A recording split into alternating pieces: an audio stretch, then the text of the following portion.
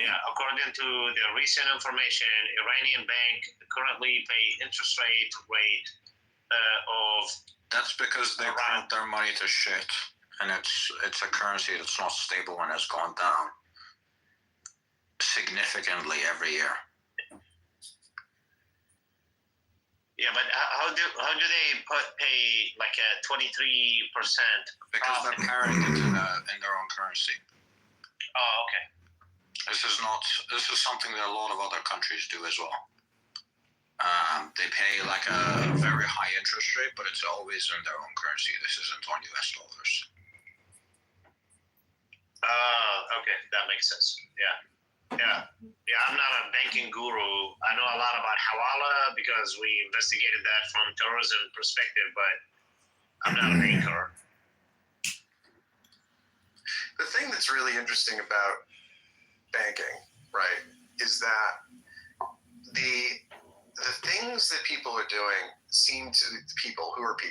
the things that the central bank systems are doing right now, the things that the governments are doing right now, if you extend out, right, logically, like the kinds of stuff and the kind of behavior that Western governments have been engaged in for the last 20 years, you see only one end to all of it, which is insolvency and collapse, right? So it's across the board. They ramped up their spending after 2008 to meet all of these weird-ass social programmatic demands when money was at 0%, because otherwise the whole global economy was going to be in deflation. They got hooked on cheap money, and now money's getting expensive again because, lo and behold, there are two things are happening. One, like they've started to inflate away the value of their money, right? So inflation has been very, very aggressive in the last couple of years, and so because they've been printing nonstop. Two, they've been spending money like crazy, right? And so they can't finance their operations, their ordinary operations, except by issuing debt between 5 and 10% of GDP every single year. And three, now the borrowing costs are going up because the printing money is no longer credible and the market no longer believes that the sovereign notes that they're issuing are risk-free, right? So like England could issue a 0% note and you'd lose money on it, right? And it's a hugely risky thing for you to do. So they need to offer wild interest rates in order to do it. And we're at that like phase now where everybody's starting to have to issue this very expensive debt, and 5%, 6%, that sort of stuff. And all of the old notes are starting to cycle out, right? So all of the cheap debt that they issued, after before, during, and after the 2008 financial crisis, a lot of those notes are starting to mature. And when you look at it, there's just like this huge amount of stress building up in the system because at some point the math isn't going to make sense anymore, right? And if you talk to people like Stephanie Kelton, right, who is this modern monetary theory crank out of New York, who basically said, well, it's fine. Governments can always pay we'll always have infinite money. All they need to do is print more. Well, sure, they can print more all they want. And until what happens? Until inflation goes up and you start having social unrest because salaries aren't going up and a basket of eggs costs $8 and various other things. So it's this weird situation where like we're at the end of something, right? And nobody quite knows like when the music's going to stop. Everything feels great, right? I think there's only one potential like trump card, pun intended, that could fix it all, right? Which is that AI potentially jacks up productivity so insanely high that like the economy simply grows its way out because all of a sudden you have unlimited intelligence on tap all the time. Right, you're just like, cool. Like everyone in our society has a 180 IQ personal assistant and has 50 of them to just grind on whatever problem they choose to look at. Like, if that happens, it's a completely new universe. So like that's the one thing I'd say is the caveat is that maybe AI gets us out of it, but if it doesn't get us out of it, the math doesn't add up. Right, and it's like fixed costs like pensions and Social Security and Medicare and like non-discretionary spending, which like even if we got rid of all of the discretionary spending, you still have to figure out what to do with the non-discretionary stuff. And like maybe you turn around and say, okay, well, non-discretionary spending isn't the problem if every senior citizen can have a live-in carer that's a robot and works for free and costs $1,000, right? And can be a companion for them. And so all of a sudden, like massive Medicare goes away, right, at that point, or large chunks of it go away. But like the behavior that everyone's engaged in, and I've been looking at this, like, I'm not like an expert by any stretch By the way, imagination. But like, yeah, go ahead. by the way, I just looked it up. Under the Bank Terms Funding Program that we discussed, banks could borrow up to 100% of the par value of eligible collateral. Right, but they could borrow it, but it wasn't worth it, right? So like, Yes, if you had yes. a funding crisis, right? So if you owe your depositors 100, and you've got par value, let's say 110 worth of notes, or not par value, but like par value 110 worth of notes, but market value it's only worth 80, right? You can go to the Fed and you can go get free money, but ultimately they're just printing money for something that isn't there. Yeah. You would have to pick. Yeah, but for the banks themselves, they were able to stay solvent because they could borrow the full 110. Right, because they plugged the banks. A bank that was in trouble got directly hooked into the money printer, right? So it's like, we will print money to keep you solvent, even if you don't have the assets to back it up. Like that's what that is. So we will make these spot interventions where we're going to print money to prop you up. And if you do that enough, right, or if enough of the economy is just supported by printing, you get inflation. Yeah. And that's exactly what's happened. So Argentina did before Milei. Didn't that exactly what happened like after 2008? The economic collapse? They started doing it in 2000. I mean, in 2008, to give you some, like, I was a very junior lawyer, right, at the time. And I think I was just finishing, I was in the middle of law school. I was going to my final year of law school. And people were talking about like quantitative easing, right? It was this new concept. And now it's just like, it's a matter of course. It's just like something that they do is they print money. Quantitative easing was created by the Japanese, right? That's correct. By the Japanese. It was first done by the Japanese, and after their real estate collapse in the 80s, to try to get the economy going again, and it didn't work. And what we wound up having was widespread societal malaise. Nobody could get ahead. Asset prices soared, and incomes did not. Right, and so as a result, you had this great Japanese stagnation, which they still haven't really pulled themselves out of. They call it the lost decade. Yeah. So quantitative easing, maybe it puts off the pain, right, of dealing with an issue. But what it does is it instead subjects your society to a slow grind, right, where gradually, bit by bit, opportunity dries up, things become more expensive. Like, I have no fucking idea how anybody under the age of 40 lives in New York City, like particularly in Manhattan. I have no clue, like, how it's possible. You look at like a 1-bedroom apartment, and it'll cost $1.7 million, and the housing fee, the association fee, or the condo fee will be like $5,000 a month. So you're looking at it, it's like $12,000 a month to live in downtown Manhattan. You're just like who lives there? Like, who actually lives there compared to the people who used to live there back in the day? And the answer is like, all of this stuff has just been inflated like crazy, right? Because the banks have been propped up by inflation, and they have then taken all of that new money and they've done what? They've lent it out. And all of that lending has gone into assets like property. And so property has gotten more expensive. And so people have to then borrow more money to get into it, which means they're more levered up, and it moves further and further out of their reach. And this is something which has occurred everywhere across the Western world, right? The industrialized world. We've seen real estate go absolutely bananas everywhere. And this is why. It's not because real estate has suddenly become more useful for the first time in 100,000 years of human history. That, like, in London, it's terrible. I think the average house is like 20x. Canada, Australia, they're even worse than the US. And so like 20x housing, whereas the historical mean, right, is 3 to 4x. And when I left London 10 years ago-ish, it was about 8-9x. And now I looked it up. Someone was like, it's 15 to 20x. Have you seen China's housing market? No. Yeah, well, I mean, that's collapsed as well. Yeah. How do you de-inflate that? What? Well, if if you don't, de-inflate, how do you de-inflate the actual, like, let's say the renting market and even the buyer's market? you stop subsidizing it and you let the market do its work. And if you don't stop subsidizing it, right, and you just keep letting it go and go and go, right, by just continuing to run the printer, one day, right, it may not be today, it may not be tomorrow, it may not be 50 years from now, although I don't think it's going to wait that long.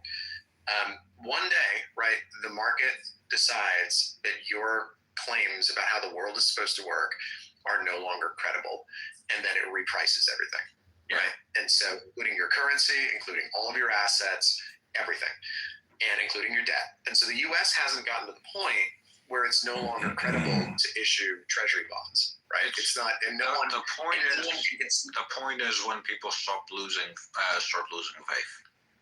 And that's the point. Oda and Preston, do you guys think it would be smart or a good idea to, like, let's say the US default on their debt? Bad idea. No. Very bad idea. Very bad idea? Yeah, because What the US to do is stop, right? Yeah, go ahead. to give you like so when some major company tells you they have $230 billion, let's say, in cash, do you think they're just putting that in a bank somewhere? Where do you think that is? What the cash that they're telling you isn't actually in cash, it's in cash equivalents. And most of that cash equivalent is bonds. So if the US were to default on their bonds, guess what? There goes the entirety of the cash of almost every single company in the country. Yeah, that's right. Interesting. Yeah. And what the US needs to do is it needs to stop spending money, right? And it needs to do so. It needs to stop spending money. And there are two ways you can do that. Either you can reduce spending really, really aggressively and not grow, or you can restructure the way that spending takes place and income takes place, and you can grow, right, at the same time. So, like, if I'm one of the people advising Donald Trump, right, I'm going through a bunch of different. I have confidence that, like, they mean business this time, and they're gonna, like, try to actually get something to change rather than just continue the slow roll towards inevitable destruction. So, like, path A is we continue the slow roll towards inevitable destruction, and the risk keeps building up in various parts of the system until eventually the system can no longer satisfy the programmatic demands that it sets for itself, and then it collapses, right? So that's option A, which is not a good option, but it's the one that our government has been following fairly consistently since the 1980s. So option B is that you try to get there by just doing cuts, and leaving everything else intact. And I don't think that moves the needle, because you've got all of this non-discretionary spending. You've got various state governments that spend money like crazy. You're not changing fundamentally the way the economy works. Option 3 is, I think, something that's being batted around in the government, which is that potentially you restructure the way that the economy works by restructuring how taxes are paid and collected. So Trump has hinted that potentially this new external revenue service, which is going to focus on tariff collection, and also the focus on President McKinley, right, who is very dedicated to collecting taxes through tariffs. I think if we did something like, okay, we're going to switch over where we're going to have tariffs on our borders. That's going to replace the income tax. We're going to abolish the income tax and encourage everybody to invest here, right? So, like, the $3 trillion that investment that Trump has gotten last week, he'll turn around and say, you know what, we're going to become like a continent of Dubai, right? That's just, like, in terms of our favorability to foreign. It might be better to just eliminate capital gains. That's a more realistic way of doing it. No, I think Eliminating capital gains doesn't help like the average American. I know, but if you're talking about eliminating the income tax, there's no way the U.S. government is going to be able to basically make up the amount that it I think they can. because the U.S. America spends too much money on government. That's true. That's true. But if we're talking about a lot of money. we're talking about just the income that it's collecting from income tax. It's not going to be able to remove. It's not going to be able to replace that amount of income with just tariffs. The Americans do not import enough to make it up with tariffs. The income tax is a significantly bigger driver of revenue. That's true. Like, are you sure? Yes. America. I mean, America imports a lot of shit. It's true. You know, Yeah, like, America. from a lot of America countries. does import a lot. Well, I think that brings up pathway number 4, right? Which is what behind door number 4. We've gone through door 1, 2, and 3, and the options all suck. Door number 4 is also we lead the world in AI, and we start colonizing space, right? And then at that point, like you've got a completely different economy, right? So you decide, fuck it, we're gonna full send, we're gonna do AI to the max, we're gonna do space exploration to the max, we're going to get rid of the income tax, we're gonna tell all of the world's richest people, don't build your business outside of the United States. Yeah, Don't build go more to nuclear power plants and do oil discovery, right? And natural gas. So America has all this stuff. It even has fucking cobalt. It's got all the material you need to do EV business. Except Americans don't fucking mine any of this shit because of environmental laws, right? California, for example, has some of the largest deposits of the so-called rare earths that everyone goes to Australia for or China for. But America Yeah, even well, has this stuff, and Newsom's like, no, you can't touch this. It's like, fuck that, no. I could dig up all of the rare earths and the lithium at the foothills of the Rockies, going from Oregon down to California, and then what we could do is we could connect it to the Pacific Ocean, and then we could build a physical barrier between California and the rest of the country, a moat, if you will, and we could then. Let me ask you. Then we could have Escape from LA, right, starring Kurt Russell, be like a real thing. Yeah. What do you guys think about this idea? Okay, so me just leaving the Wait a second. government. Let me just add this. So in 2023, the U.S. imported $3.1 trillion worth of goods. 3.1. Yeah. The income tax that year was $2.2 trillion. Okay, so it's higher. Yes, it is. That's the income. Tariffs would totally fix a lot of stuff. Yeah, but tariffs would not be able to make. If you were to increase tariffs, you would not have $3.1 trillion of stuff coming into the U.S. Right? And Why not? I mean, people need stuff, right? Yeah, but then you would have domestic products being made.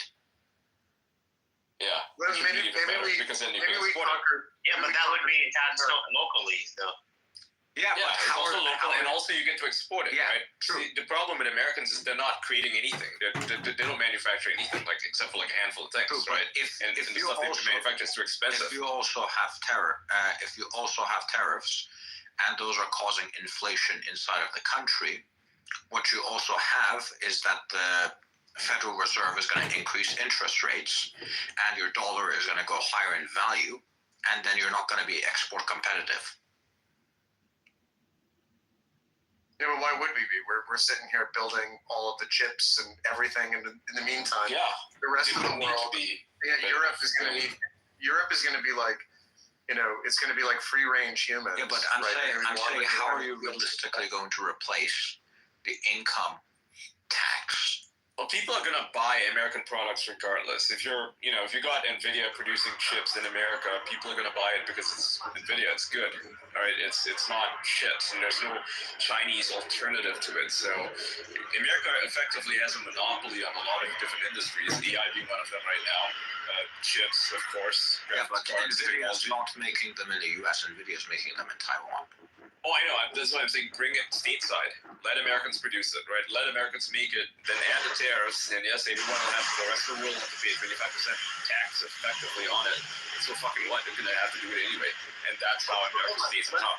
Let's say, just for sake of argument, that we get AGI by 2027, right, or something very approximately close to it. And you want to hook up that AGI to a robot, and that robot is going to take care of your elderly mother, right, in a short care home or in a hospital setting, and it's going to do so as well as a nurse, right? You have just reduced the cost of healthcare, right, by 95%. And one of the biggest single expenses in relation to the U.S. federal budget, non-discretionary, is Medicare, right? Let's say now you get a young 30-year-old guy who doesn't have health insurance, right? And he gets hurt and he goes to the hospital and he needs to get medical treatment and he's stitched up. And we've got AGI, right? Now Medicaid, that's another really big component of our system. The health insurance market is fucked because basically the private insurance has to subsidize the hospitals for paying for all of the other Medicare, all the medical care for people who don't have insurance. And their insurance plans. Now you say, okay, well listen, we've got a doctor supervising the facility, but we also have a robot doctor that can provide first aid, immediate, whatever. And that robot doctor is going to deal with this because it's going to be dealt with automatically, and he's going to just clean the wound, do the stitching, that's fine, right? And if you have AGI, right, you have that. Congratulations, you just deleted Medicaid basically entirely from the thing. Okay, next up, Social Security is the other big one. So that's a huge component of the U.S. non-discretionary spending budget. Now I don't know how you deal with that, but I can tell you what, like you can probably, if you maybe we say you're going to have universal basic, assistant, right, to live with you and help you do things and keep you going around the house and doing whatever. And that's what you do instead of Social Security. It's like, cool, well, you're going to have a garden that helps you grow food, so you're not going to spend money on it. And basically all you need to do is spend money on electricity and your robot will help you with everything else. Like it'll fix your car, it'll do this, it'll do that. I don't know, right? That's AI is going to fix a lot of stuff. I mean, it's going to break a lot of stuff. Yeah, but it's going to fix a lot of stuff. And most of the stuff. People only focus on the breaking stuff because they're selfish and they're extremely narrow-minded. They're like the horse and buggy people when they invented the car, right? You got super mad at Henry Ford for this. But realistically, right, let's be optimists about this. And optimism is, it's inseparable from realism if you really think about it. You look at the NHS in the UK, look at the socialized healthcare system in other countries as well, like Italy, France. Italy not so much because they're not doing badly there, but France pretty bad, not as bad as the UK. Canada really bad because not enough doctors. UK especially bad, seriously not enough doctors, completely underpaid, not enough to even diagnose a thing. So if you want to get blood work done by the NHS, right, it's free. Takes you a minimum of about 2 weeks. Blood work. Meanwhile, in Dubai, if I want to get blood work done, it's back in like an hour. Okay, super fast, and they can scan for everything. If it's a more thorough scan, it might take 2 days, right, maximum. That's the and in America, I assume it's the same thing. It's very fast. 30 minutes, you get your blood work done, right? That's your average trip to the doctor. You pay for it, but you get it done. You bring in AI or AGI, and suddenly the NHS problems, 95% of those problems disappear. Because right now, the biggest problem with the Canada system and the British system is that there's simply not enough power, right? Not enough people working there, and they don't want to work there. It's too, they don't pay very well. You add, digital doctors or virtual doctors to the mix, AI doctors. Suddenly, 95% of the problems go away. The doctors can focus on being specialists because that's what you need them for. And everybody else, they won't have this personnel problem, and you won't have to worry about paying these doctors. And like AI or AGI is going to fix a lot of stuff. And right now, people are just focused on, oh my God, it's taking away the jobs of artists. Like, honestly, who gives a fuck about artists? Okay? I'm looking at the chart right now. I'm looking at a chart of the 2022 total U.S. government spending, right? Education, 19% of the budget, $1.75 trillion. Now, you currently have, right, AI assistants that are providing like master's level teaching to kids through like Khan Academy and various other things. I think a school just opened up in Arizona where an artificial intelligence system, basically the teacher just sits there and makes sure that the child is at his or her desk. And the AI provides an individualized teaching experience for every single student, right, sitting in the classroom. So you've got a room full of 20 kids, and the AI is constantly tracking their progress and delivering individualized education to every single one of them. That's so good. If you think about that though, like if once they crack it, right? Once you've got the LLM, which is capable of delivering a university level education and also like assessing a university level education, you just delete. Like as soon as you have that, great. We have good news, everybody. We have universal basic education. This is the certification that you're going to get. This is the program that's going to administer it. You will get a $500 iPad, right, if need be, free of charge from the federal government. And if you lose it or sell it on the black market, you're going to have to pay for another one. But this certification will be accepted for employment purposes by every federal agency. And if you get a high school diploma using this AI, like because it's a verifiable one, it's not like a high school diploma where you graduate and you can't read. It's like if you get a high school diploma, you're eligible for federal service, and you should be eligible for your knowledge job as well. If you do that, right, which we are very, very close to doing, you delete 20% of the U.S. government federal budget. Gone. Just disappears. Because you've suddenly said teaching is now something which is done by robots, and if human beings are going to do it, then you've got to have a really good reason for justifying their involvement, and maybe it becomes something which is private. But like we are this close to having individualized tutoring for every man, woman, and child. And yes, it's man, woman, and child. You could do your own course at home. You could have a Socratic dialogue with an LLM where you say, okay, cool, like teach me Greek philosophy. Let's do that, and you can go do it on your own, and you'll just be able to pre-program it and customize Isn't it. this It's like just that alone, 20%. person heard of Healthcare. books? No, I don't know if we'll be able to get rid of the whole thing, right? But you can probably get rid of a lot, particularly on the welfare side. Social Security pensions is 17% of the budget.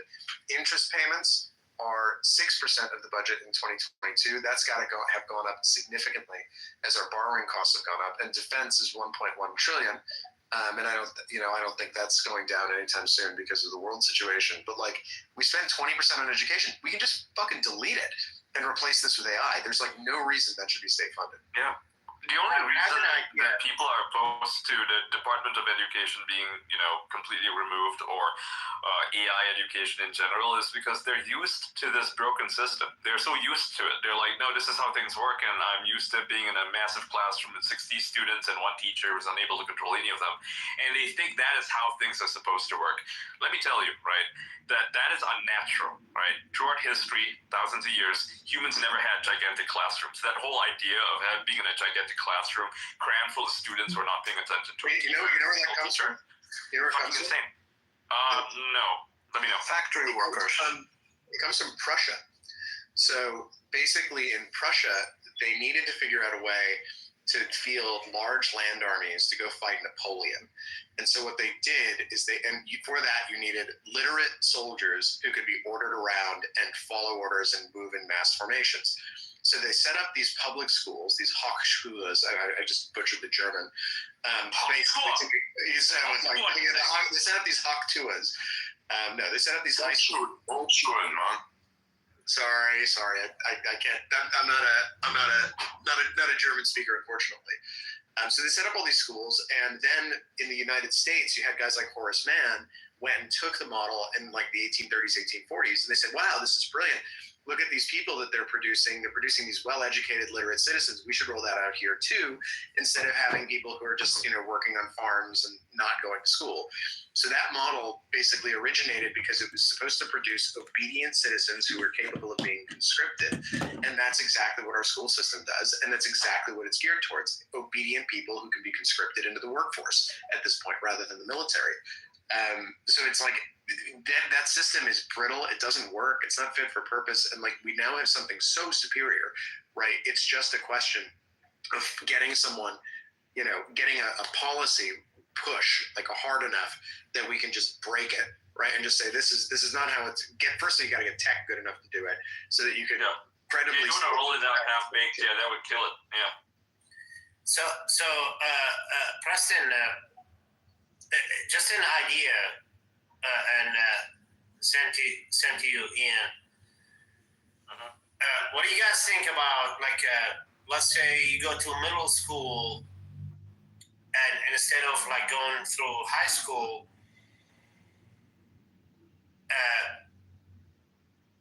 you end up like basically you go towards like a targeted vocational. Oh yeah, vocational schools are a good idea. I absolutely agree with that because right now schools are basically cut and paste, right? They're cookie cutter.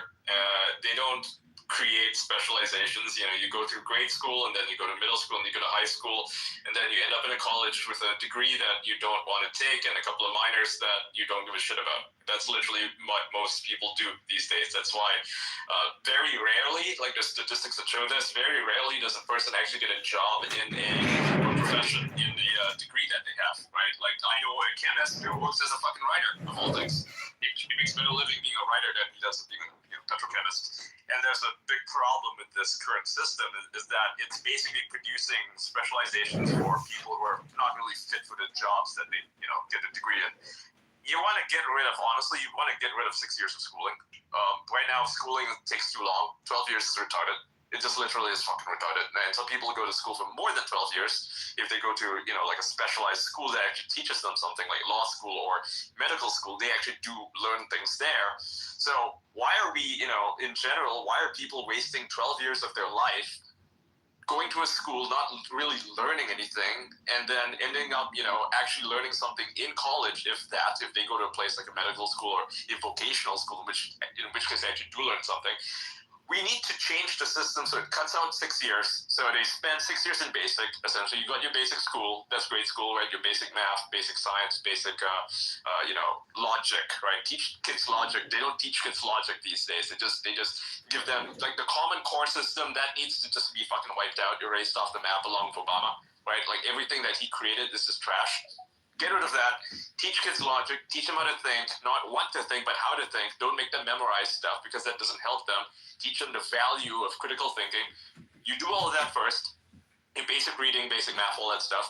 And then afterwards, you give them a track, right? It's like, do you want to go into athletics? Do you want to go into some vocation, right? And if you pick a vocation, which I assume most people will, they want to pick a trade. They want to learn stuff. To do things with their hands, maybe become an engineer or something, then they get into an apprenticeship where they actually learn on site. At the age of I would say at the age of 14 or 15 or 16, they should be out there working on a site, learning from a master. This is how things used to be, right? If you wanted to be a blacksmith in the Middle Ages, you became an apprentice for him, right? You were 14 years old. They teach you, okay, here, go make a basic sword. Go make a basic, what do you call it? Like a farm implement, right? A farm tool. Go make it. Go make a bunch of them. Go make 20 of them. Go make 50 of them. And then by the time you're like 18, you are a fucking master at that point because you know how to build stuff. I mean, I watch a lot of these YouTubers who do go to apprenticeships, or they even teach themselves in a lot of cases because they take it up upon themselves to do it. And by the time they're like 20-something, they're fucking masters at what they do, right? Because, the thing about that people don't seem to understand about children, or at least, teenagers, is that they learn really quickly. They absorb this knowledge a lot faster than if, say, I, as a 40-year-old, would have picked it up. It would take a lot longer for me to figure it out because my brain is solidified, right? It's no longer a bunch of gray matter that's, rustling around in my brain. It's already smooth at this point, right? We're all smooth-brained idiots, everybody on this space.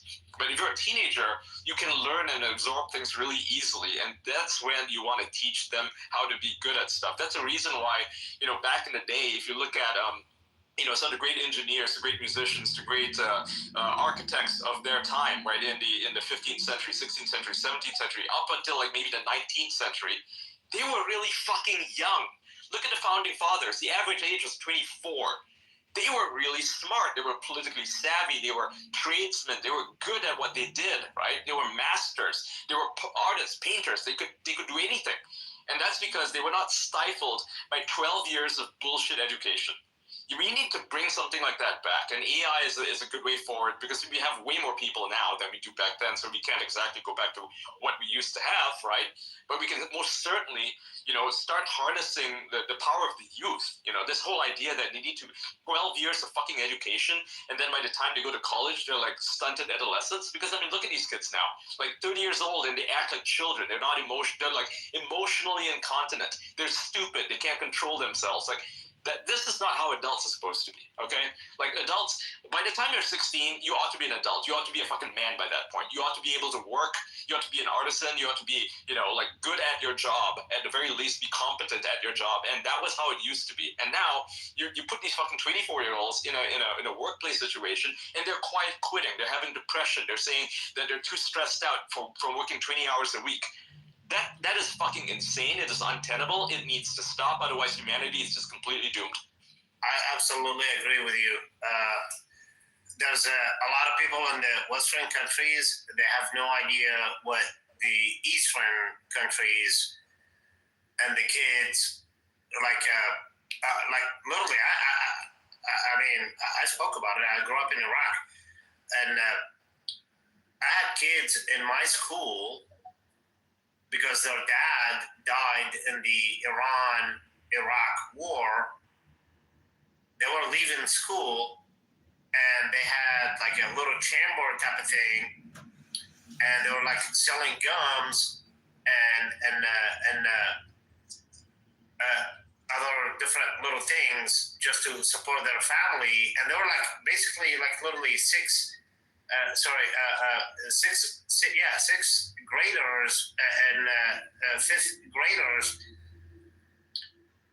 They leave school and they go to the local market and they set up their little thing. Then they become traders, right? Very young. Yeah, and Like, I grew up in Malaysia, right? And I know the same thing. I mean, not that we've been through war or anything, but the people I went to school with, every single one of them, right? Unless they went to like got a college education or something, and even if they did, many of them, by the time they were like 18, they were already picking up their parents' trade. So I know this guy was like one of my best friends, and his parents were like Chinese food stall hawkers, right? They made like wonton noodles. And by the time he was 16, he was learning how to make wonton noodles. And now I can go there and buy wonton noodles from him. It's a family business, right? The guy makes amazing wonton noodles, and that's his life, and it pays pretty well. And that's what they did.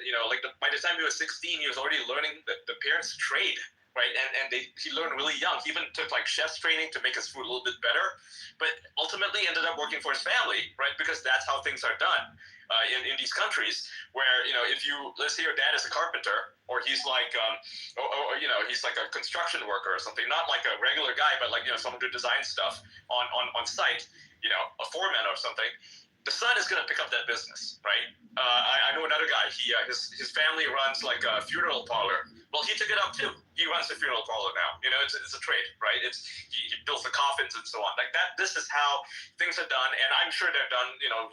Trained families in America obviously still do this, but that is the only system that really works. But for everybody else, who are sending their kids to public school, or spending 12 years in school and then going to college and then learning nothing, right? Those kids are fucked because they don't have that leg up. They don't have that. By the time they're like say 25, for example. The kids whose parents, they took up the trade of their parents, they already have 10 years of experience on top of everybody else, right? Like all these other kids who go to school like for the full length and they go to college, they don't have any experience at all by the time they're 25. So they don't know how to tolerate the workplace. You shove them out there, they start quiet quitting, like I said. It's insane. absolutely not. Yeah, I agree with you. And can you imagine these kids, the same one you're talking about, having the same long conversation that we are actually having right now? They will absolutely not survive because they will be immediately decoupled and it's like, oh my god, I was like, no, this is too much for me. You get stressed out, yeah. That's right, yeah. I mean, I was caring for myself by the time I was like 19, I got out of the house, I started working, got into like fucking video game development of all things, and like web publishing, and then that was self-taught. I didn't go to college for that. There's no point in it, and I got good at it. It's not that hard if you force yourself to work really young. And at that point, I'd probably been making websites since I was like 14 or 15, right? So it was pretty easy for me to transition into a professional space and be like, yeah, I'll do this professional. I get paid for it now instead of just being a hobbyist, right? That's how like web development was back in like the 2000s, early 2000s. You don't see you don't see these kids taking the initiative to do anything like this, because they're just playing video games all day and they're not doing anything with it, right? You see a handful of people obviously to become hackers, or like Elon Musk, when he made a video game when he was a teenager, right? That's what people need to be doing. They need to be self-taught, or they need like a family that can educate them on the trade. No, I agree, man. I was 5 years old. I was in kindergarten. My family grew up fairly wealthy before we got fucked by Saddam Hussein. And my dad was like sending his driver basically pick me up and my brothers from school to go to his textile factory. So I know all about textile, like literally. I know all about textile. And my dad's machinery, they were old. They were like silicone machines. They were Japanese from the 1950s. And we were doing like the knitting and everything from the textile and all that stuff. I was 5 years old, and I was like replacing fucking ball bearings and everything else in these machines and heavy machinery. And since I was 5, and I graduated out of that into my dad and my family business, into jewelry business, and we're like making jewelry, like basically rings and stuff like that, and bracelets. You know how to use the tools, right? I mean, it was very easy for you to transition from making ball bearings to like jewelry, because kind of use the same tools. Yeah, exactly. Then I deviated. I was like, okay, I want to do my own thing, and I went into the tech thing, and I opened my own business when I was 14, because there was no restrictions in Iraq. And I opened my own computer shop when I was 14, and I was selling computers, and it was like a Pentium 1, and Nice. yeah, and then I did like the daisy chain computers to do networking, and we were like playing red alerts and stuff like that. Yeah. You said a little lamp. Yeah. All cool stuff. Yeah. This guy just said red alert, man. I don't even think these people know, man. They used to come in a box with a CD. Yeah. Yeah, oh my God, man. Yeah, I love that game. Yeah, I used to be savage at that thing. That's what I used to do as well. As a teenager, I'd set up a little LAN thing for like my friends. We'd do a little LAN party and stuff that you learn on your own. It's fun, right? It's like, oh, you want to play Quake together? Okay, how do we do it, right? First of all, you download QuakeNet or something, and then you set up a LAN thing. It's actually not that hard if you're that young and you're interested in doing something. You got a goal, right? Your goal is to play with your friends, and you can't play on a single computer. That's just not how Quake works, right? It's one computer per game. So you figure it out. You learn LAN. Like, okay, you learn a little bit of basic networking. Once you figure it out, you read a bunch of tutorials, right? You figure it out on your own, because back then tutorials are terrible to find.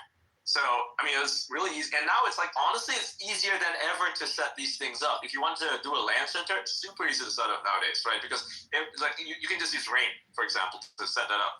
But the problem is, the education system is not incentivizing people to set out on their own and figure things out. It's like it's only thanks to, I would say, YouTubers and even TikTokers to a great extent, where people are learning the trades. I like watching a lot of creators where they mod their systems, or they're like, okay, I want to take a PlayStation 1 and I want to make a better version of it with a better graphics card, with like HDMI outputs. How do you do that? Because you can't exactly connect analog systems to HDMI TV. It doesn't work. The connections suck, and you can buy a little dongle and set that up, but it looks like shit, right? So you figure out how to do soldering. You learn some tutorials, you watch some YouTube. How do I solder things together? It's like, oh, okay. Now you bought the parts. It's like $50. you buy like something off eBay, like an old PlayStation 1, and then you learn soldering, and then you learn how to mod your system, and suddenly you've got basic soldering knowledge, and now you're gonna think, okay, I know how to solder things. I'm gonna take on a more difficult thing to do. I'm gonna work on something new, and then eventually you're producing your own products. Who knows? Exactly. Or turn into a little business where you're making PCBs for people. I know some people who make PCBs, and that's cool as fuck, and they're just part of the modding community. Yeah, absolutely. That's what I did. I went to vocational, like instead of like regular high school, I went to technical school for electronic engineering, and I had fun with it. Like I literally did, and and I was like doing like a circuit boards, like with the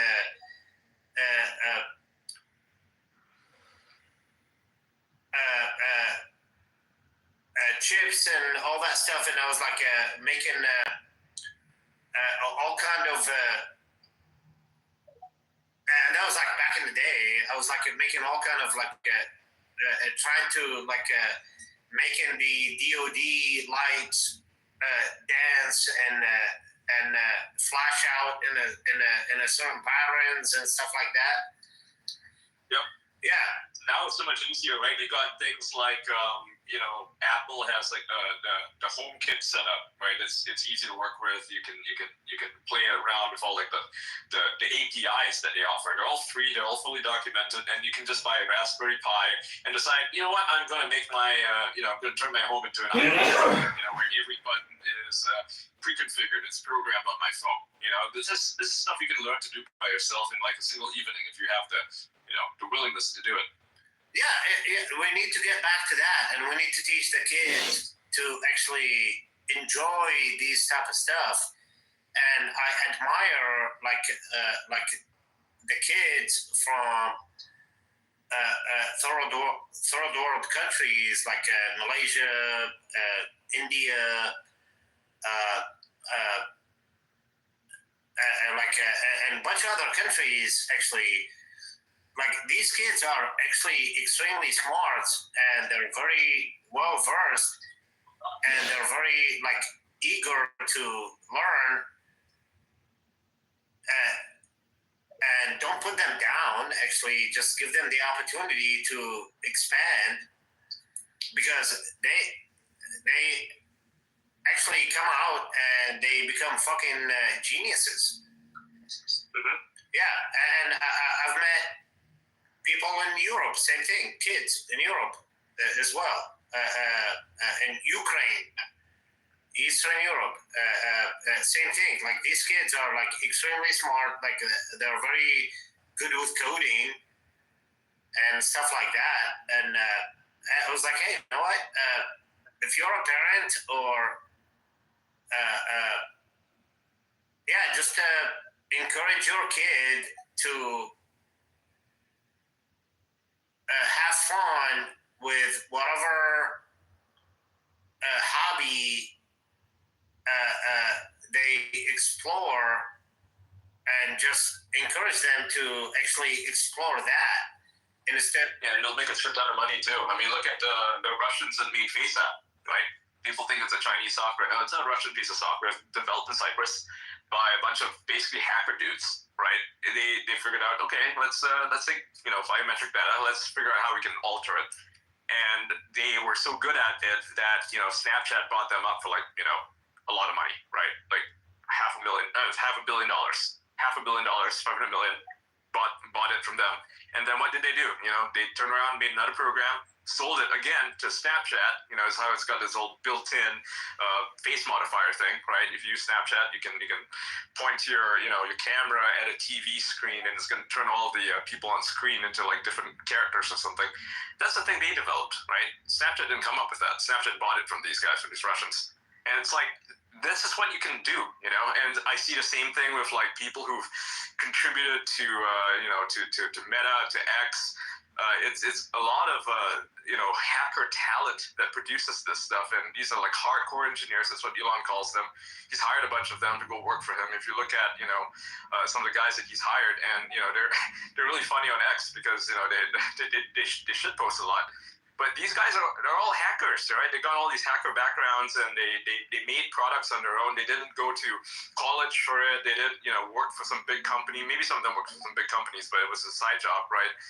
They had projects in their own time, and these are the people that Elon is hiring. I don't know if you guys have seen, but if you look at the job hiring, he's looking for like senior engineers.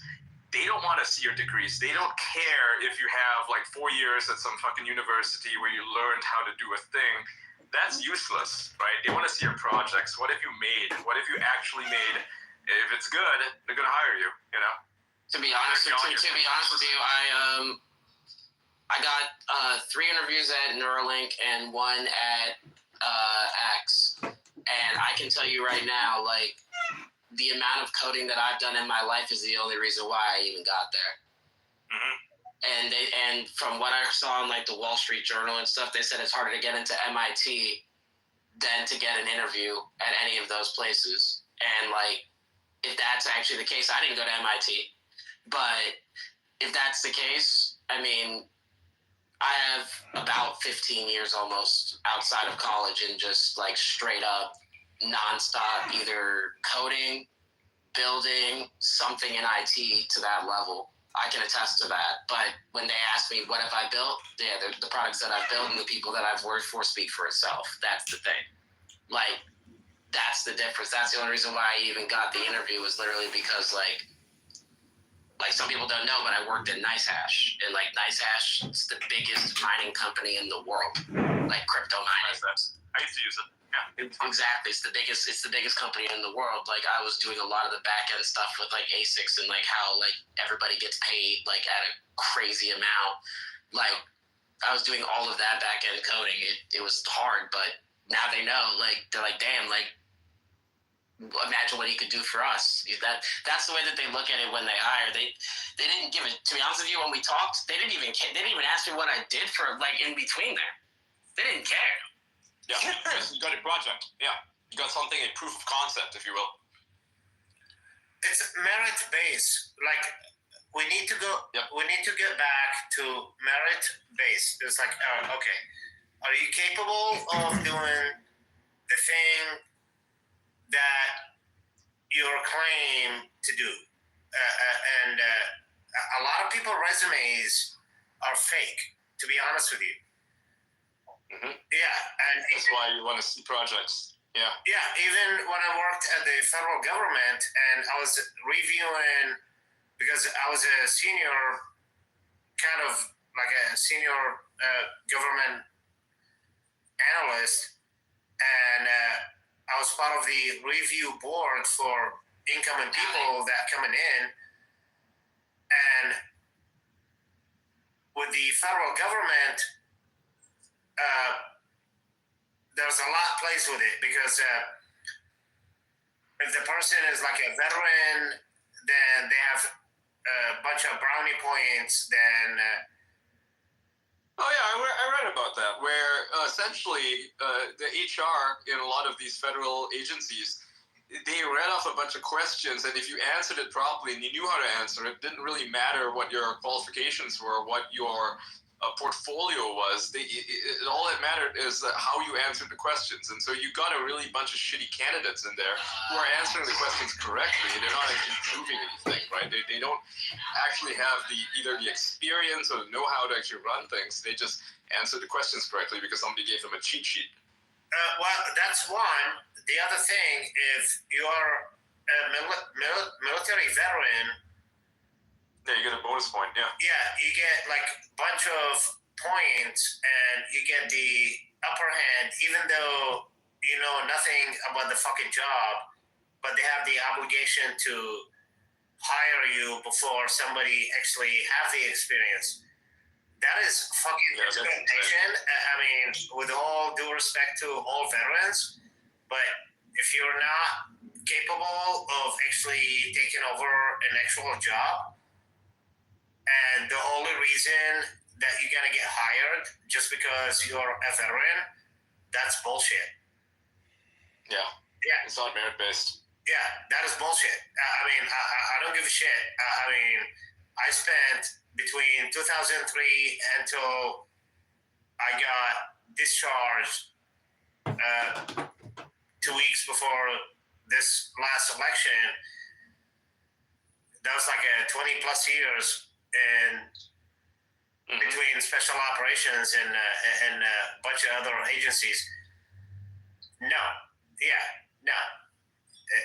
it's not. Yeah, but with me, it's not gonna happen. I'm sorry. It's like I'm not gonna look at you just because you served. Because of the veterancy status. Yeah, You served for like a year. Yeah, you served in the military. I mean, you could have been a truck driver, and you're applying for an intelligence type of job. Like you're completely inept. And it was like no. Sorry, you have no qualifications here. Yeah. It's one of the problems when you look at some corporations that don't hire in the way that Elon hires for his companies, because he hires his company, the people, the personnel.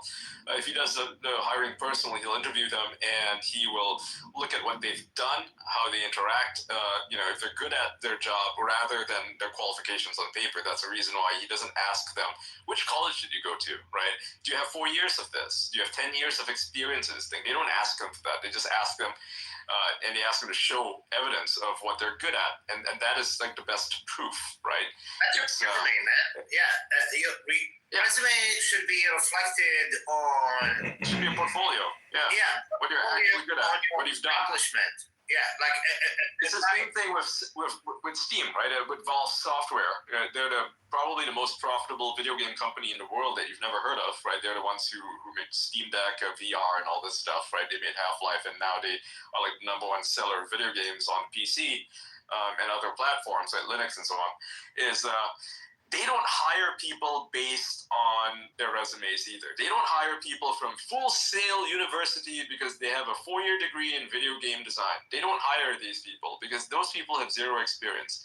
Instead, the people that they look to are people with experience modding, right? Now, what you might be wondering, what the fuck is modding, right? So if you have a video game and you modify it and you create your own game based on it, or you play with the engine and you create your own maps, you learn the tools by yourself, or maybe you read a bunch of tutorials, but then you get really good at it, right?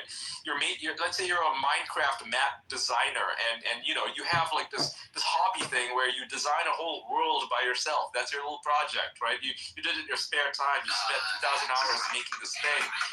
Or if you're like a Fortnite player, you're not just gaming. Maybe you don't even fucking play the game, but you make stuff in it. You're a creator. These are the people that Epic Games and Steam are going to hire. They're going to look at that and think, that's really fucking cool, right? I mean, that's awesome. We want you to work for us. Because those are the people who create things. Yeah, if you're like a Unreal Engine developer, for example, and anybody can be an Unreal Engine developer, you just download the software, it's free, and then you make tools for it.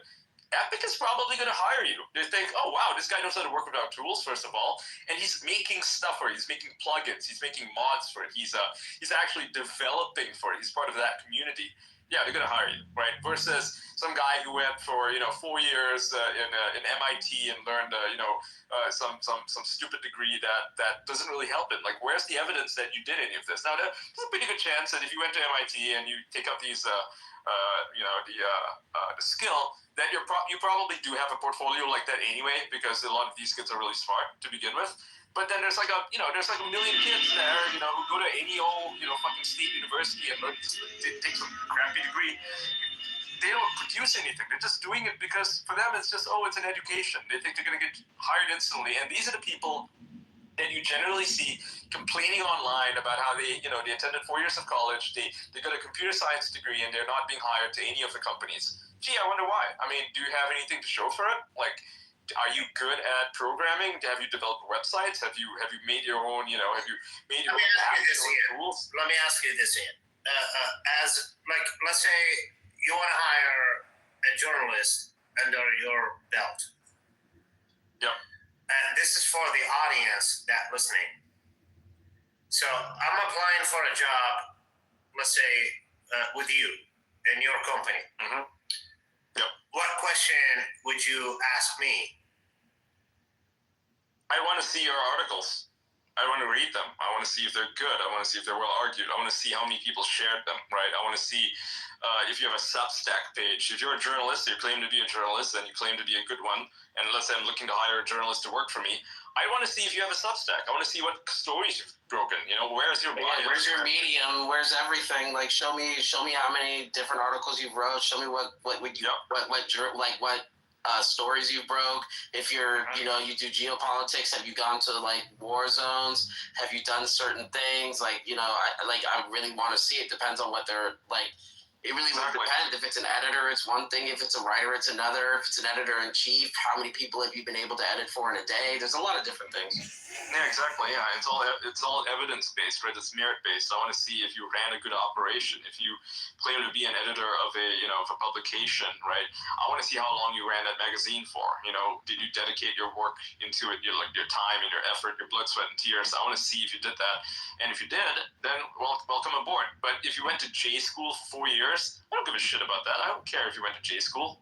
Like, it doesn't matter to me. A million people go to J school. They don't turn into anything. They turn into baristas. They're not good at their jobs. They don't care about it. They just went to J school because it's like the easiest fucking thing in the world to do, right? I mean, I would even say the same thing about lawyers.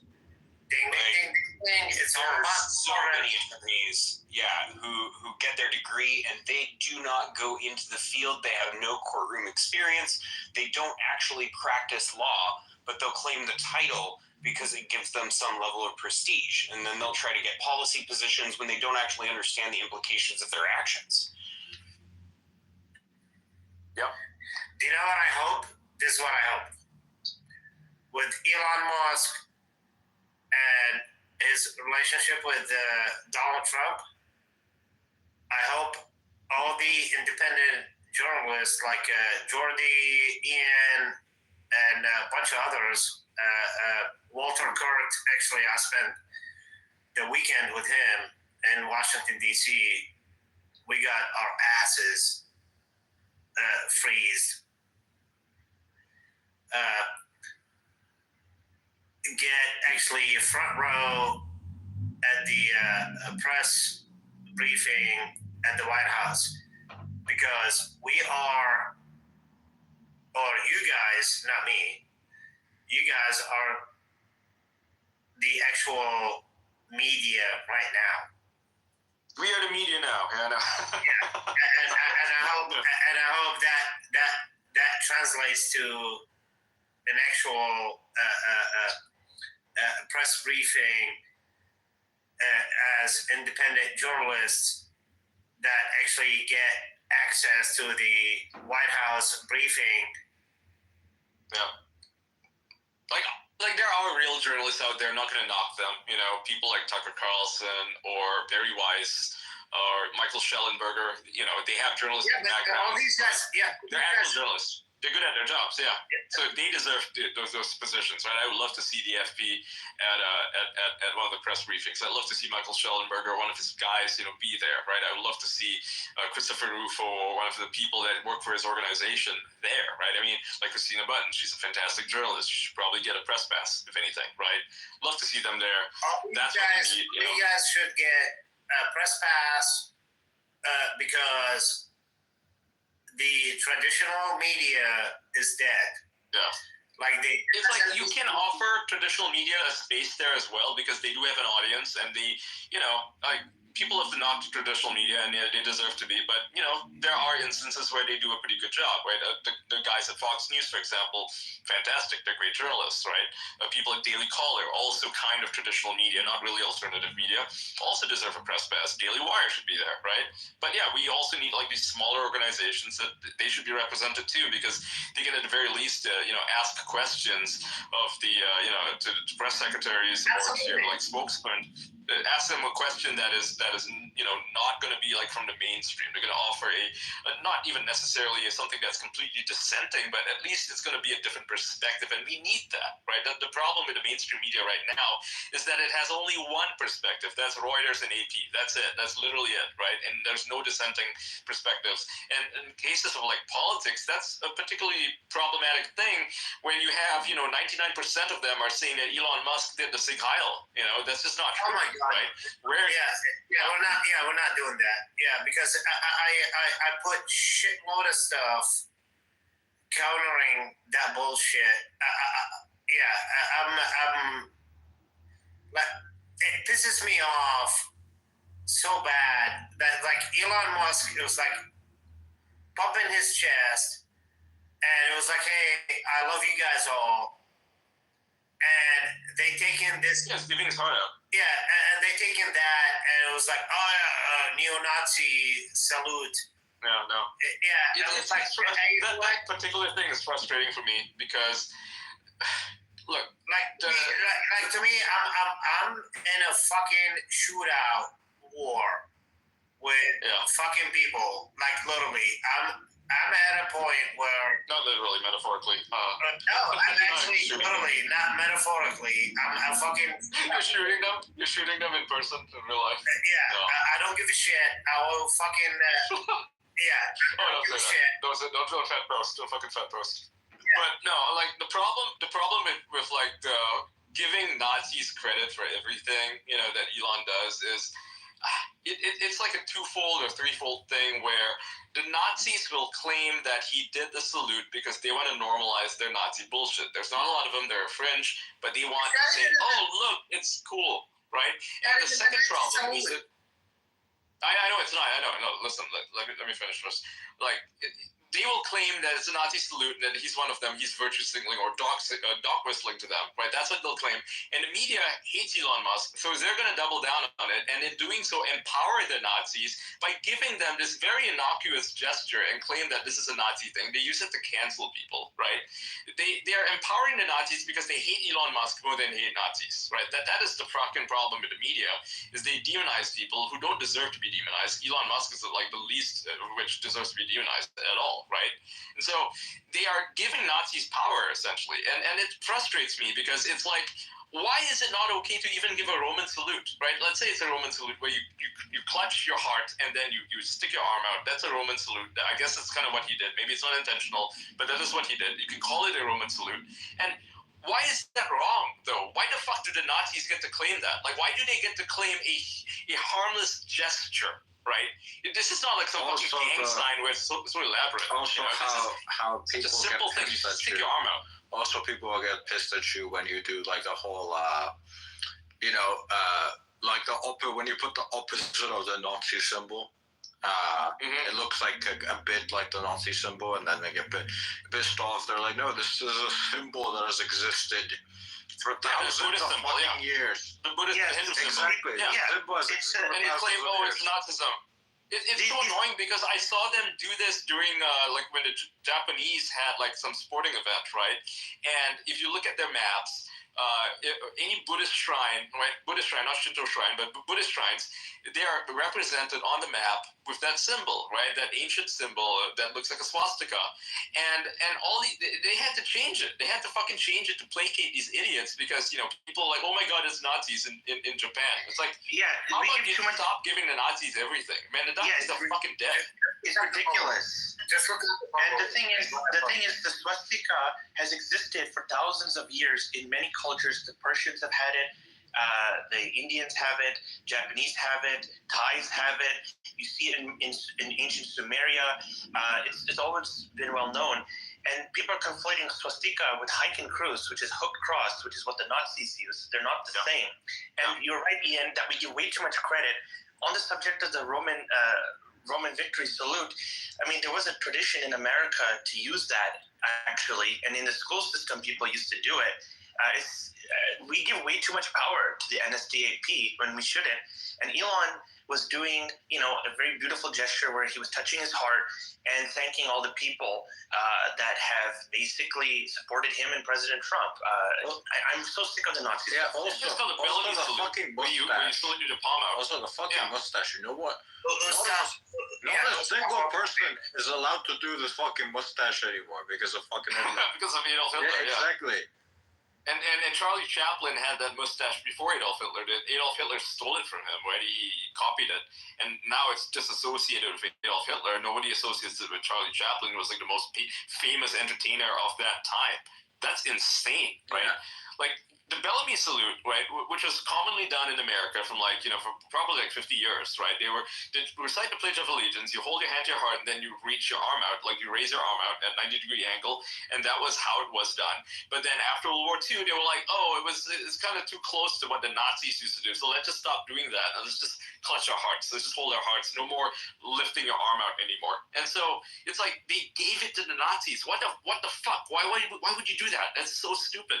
Can we not associate it with that? Because like the French used to do it before the Nazis did it as well, right? The revolutionary French did that. They did that. They did basically what Elon did yesterday, and that was like it's a liberation salute. Why the fuck would you give this to the goddamn Nazis? Yeah, of all absolutely. I mean, like there is a long-standing pattern of like racist, like hyper-nationalist entities appropriating portions of other cultures to try and promote themselves because they see themselves as aligning with some ideal associated with that symbol. I think a really good example of that is how white supremacists have co-opted like Nordic mythology and Norse runes, and like you can't have a freaking tattoo without being considered a white supremacist, even if you might just be Scandinavian and find particular meaning in the tattoo associated with your own heritage and culture. It doesn't matter because they have turned that symbol into a symbol of... It's like the fucking Pepper the Frog. Like Yes. Pepper the Frog. Yeah. And the OK sign. And now let them Christianity. steal this shit. Dude, they're doing this to Christianity, right? They're doing this to Christianity, and the media keeps allowing them to do it by feeding this bullshit. So take a look at the guy who's the Secretary of Defense, right? Pete He Hegseth. has, Pete Hegseth, right? Great Christian, right? Like amazing Christian, goes to church, all that stuff, and he's like hardcore Christian, right? Like he's a true believer. And on his chest, he's got the Catholic cross, right? This cross, I forget what kind of cross it's called, but it's like located in a lot of churches. If you look at the floors at the tiling, you'll see that cross, right? And he has that tattooed on his chest. He's a true believer, follower of Christ. He has that. And what does the media do, right? It writes all these fucking hit pieces about him, calls him a white nationalist, calls him a Nazi because he's got this cross. It's like they're giving it to the Nazis. Now, the Nazis are not even Christian to begin with, but now they're saying Christ is king, Christ is king, Christ is king, right? Like you saw this when Candace Owens started virtue signaling to the Nazis and saying Christ is king, and all these Nazis who are not even Christians started saying that because it was like a way for them to co-opt Christianity, right? They call it Christian nationalism. That's an invention, by the way, of the media, again, to claim that, that all Christians are like this. All Christians are actually Nazis. So they're demonizing Christians, like real Christians, and, evangelicals, Catholics alike. They're like, it's like, what the fuck? Why is the media doing this, right? You know what this reminds me people of? You know what this reminds doing me of? this. As you guys know what, in 1984, the book, how they're trying to create a new language, Newspeak, that doesn't have anything that is negative in it. This is kind of like that, where they're trying to basically co-opt every single saying and take everything. Just so you're in the end, you're only allowed to say if you approve things. If you don't want to be part of that group. Everything else is double plus on good. Yeah, exactly. It's like wokeness. As I've said before, wokeness used to mean awareness of the PSYOP layer, and it's turned into a PSYOP layer in and of itself. Yep. That's right. If you look at the original definition of wokeness and the people who came up with wokeness, which were black liberation activists, they meant they were talking about the PSYOP layer, right? To become woke is to wake up from the Fed's lies, because the federal government lies about a lot of black history, and that's true. I mean, you can dislike a lot of black liberation people, but they do have a fucking point that the FBI did do a bunch of terrible shit to black people. That's just a fact, right? They did the whole AIDS vaccine on them, like not AIDS vaccine, the polio vaccine, and then afterward people magically get AIDS. I mean, that's the thing we're talking about, right? They run experiments on people. Just see the community note on the Martin Luther King post, right? Yeah, that's right. They tried to suppress him. They stopped the marches. They put him in danger, and they probably got him killed. Right? They radicalized someone to the point where that person murdered Martin Luther King, right? That stuff did happen. Look at Waco. It is undeniable. Now, you would say this, 30 years ago, they would turn you into a fucking political martyr.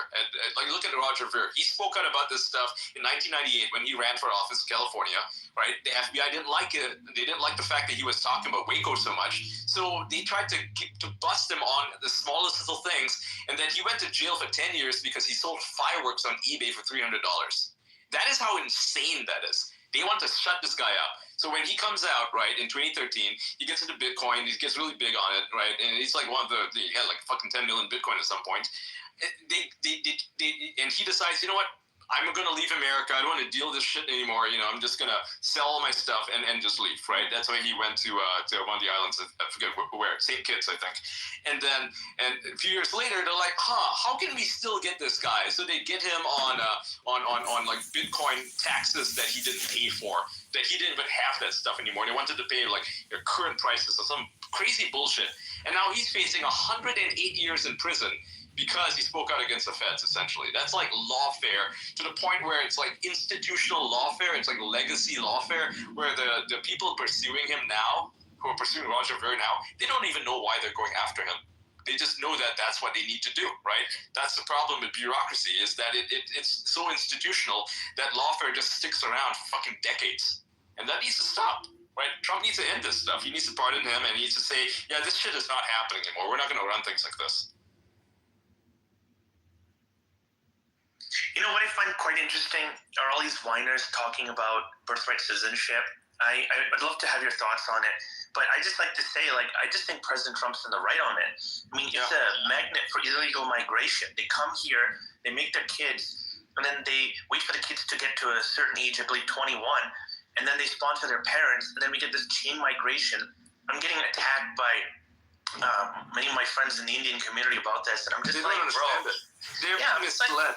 I saw a lot of misinformation on it, right? A lot of people are claiming that you know, that all of their, you know, their migration status is all at jeopardy now because of this passage.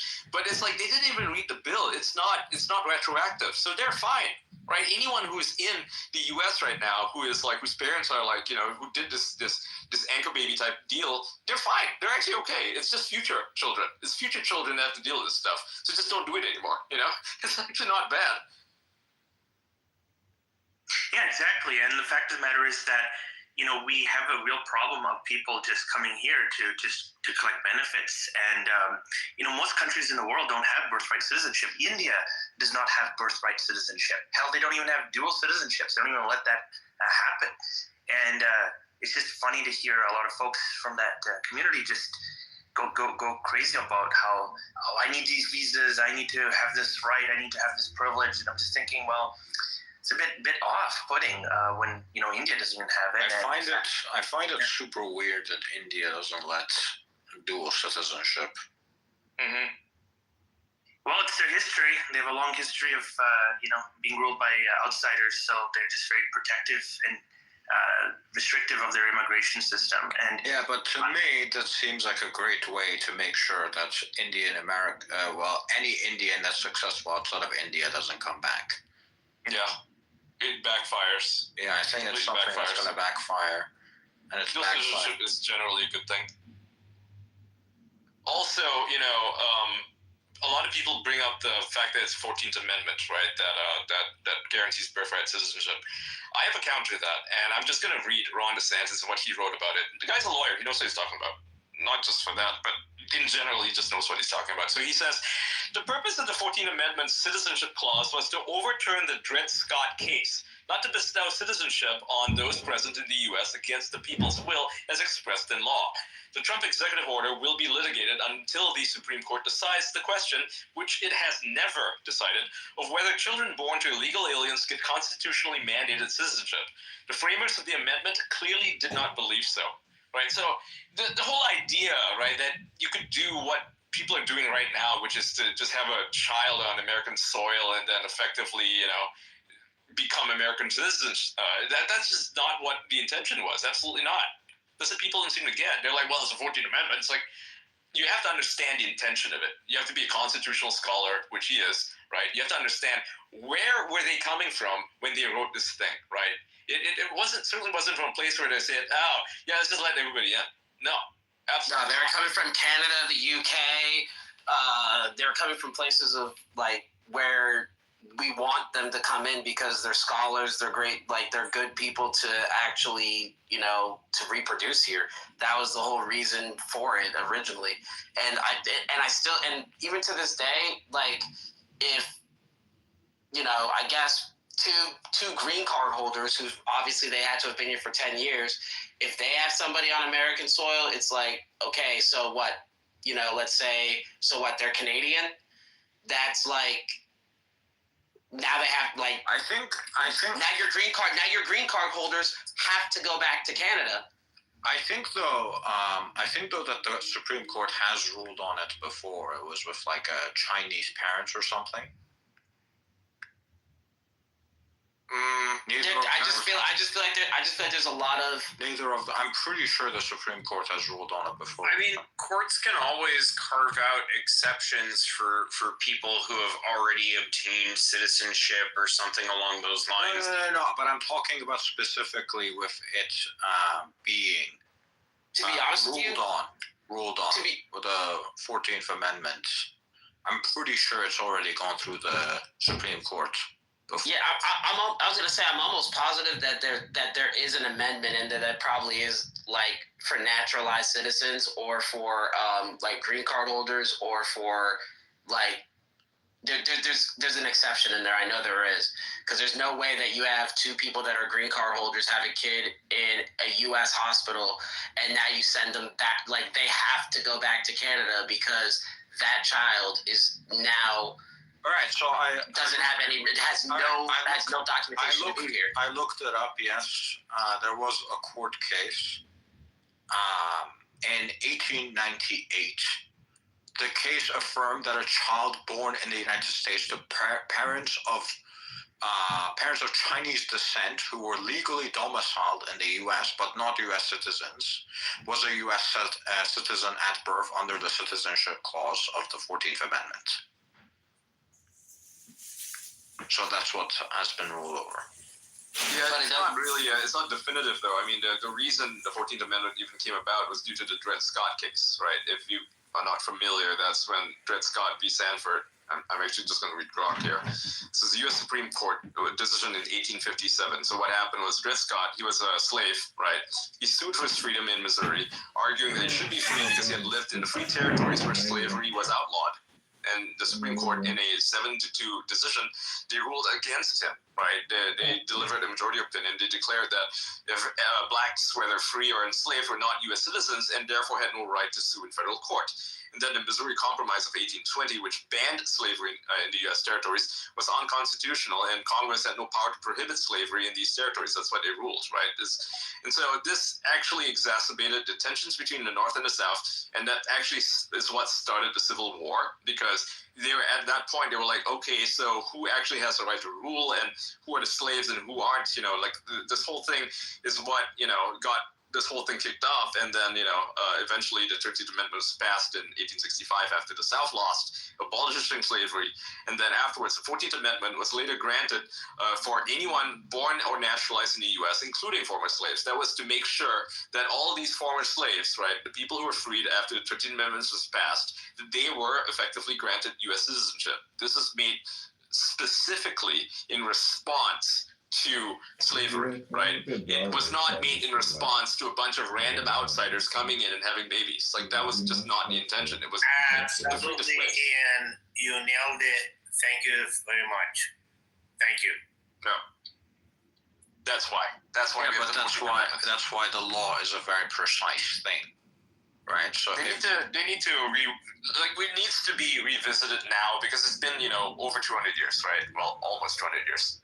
And so we need to look at the situation now, and you can make silly argument, not you, but like, you know, some people are going to say, well, it's the amendment, the Constitution can be ruined. It's actually, yeah, you can. You know, the 19th Amendment was added in 1920. No one's saying that it can't be rewritten. It's just a. Well, some people are saying that because they're stupid and they don't understand the Constitution. They're like, the founders made it so this and this. It's like, you realize it was added in 1865, right? Yeah, the founders did the Bill of Rights. Yeah,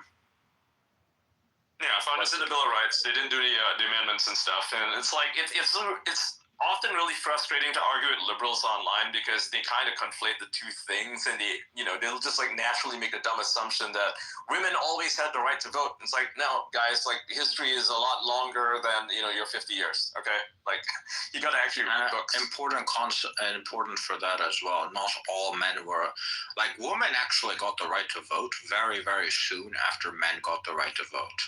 That's right. Yeah, not all men. Yeah. Yeah, correct. exactly. Yeah. It wasn't all men. It was the suffragist movement helped both men and women and you can argue about economic stuff that happened afterwards. I'm not talking about that at all, right? Suffragism is a big topic, but yes, not all men had the right to vote because you had to be a landowner to have the right to vote. And back then, you either had to do service or you had to own land, right? And then afterwards, they're like, no, anybody can vote, right? And then women soon after was like, yeah, women have the right to vote too because otherwise it's not fair.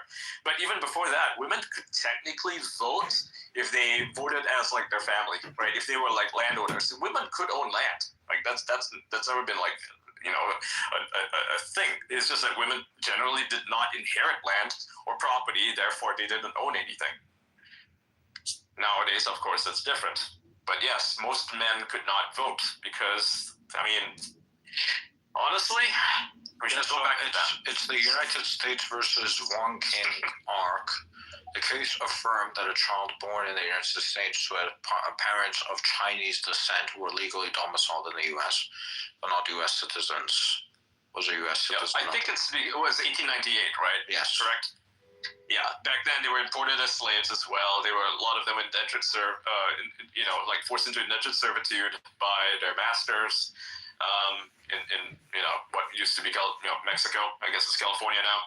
So it makes sense to give the child citizenship, right? It's a similar situation as Dred Scott, right? Very similar in that they were slaves, effectively slaves, and therefore they deserve to have the right to U.S. citizenship because it's not fair. You import a bunch of people and then you're telling them you don't have any rights, right? Right. So here it says that the parents enter the United States legally under the terms of the Burlingame Treaty of 1868 between the United States and China.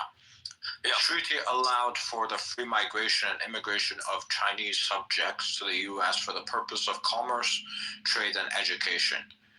They were basically slaves, though. Yeah. They were considered domiciled in the U.S., meaning they were resided there legally but were not U.S.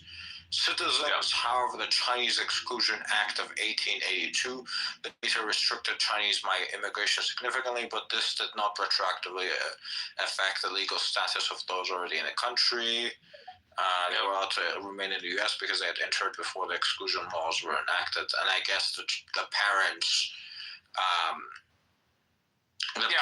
sued to see if their child was because if you're not familiar with how things worked back then in like 1865, so what the U.S. government did was it made a deal with the Chinese government, which was like the emperor back then, right? They didn't have like a proper government, it's just an emperor. They said, hey, we want your cheap labor. We want your guys to build our railroads, because Mexico was actually taking Chinese slaves, right? Not a lot of people know this, but they enslaved a lot of Chinese people back then. They built railroads and stuff, and they did the same thing in San Francisco, where they were like, hey, come work for us, not hey, come, but like, you need to send your guys to our country. The British did the same thing. The hell am I listening to?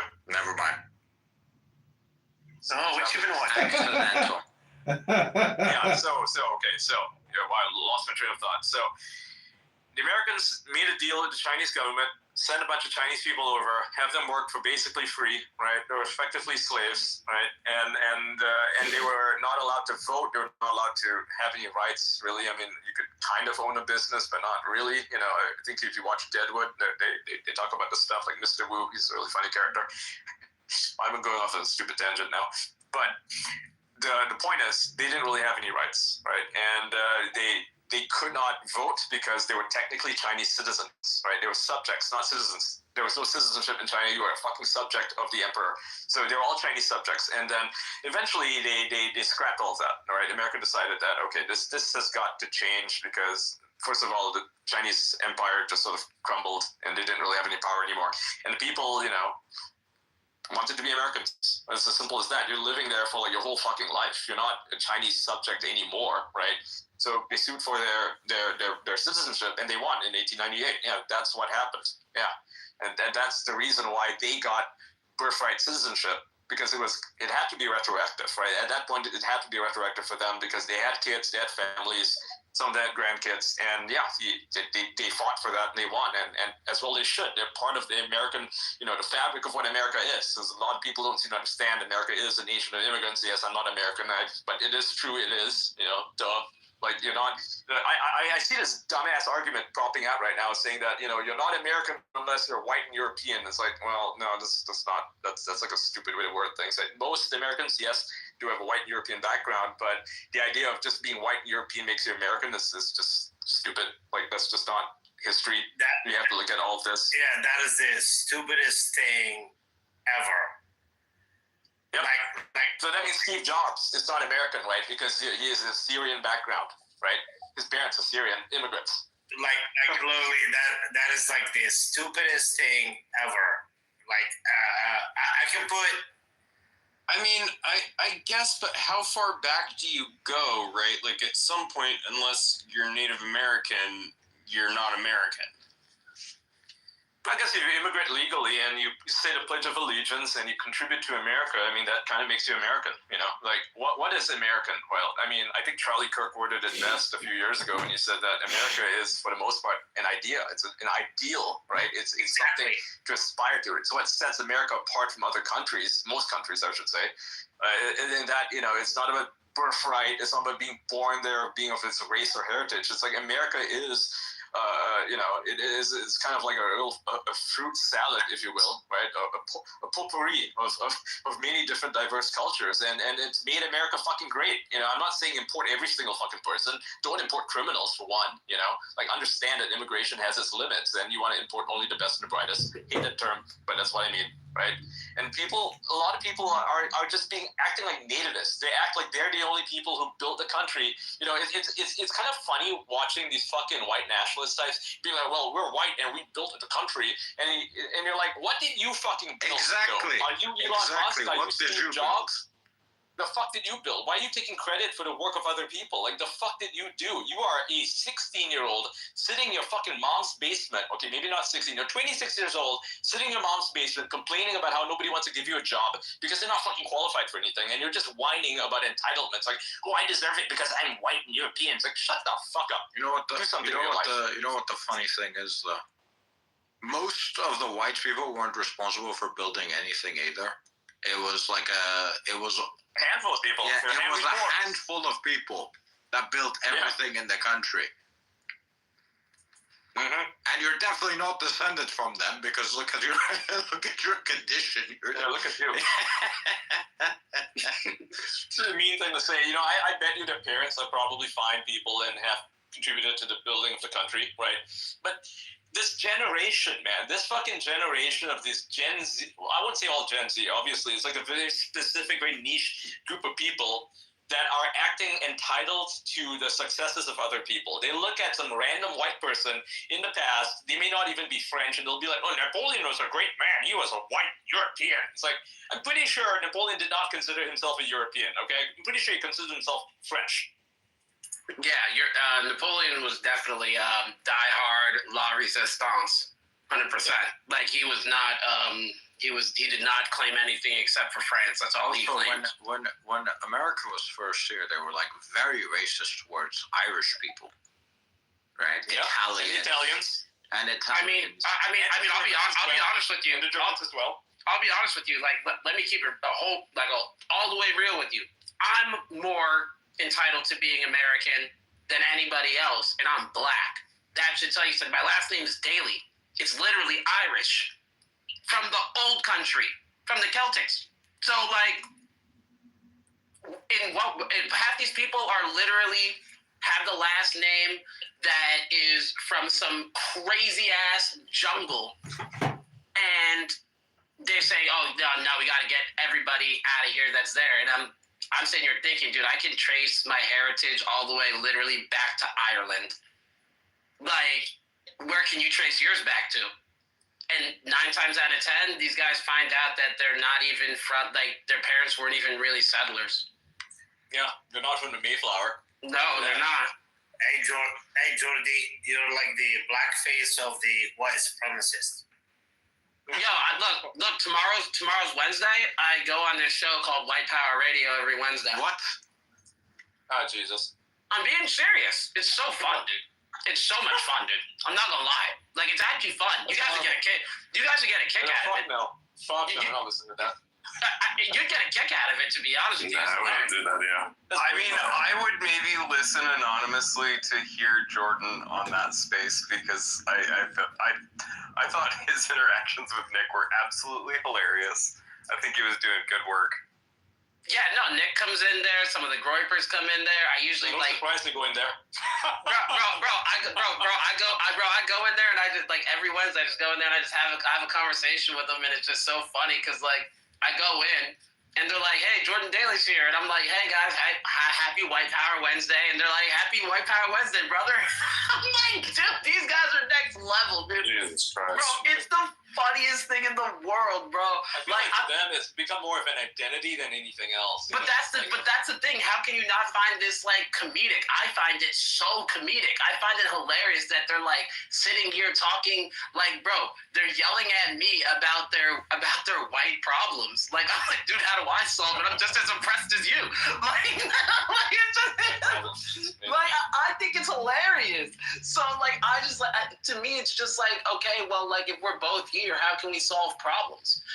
And they're interested in solving problems. So that's the fucking problem with these people, and that's a problem, is that they're not interested in solving problems. They're interested in grievances. They are very identical to the Black Lives Matter people, who are, many of whom are white, by the way, who, you know, I'd sit in on their Zoom calls, again, very comedic, right? And they'd just be whining about white supremacy, white supremacy, white supremacy. It's like, what are you fuckers gonna do to actually fix any of this, right? All you do is whine about stuff. I mean, ultimately, they're kind of brainwashed, and I see the work that Jordan is doing as a sort of deprogramming because you're short-circuiting their logic. By inserting a black person into their space that they're having positive interactions with and developing a positive perception of, But you're they don't starting... see things like that. They make him an exception, right? They turn him into a token, essentially. They're like, oh, he's one of the good ones. yeah, but that's the whole point, is that if you can get along with one of them, you can get along with all of them. Like, that's the whole see point. things that way. No, you can't. No, that's not the case at all. But they don't see things that way. Yeah, That's not the case at all. Yeah, I know they don't see it like that, but that's like, when I say something that's, you know, even remotely red-pilled or whatever you want to call it, they're like, oh, he's one of us, you know, and then afterwards they kind of realize I'm not, you know, and then they get really mad about it. But it's like, these people are so brainwashed to the point where they can make exceptions in their brain and it kind of short-circuits them, but not really, because they still have that core programming that tells them the group is bad, the individual is good. And it's like, bro, like, how about you stop grouping people into stuff? I mean, you know, like, this is not good enough. I see like inspiration of Daryl Davis here. Like that's the vibe that I get. So I love Daryl Davis. He's a cool guy. yeah, I mean, I just find it fun. Like, how can you not find it funny that me as a black man in America, I just go walk right into their space and like just say Happy White Power Wednesday? I think you can't. Like, that's hilarious. It's so That's Chappelle great. show. But Like, you're not- it's you're not- literally a like, Chappelle show sketch. I'm saying it's fun. Honestly, though, it feels like if you want to be constructive, you have to point out how they're wrong. You know, you can't just be reinforcing their views on the world. Oh no, I definitely don't reinforce their views. I definitely do not do that. I go in there with very happy and jolly with them, and like they do. Like, I'll be honest with you, you are right about one thing, is that they complain a lot about their situation but don't do anything to fix it. That is 100% them, and that's kind of been programmed into a lot of people, and I don't believe in that. So I always tell them, like, how do we solve this if this is the issue? Like, you guys have a problem with free speech and you think that you're always being censored, this, that, the 30, you don't feel like you're being heard and you feel like you're the minority. Well, how do we get your voice heard? Like, I do come to them with like solutions and I do talk to them. I just feel like, I always feel like you should just always be able to walk both sides of the aisle. You should be able to walk with the craziest racist dude and be like, yo, I'm about to have a beer with this crazy racist guy. I can't bring any of my friends, but he's a cool dude.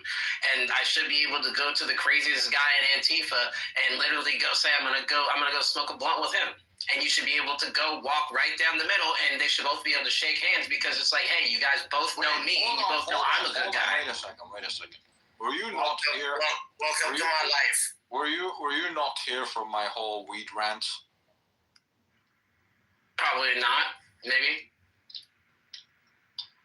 I'm just saying in general, like, you should be able to cross both sides of the aisle and not worry about, like, if somebody's going to be too racist or anything, because the only way you actually make progress as humans is for everybody to actually say, okay, you know what? I'm going to sit down and talk to them. Even if it ends up in, I don't want to talk to this guy after that, the next conversation you guys have is, well, you talked to him once, bro. Just calm down and just cooler heads prevail. That's what maturity is. My issue with them and the solutions they come up with are not realistic, right? Oh, of course they're not. They look for external solutions. So they say, oh, they can't get jobs. How can we fix this, right? I mean, that's the core, that's the crux of the question. And instead of, coming to a reasonable conclusion as in, oh, maybe I should pick up a trade, maybe I should learn something else, maybe this job market is completely oversaturated anyway, learn something else, right? That would be the realistic solution. That would actually require for them to get off their butt and actually do something with their own life, but they're not willing to do that. So they say, how can we change everything in its entirety? How can we ban H-1B? How can we ban immigrants? Like, that is the solution that they come up with, and it's completely unrealistic. Well, I mean, that's the thing is I kind of, it's fucking absurd. But that's the thing. I kind of talked them out of whatever vision that they had for that, because I told them straight away, like, you guys have to understand something. We're not getting rid of the H-1B program, whether you like it or not. Does it need to be reformed? Yes. Everybody agrees that it needs to be reformed, even the people on the left and on the right. And they're like, well, yeah, it does needs to be reformed. I said, you just agreed with everybody, so what are you crying about?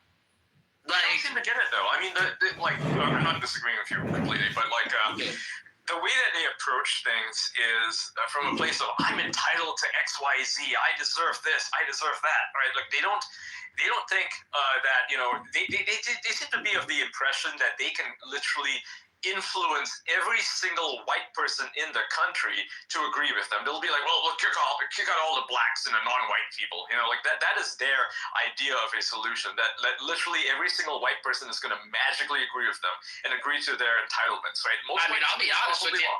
I'll be honest with you. If they pay me enough money, I'll get the hell out of the country too. I just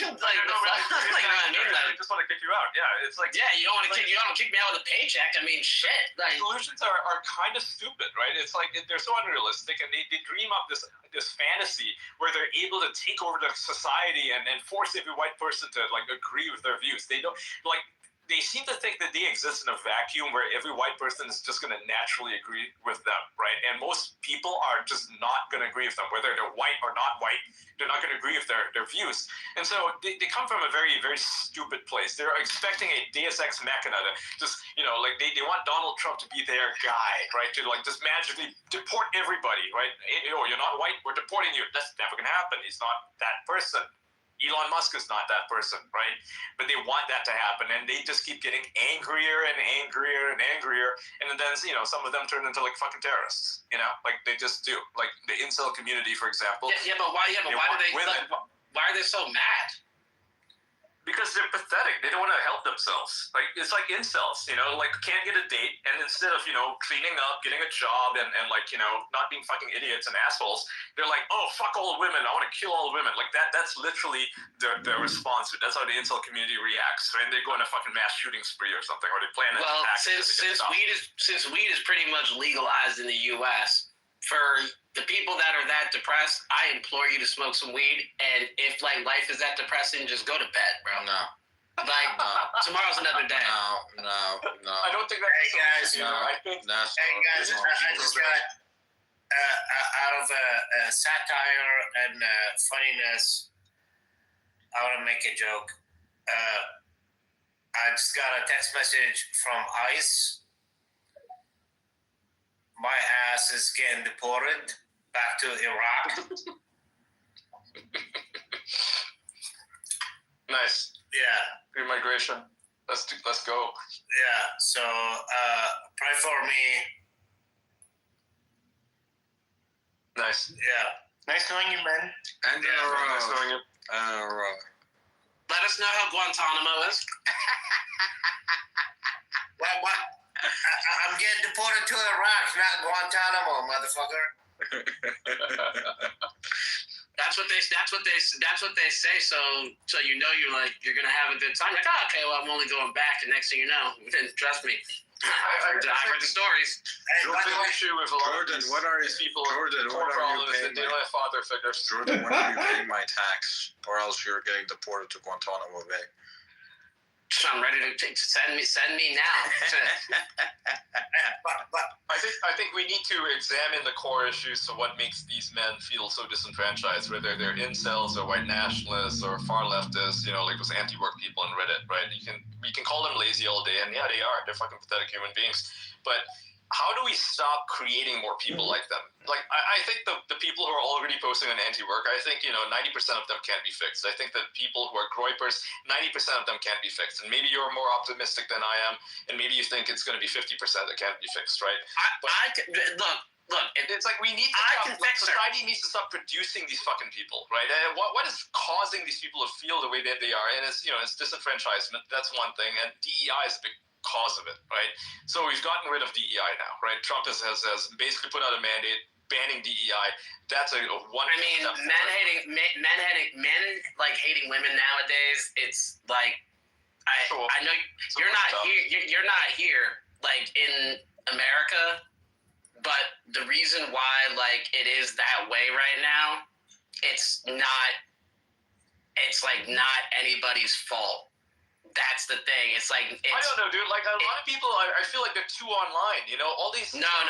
That's not what happened. There's a huge wave of like girls like kept coming out about the Me Too thing, right? And then like the lies after we saw there's a whole bunch of lying that came out after that, and they were ruining people's lives.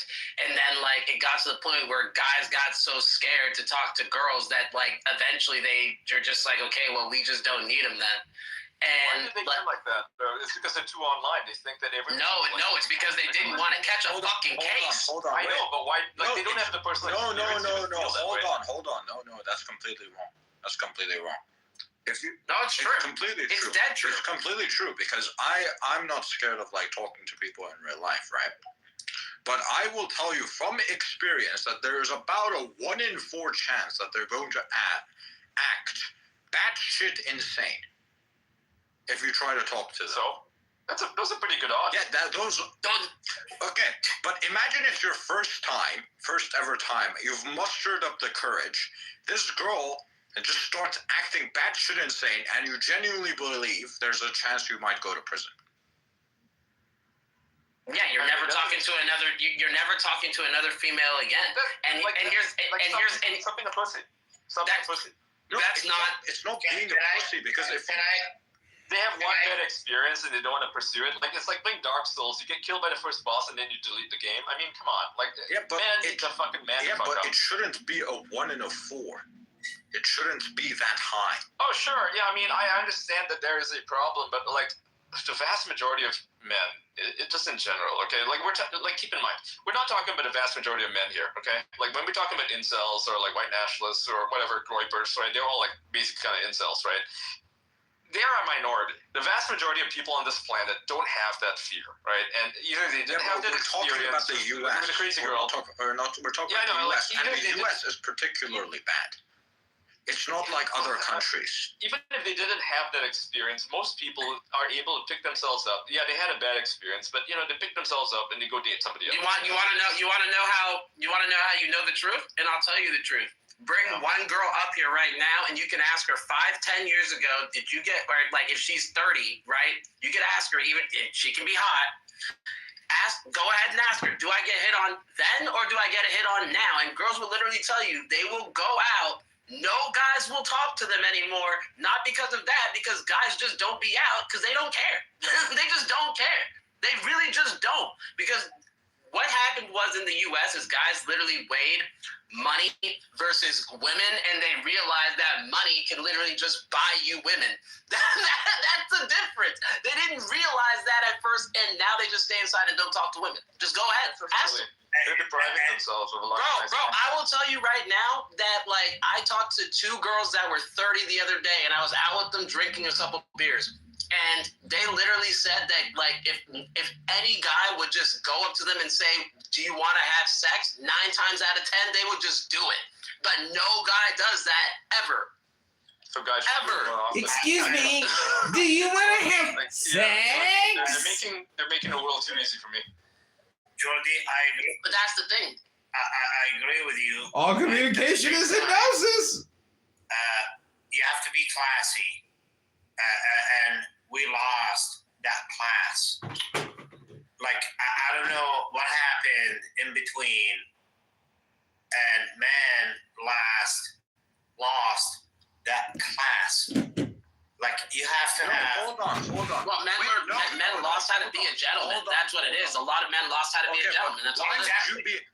Why would you be a gentleman when most women aren't ladies?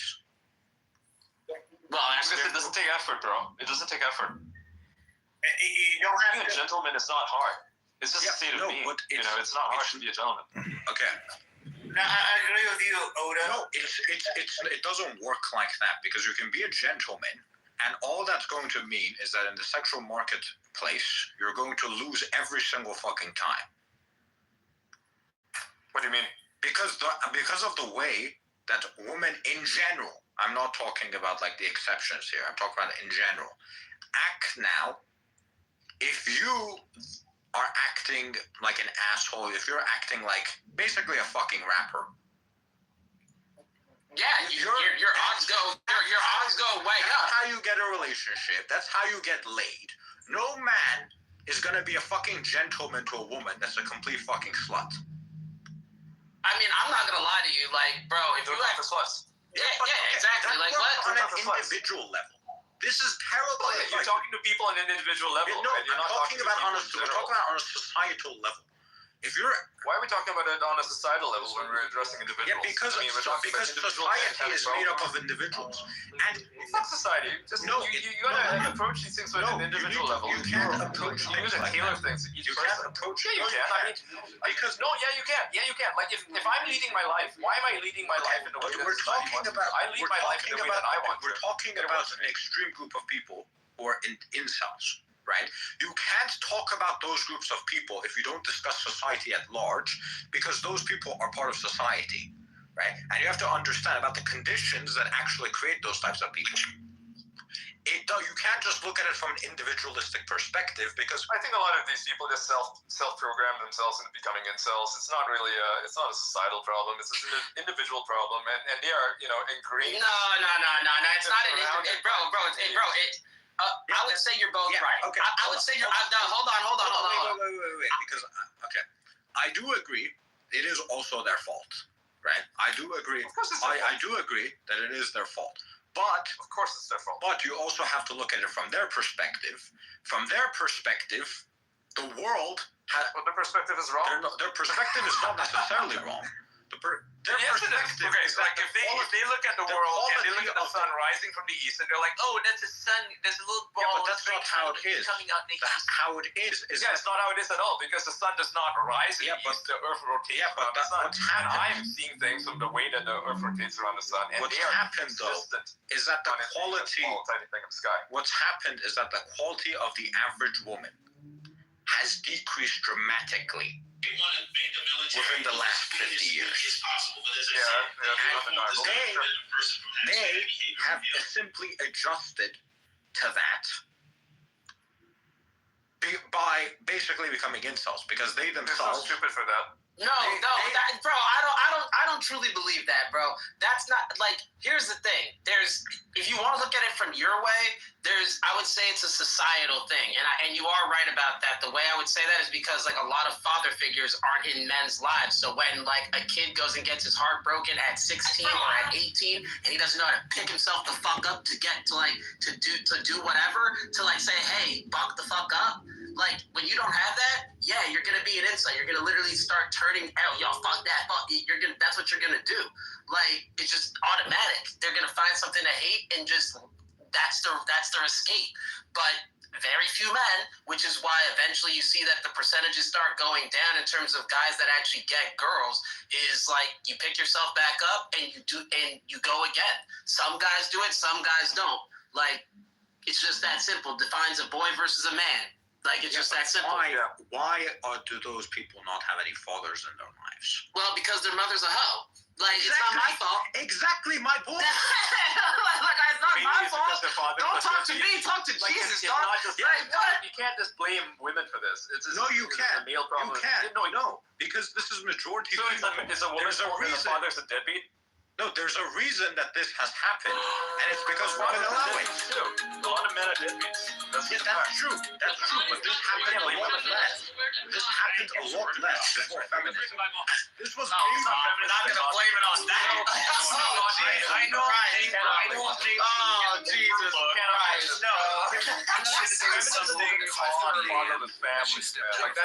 the case. A lot of men are doing societal. If you were thinking of pushing them to become dads, not can I speak for the bastards for a second? Can I go say something? At the same time. This was the Yeah, go ahead. Yeah, I think we're all on. Yeah. Three of us, and then last time. Let's go ahead. There are a lot of con artists out there. There are literally people who teach classes about how to pick up women, how to convince women to sleep with you. In that kind of a world, I don't think we can entirely blame women for having sex with men because they are Do you hear how insane this sounds, bro? Bro, this should not. Let him finish. Because there are people who fucking lie. Like, my dad told my mom that he was going to be there. He had a good job. He had all appearances of being the right kind of guy. And it turned out that he was a total piece of shit. But it wasn't like she was making stupid decisions. Based on the information she had available to her, she was making the right decisions. But he was lying to get laid. And it turned out that when push came to shove, he wasn't willing to be there. And it turned out that. And so, like, I don't think that you can say that it's entirely her fault because she thought she was putting me into a good life. And it turned out that that was based on lies. And, like, I don't think we can say that everybody who believes a lie, it's their fault and they're stupid. That's what I'm saying. That's exactly what I'm saying. It's not all. You can't blame everything on one side. It's both sides. It's just about the fact that certain. Who started this? It was the feminist movement. No, the feminist movement did not start revolution. It was a lot of scummy men. Scummy men have always existed. Yes, but this has not been an issue to the extent that it is now. It's not a coincidence that this became a massive issue. When was the sexual revolution and where was I? When I say now, I'm not talking about literally now. I'm talking the last 50, 100 years. Oh, I thought you were talking about the sexual revolution. I was like, bro, I'm literally like in my 30s, bro. Was it like 20 years ago? Cause like shit, like I don't remember it. Sexual revolution is the 1970s. This is when everything went downhill, by the way. Oh, when everybody's doing coke. You can literally see by science alone when exactly things started to go wrong. And it happened right after the 1960s. Right after the 1960s, that's where stuff started to go wrong. For no fucking reason. Various things were implemented. You read the Jaff Memo. Do you know what the Jaff Memo is? Wait, who are you asking? Fucking crickets. Do you know what the Jaff Memo is? I don't know what you just said. What's the Jaff Memo? What's the Jaff Memo? Yeah, I don't. Nobody's read it? No. I find it's funny. Everybody wants to talk about the world, but nobody knows what it is. I want to know what it is. Liza knows what it is because it brought it up like 50 times. He's the Planned Parenthood guy. Yeah. Exactly. Yeah, Read what's written in there. That's the problem. Yes. But what about And if you want to talk about where the social issues came from, there is a direct correlation with feminism. A direct correlation. But who created feminism? Scummy men have always existed. That is 100% the truth. We used to like. But we have a society that's so inverted. Has never existed before in history, unless of course you want to consider the Dark Ages, but that's not a baseline. Black families, there were more black people married as a percentage before this whole feminism thing, before this whole sexual revolution thing, than there were white people married.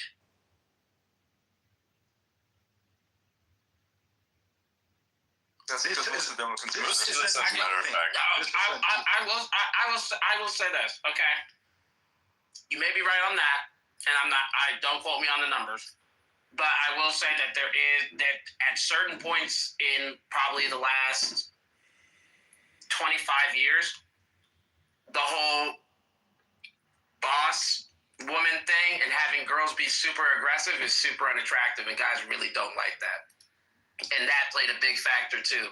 Like, I'll be honest with you, like, an aggressive woman is like the most annoying thing in the world to me. A successful woman is great, but I'm talking about aggressive. And aggressive women are crazy. I'm not sure aggressive is the right word. Oh no! Oh! Let me tell you, I don't know how many Americans are. Let me tell you, I don't know if you know any every American woman in here knows exactly what I mean by an aggressive female. They know exactly what I it is. know what you're talking about here. Yeah, exactly. You're talking about that. Yeah, confrontational women are a problem because they. The boss. It's not even about them not knowing their place. Disagreeable. They are disagreeable on purpose, right? It's like they will find reasons to argue with you even when they're not to argue about, right? Exactly. Because It's a they're psyop. insecure. They're extremely insecure, and I've personally experienced this. Extremely insecure, got to be right all the time, cannot tolerate disagreement at all. Got to fight about it, and not just have a little mild disagreement. You can have a conversation about why you don't agree on something. That's fine, right? Just be stoic about it. The way that they behave is that they need to fucking yell at you, scream at you, and then call you names, and it's like it's intolerable. You can't live with something like that. I think, yeah, I agree. And I think what happens is that sometimes people develop a complex essentially from having like low self-esteem at their core. And so they feel the need to overcompensate for that in their behavior, but it comes out as just like super egotistical, super self-centered. Just like unable to make room for other people because you think if you're not dominating every conversation that you're somehow being oppressed, and that's not exactly true. And so like I really think that some people should take a step back and think about like just how to interact with the people in their lives better. Ironically, we actually ran into an exact example of exactly that a couple weeks ago, and I'm not going to even say any names, but we did. And I mean, we had a pretty good one this week, but I'm also not going to say any names. Yeah, that's what I'm saying. It's just there's some times where it's just not really cool. But like I said, it is what it is. Like I don't blame anybody. I think I blame both sides. Like guys kind of secluded and you can blame both sides if all you want now, right? But the fact is the people. It was the feminist movement and the sexual revolution that got us. Does it matter if it was them? Yes. It doesn't matter. Yes, it does. Why? Yes, it does. It matters very much because what gets it started sets the tone for the entirety of the continuation. I'm playing a devil's advocate here. I don't actually disagree with you. I'm just saying, why does it matter and how can we counter it? I mean, knowing that it's feminists, we can keep blaming feminists. Okay, so here's the only way to counter something like this with pretty much everything. You cannot sit both sides down. What you need to do is one side needs to come to a compromise and the other side needs to meet up with them. And that's never going to happen. So how do we solve I mean, I think that that's the problem. We can't solve it. There's a serious. We can't solve it because I have one way, but I don't think that's gonna go over very well. exactly. There's one way. The answer, there is a solution. There's one solution. There's one solution. It's not going to go well. No, there's one specific solution that sounds very, very fucked up, but people are going to have to deal with it because it's a choice that each and every one of us has to make. You can reject the fundamentalist programming and all the other weird shit that everybody makes you think and think for yourself, or you will literally go extinct. Yep. That is literally what it is. If you look at birth rates across the planet, and you look at all of these societies that are supposedly so super advanced, they are experiencing the direct consequences of what they're pushing. And what they're pushing is something that leads to direct extinction of their civilization. When you have birth rates there where you can mathematically track that these people will not exist in 50 years, that's a problem. So here's the thing. You cannot approach this as an individual, right? Because you have to think for yourself. If you're a listener and you're listening to this and you maybe have relationship problems, you cannot be hoping for society to reshape itself. That's not how it works. You have to. No, society won't reshape itself. No. This is a fundamental. No. That's not what I stated. I said everybody's going to have to make a choice. What do you want in life? I would say that the majority will think. You have. Look, that's the problem. Unless something else is being. Okay, hang on. Unless something. Hang on.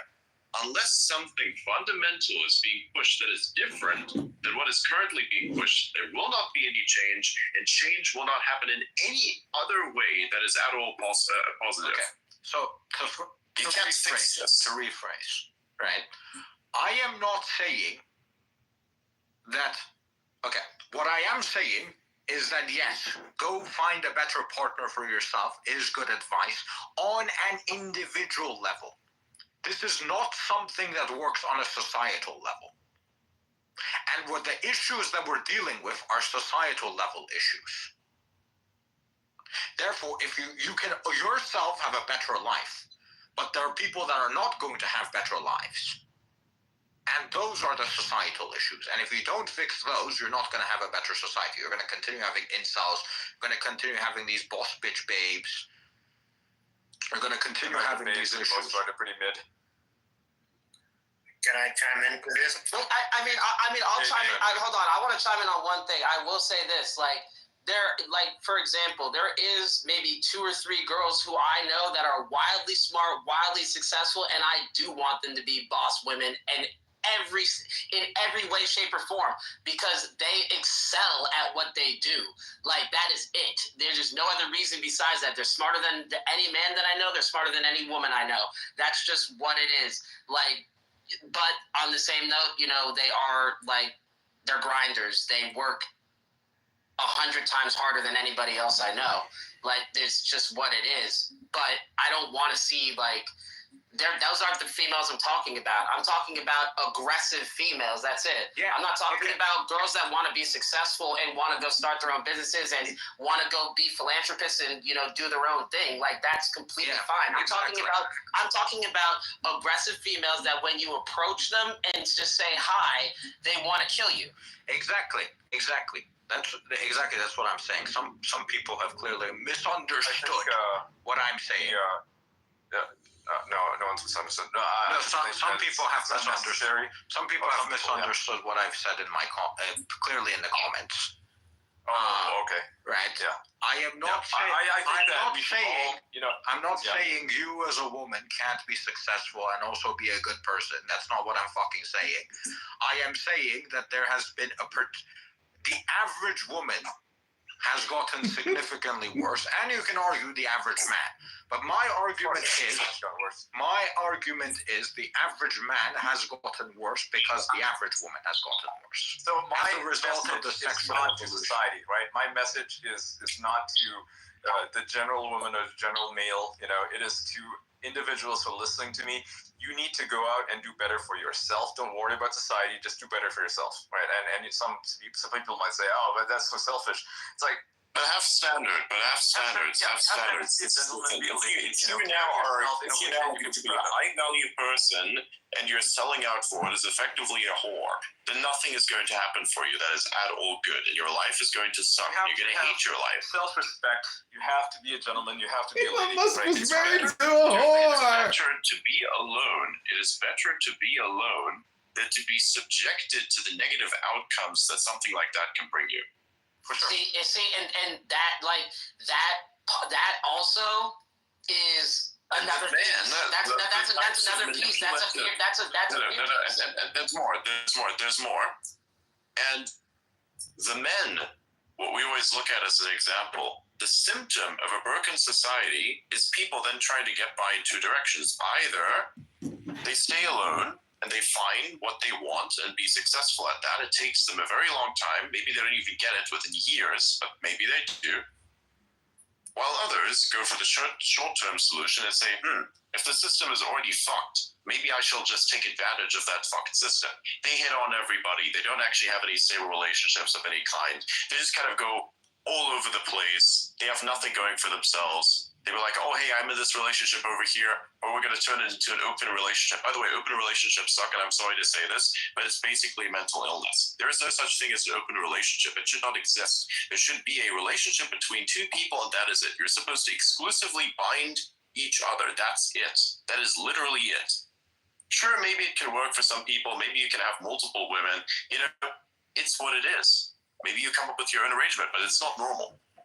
Now, historically speaking, having multiple women is actually normal, which is ironic as it is, but it's not suitable for the type of culture I think that exists in the West. Depends on. You're gonna have to make do with one. It kind of depends on the individual. Again, you know, if you are a super successful person, say a male, and you have a wife and you're dedicated to her emotionally and financially and so on, right? You rely on her; she's a rock. I think personally, if you know. If let's say the two of you decide that you should be free to pursue having sex with other people, I think that should just be up to you. You know, if you are capable of doing that. I don't know how. I don't know how. I can't do that. I can't do that. I won't do that, bro. Let me just be real with you. If you actually If talk, you can't do that, then you can't do that. That's bro. fine. If you know, talk, some if you people can do it. bro, if you actually talk to a like girl men that through actually, history. if you actually talk to a girl that's actually in love with you, bro, she's not gonna stop talking to you, bro. If you get into a relationship It's with not about two, talking. if No, you get to two girls that are obsessed with you, bro, you're gonna fucking off yourself, bro. Okay, Like, it's so too much. You're misunderstanding what I'm saying. I'm saying that if you want to go fuck around, right, and throughout history, successful men have had one wife that you're dedicated to, but they had mistresses. Mistresses of people they were not dedicated to. They had sex with them, and that was it. Ask That's the Napoleon arrangement. about that. Well, Napoleon's kind of an edge case. For the most part, most successful men do have mistresses. That's just a fact. And there's nothing wrong with that. You know, the idea that men should be demonized for wanting to do this, for following their natural urges, I think that's a big problem. We need to understand where men are coming from, what our natural urges are, and placate that, right? We need to build a system around natural urges. Like, we can't, create an artificial system that says, monogamy means you be with this one woman, and, it's fine to be monogamous, like emotionally monogamous, right? To be married to a person. But if you have fucking needs, then you have fucking needs, and society needs to fucking understand it. So demonizing it and forcing people. I gotta have an orgasm. Like, that doesn't work. That's why I gotta have an orgasm. I'm a man. Okay, well, I have none. So obviously, I'm not doing something right. Like that's. Hey, Jordy. I'm not saying it's for everybody, right? I'm not saying it's for everybody. For some people, they want to be super monogamous. Check the message I sent in the X group chat. But I think that society needs to be more open to allowing for such things. Because the idea that people should be confined to societal standards that are completely artificial does not work. Obviously, it doesn't work because you look at things now, how they're going. Population decline is a real problem, right? Wasn't a problem before, when men had mistresses and they had kids with their mistresses. It wasn't an issue back then. Well, I mean, I'll be honest with you. I wouldn't do that. No, don't have to do it. But I agree with Adrian too.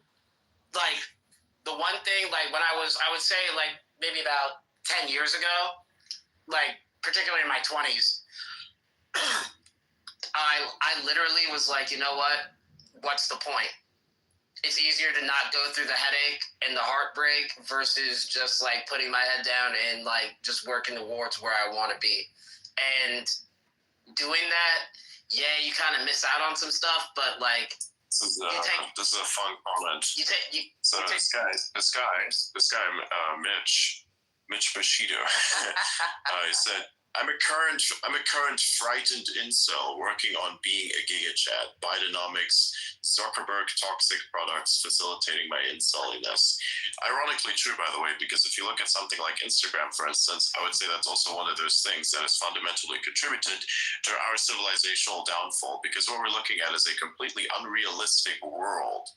And you look at people there, they're like, oh wow, look at all these beautiful pictures of people supposedly having fun. But in reality, all of that is fucking staged. You're like one of those food influencers. They eat this food and they like smile into a camera. You should see what their face looks like once the camera is off. They're fucking exhausted. They're tired. They're stressed. They're annoyed. There is nothing. It's just an illusion. That's why I don't use Instagram. That's why I think Instagram is fucking stupid. The whole consumerist industry is a fucking mistake. But I mean, hey, it's what it is after all. Consumerism. No. Rapid consumerism. I love Rapid it. I think it consumerism is builds society. I think it makes. So I think at least 80% of all products, they're just like these weird supplementary items should just be deleted from existence because they literally serve no fucking purpose other than to create waste Yeah, it's capitalism. Who and cares? absorb money. Who cares? I care because we only have so much. We only have so many resources on the planet. I don't think and we do. only I think we have a lot so of much of resources. a I think we should be so much of an environment. We should be eating more of it. We should be using more electricity. We should be consuming much more than we are right now. I think that an age of abundance Electricity is not the problem. Electricity is not the problem. These little tiny fancy gadgets and shit all made out of plastic are the problem. No, it's how we dispose of them that's a problem. But nobody needs. Also, we don't need 15 different types of fucking smart devices that are all technically retarded. Whenever somebody sells you a smart device, it's not smart at all. It's actually retarded. Like, there's not even enough logic in the thing that's supposedly smart to even be smart at all. If your fucking Switch has the ability to run Doom, you fucked up. That's over-engineered for one. It's a fucking light switch. It doesn't have to be online. Listen, So my light switches are online, okay? I don't care. Word Like, doc, they are. a Microsoft Word document running Doom. That's cool. That is acceptable. That is acceptable. Yeah, I'm not gonna lie. My lights are definitely on the internet. I like the fact that my fucking washing machine can play Doom. So Have they done Doom in Excel yet? I feel like Your washing machine also collects diagnostic data and sends about 11 gigabytes of that They've shit every done month. Doom in Excel. They've done Doom running on potatoes.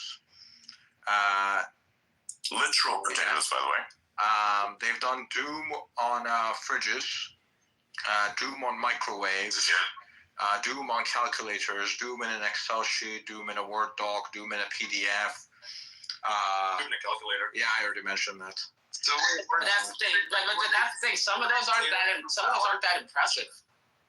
So here's the thing, the reason it can run Doom is because they mass produce the chips that are able to do that, and they're only using the chip for one thing. And you might say, oh, that's inefficient. Well, it'd be even more inefficient if they made a chip that only does one thing. So it's cheaper due to the economics of scale to even have a microchip that does all these things. Everybody can use it, it's super cheap.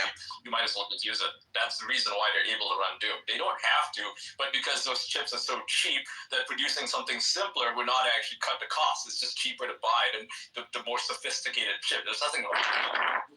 You might be thinking, oh, isn't it more efficient? Well, no, it's not going to be more efficient to make a shittier chip. Yeah, exactly. Especially with economies of scale. Are Yeah, awesome. exactly. I love economics of scale, and people don't seem to understand it. They're like, oh, why do you have to make it so sophisticated? Why does it have to run Doom? Well, it's because the chip itself is so fucking cheap. You might as well just use it. All right, let's see. Yo, hold on. To touch on something that somebody said, I forget who said it. Yo, who went to a class that you had to go learn how to pick up women? Because I think we said that. PUA thing. That was a trend in the 2000s. I was like vocally opposed to it because it was definitely turning a lot of women against men. This is what a lot of men today talk about. And it's mostly because they are so, they want to insult themselves. So you see a lot of these mandatory types, right? The PUA type, the rental community, if you will. The rental community actually built itself up in the PUA community. They're like an offshoot of it, right? A lot of them are the same people, very fucking blaming women for everything. They made women the way they are today. Do you remember the MacTown? Yeah, I remember that. Yeah, that was a response to it. They turned it into incels. The MacDowns turned into incels. Yeah. It's like you had this community called PUA Hate. That was the MacDown, the original MacDown movement. They were basically incels. They came from the PUA movement because they were disenfranchised, not disenfranchised, but rather disillusioned by the PUA community. Because the way that the PUA community worked is like you had a bunch of con artists, like the game, right? The book was very popular in 2006. A lot of men read this and they thought, how can I game women, right? How can I play women and use them for sex? A lot of women got wise to it and they started responding accordingly because they see a guy trying to pick them up. They would respond accordingly because it's a like 9 out of 10 chance back then the extra males, the ones who present themselves as males and as allies, were actually using them for sex, right? They got wise to it and they responded accordingly. And then the PUA hate movement started showing up because they started to look at all these women and they realized that, you know, PUAs were making them like women the way they are. And instead of like, you know, directing their hatred towards the men who made the women this way, they started hating women. They're like, oh, we hate sluts. That's where slut hate came from. And then eventually slut hate turned into incels, right? You had incel.co. You had all these incel websites. Reddit had a huge incel community of brain cells and incels, like the incels. And these people, right, they instead of directing the hatred against the PUAs who made women this way, or like the women they dealt with anyway in their generation, they started hating women instead of the men who created this culture. Right? And that's why you have the incels today, which are like, you know, the modern incel community, if you want to call it that, is simply built off of this misunderstanding of why women are, like modern women are the way they are, because they had this, you know, they're being miseducated, being red-pilled on women, right? They're woman-pilled, if you will, right? This is where people like the Fuentes comes from. He talks about it in an interview where MTI watches this shit, where he talks about how he was woman-pilled by the incel community. He never really thought of himself an incel. So it's funny when some people call him an incel. They're like, well, why are you using the term feminist? Like that, right? That looks besides the point. Men today, like young men, specifically young men, need to, I'm stuttering because I got fucking Zim in my mouth. Need to like reevaluate the way that they look at the world and stop viewing things, you know, from this weird lens that they think the world is working by. It's not, you know, that's not reality. It's a simulation, right? So when you say you live in a simulation, they are literally living in a simulation. I recommend reading the book by Baudrillard, Simulacrum and Simulation. It tells you the society and our understanding of society is completely made up. It's fucking fiction, right? People need to understand this on a case-by-case basis, on an individual basis, I should say, where they actually examine what they know of the world and what they think they know of the world, you know? Like, don't just go by what other people are saying. Actually look at their own relationships and realize why they're faltering. If it's coming from a perspective that is not their own, they should not be looking at it, honestly. Can I give an advice to young men in the audience and young women at the same time? I mean, AI might be so two things. For young men, stay away from dating websites. Go out there. Be confident. Websites are absolute garbage. I guess so. Absolutely. I agree with you, sir. Me here. They poison you because Certainly, the kind of dating websites are kind of damaged. By the way, when I was on dating websites, 80% of the time women would ask for dick pics. I'm like, what the fuck is this? Yeah, that's weird, right? And then you kind of, you know, naturally form the assumption that all women are like It's insane. Yeah, like It's women are It used to be the other way around. It used to be the other way around. Like, why? I didn't even know this until Twitter mentioned it to me because I didn't use dating apps because I always felt that they were a bit of a problem. And he was like, man, I didn't want to dating websites. Like, very slippery slope. And they don't believe me. I'm like, That's the beauty. That is the Like the internet meme is usually if you're a girl on the internet, then because people who are on the internet are kind of fucked up because everybody is on the internet doesn't mean that the whole internet's fucked up. It's just that the fucked up people will seek you out. You will get a bunch of weird stuff in your DMs, maybe even the occasional dick pic, right? So I mean, we live in a world where people would demand this of you. That people would demand, like, oh, hey, just send a dick pic. I'm like, really? That's the thing? People do that on dating sites now? That's fucking insane. Bro, you wouldn't believe it, bro. You wouldn't believe it, bro. Some of the these big, like, huge influencers that, like, I know, like, in, like, IRL, like, bro, if you see the people that send, like, they send crazy shit to these females, bro, crazy shit. And that's why it's like, when, like, yeah, but the problem is it's asked. The problem is it's asked. On a dating site, that's asked. And if you don't do it, you're weird. Oh, yeah. That's, like, definitely, it's weird. It just is. That's the problem. That's why I didn't do anything like that. That's why I don't do dating websites at all. I've looked at it and I've seen I kind of calculated the utility delta of using a dating site, and it has ended up in no gains whatsoever. Dating sites are very, very good for hookups. That's about the extent of it. Right? They've even come up with certain types of terminologies, whether to kind of like there's like specific numbers that people put in their bios and such when they're in a dating app, which then designates whether or not they have an STD and various things like that, because people are more concerned with this kind of stuff, which you would be concerned with if you did hookups, than actually anything else. And, you know, you should be concerned about this, as a matter of fact. People are fucking bros, man. Adrian, I agree with you. Don't interact with gross people, it fucks up your brain. Yeah, you got no choice. That surrounds you the whole time. And No, you have a choice. porn is another one of those things that has definitely added to it. Don't go to dating sites. You know, don't poison yourself with things you know are The bad. problem is porn comes in many different. The problem is porn comes in many different. That has many different varieties to it. Right. So there are certain parts of it where I think it's important to have it around for educational purposes. That's okay. But to have it around for there are these weird extremes that exist that are being pushed. There is nothing about that is at all valuable. This is just extremes put on for no reason whatsoever. And then if you go off of that, you're going to do some weird bullshit when you're interacting with someone on that level in real life. And it's going to be like, that person's going to be confused as hell because it doesn't actually feel good. It's just bullshit. People don't understand that. 100%. Yeah. Like I don't understand where people lost, like in between something happened where people, like, they were going out to a bar or establishment or whatever, and they were getting to meet people. You get to meet people or get to meet a woman or whatever. COVID happened, bro.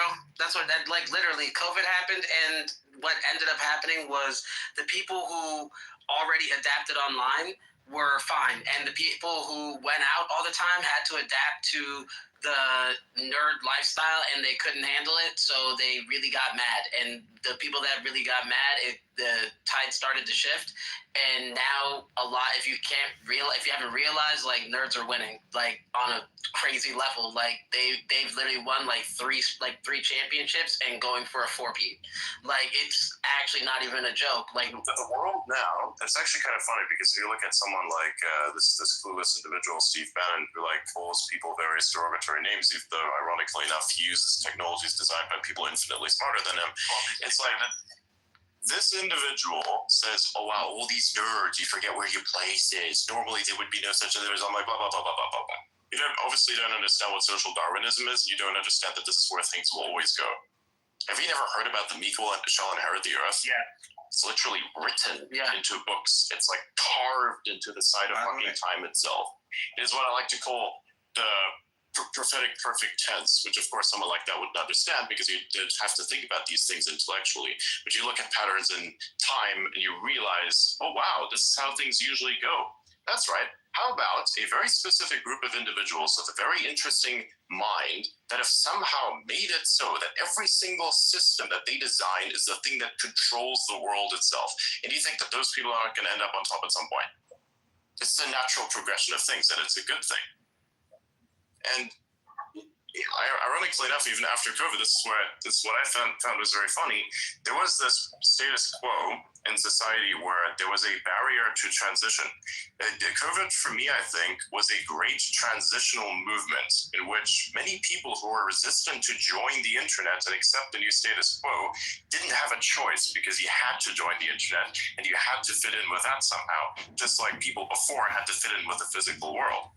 And it was actually very interesting because now for the first time, everybody at scale could see how all these people that were normally mimetically successful because they were physically active, how dumb they really were, which is actually kind of funny. Yeah, that's what I'm saying. Survival of the fittest. This is why things are a little different today. Like today, we can have conversations like these, and these conversations are becoming exceedingly normal because that is the way things are going to go. And the people that are able to do this, to be both a nerd and also to be physically active, are then the ones that shall inherit the earth. If you do not do this, if you do not do both, then you will get fucked. And this happens in either direction. If you're a nerd that can't get outside, if you're a nerd that cannot, keep themselves in good physical shape and don't have an understanding of the world just enough to actually, say, court someone and be with them and actually have what is called a life, then you're fucked up. Same thing for the others. If you cannot be smart enough to actually interact with the world, you just kind of rely off the fact that you were like some sort of cheerleader at some point, that's not going to work out for you anymore because nobody cares. You can do OnlyFans, right? And you can exploit those nerds. That's the other paradigm, right? But that which will inherit the earth is that what has it together. Adrian, it's a very strange thing. It doesn't make any sense at the moment, but it's going to make a lot more sense. It makes perfect in about sense. 5 years. It makes perfect sense because that's exactly how. I'll be honest with you, that's exactly how it was, bro. Do you know how many times like during high school and all that shit, like, bro, I got bullied so much for being a nerd, and on the other side of it right now, bro, if I could show the difference, it's hilarious. It is hilarious. It's the funniest thing in the world to see on the other side of it. Like, thank God that I like didn't fall for the trap. Like, just pushed right through it. It didn't matter. The difference is that in the earlier ages, obviously girls want certain things. At the later stages, you become the prize. That's the difference. And the problem fundamentally is, of course, the way that society is currently built up. You had at one point this interesting generation which was extremely hands-off, which has led to a very laid-back generation of people who then looked at what they did and realized, oh wow, as a kid I did so much fucked shit. Hey, do you remember this one time where I created this improvised firework that could have really done a lot of damage? We're going to make sure our kids never do this, for instance, as an example, right? And then they say, okay, we're going to be extremely hands-on, and then what results out of that is something like what the millennials are, completely fucked over in every respect, not capable of living, not capable of understanding what freedom is, because they've never had it, not really. And that is largely the boomers' fault because that's their measure, right? They didn't care. They just cared from the perspective of saying, okay, we have to like prevent certain things from happening, so we're just going to take control. And our control is good because we've obviously made it, even though you were living at literally the best time economically. You didn't actually make anything really as much as you think you did. You just lived at one of the best times in human history. So cool for you, right? But the people that live today live at one of the worst times in human history, at least recent human history, not all of human history, by the way, because there were a lot worse days before this one. So when you take this into account, hang on, what the fuck is this thing? Oh, big little. You got enough. Have we mentioned that Trump just rescinded affirmative action? Nice. Oh yeah. Yeah, I'm posting about it right now. Bug, Adrian? can I say something? Yeah, I did actually. Yeah. We're doing the Asmund goal. Oh my god. Now, granted, the bugs don't crawl on me, so occasionally you'll find one. It's like the first one I found in about 2 weeks. It just happens. It's just a thing. By the way, don't be afraid of the bugs. Funny story, but growing up, I never had to hear any stories about my dad chasing any woman, because, and this is something that my mother confirmed actually. Like from the day, from my dad's childhood, apparently he had like dozens of women fighting over him. He literally never had to talk to any woman that he didn't want to. Yeah, that's another thing. So I think as well. I mean, like, here's the thing, and I'll be honest with you. There's some men that just have it that good, right? But at the same time, bro, there's also those that like they lack in other places, right? So just because they can get every damn woman doesn't mean they can get a fucking job. Like, I just forgot. I was about to finish what I was saying before I had to encounter the bug thing. Yeah. So with the way things are currently now set up, this kind of environment, then when you have young people, they're in schools, they have parents that themselves really don't know what the hell is going on half the time.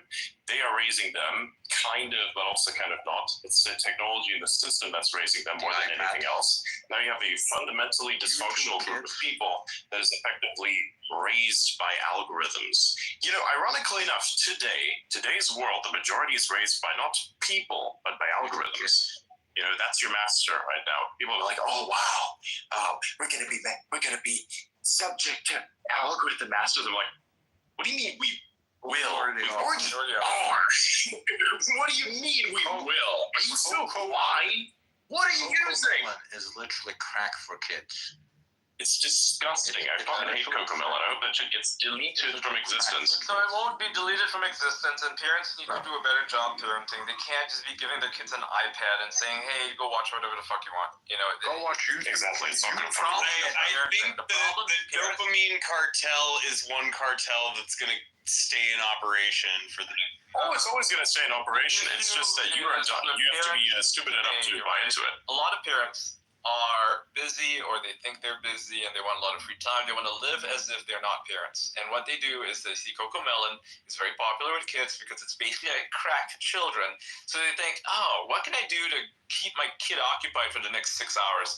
Oh, I'm going to give him an iPad, and I'm going to put on Cocomelon and have him watch it. This is what parents Also, do. in general, even YouTube Kids as a feature is nothing more than brain rot. Here's the thing: if you sit an adult in front of a TV screen, you haven't watched this shit, and they can't get anything useful from it, then what the fuck do you think the kid's gonna get from it exactly? This weird way. Have you ever noticed that people are fundamentally incapable of actually speaking? It's because they have to watch this weird content as a kid, where people talk like this all the time, and it's really fucking annoying. You know, this kind of weird shit. You know, if there was some fucking hyper expressive, what the fuck is that shit? It's annoying, and everybody speaks like this. How many times did you have to deal with a quote-unquote public speaker or moderator that spoke like this the entire time, just like the brain rot they consumed at age 15? Like, what the fuck is this shit? It's unbelievable. YouTube Kids and all that kind of weird stuff, it is not needed. And no matter how many behavioral psychologists, which is pseudoscience, by the way, how many of those people will tell you, oh, this is needed because the kid's going to function better? No. Bullshit, all lie. You say this, but it's complete bullshit, because guess what? This hasn't existed before, and in the time period where it hasn't existed, people were a lot better off. Well, intellectually, anyways. This is why. Also, This is why. okay, so Let me make it. And I never watched this shit as a kid either. And people still don't believe that I'm in my 20s. They think I'm in like my 40s or 30s or whatever it happens to be, because I just happen to speak a certain way. No, I speak a certain way because I didn't get impacted by Elon's in his 20s now. that everybody's forced into watching because they believe it's good for the kid. If it makes an adult feel like they're retarded, then it is retarded, and it's going to make this child turn into a retard, even though they're not. It's kind of weird. I stopped watching television. Teach critical thinking. Oh my god! Like, what do you mean you teach critical thinking? Just have them watch something that's logical. I stopped watching television about 20 years ago, and actually 2006. And so, yeah, about 19, 20 years ago. And it's amazing when you talk to people who are, you can tell people who don't watch TV or don't really consume it very much, because it's a completely different language. They speak in different ways. They think in different ways. Whereas people who watch a lot of television, particularly broadcast television, like just repeat what they've been told. It is brain rot. It's like, so here's what you need to do. You need to date a girl who doesn't watch TV, who's never watched TV. Well, I'm married once, so, which is a good. Yeah, like that's what I mean. Like those are the key. Those are the women you want to look for, right? You're so good. TV though. There is also a lot of social media exposure outside of legacy media that messes with your brain. Well, obviously, I mean, but you get what I'm saying. That you want someone whose brain is not saturated by brain rot, and I know that can be a hard ask, but they do exist, and go find them. You'll be happy. Trust me. It's really fun. It's really fun though to just like to fuck with those people. And so when I was doing my, I moved back to America in 2017, and I had to go back to law school again to go get requalified as a lawyer here. And we were sitting in class once, and this guy, Justice Richard Palmer, who's the Supreme Court Chief Justice in Connecticut, came to deliver a class.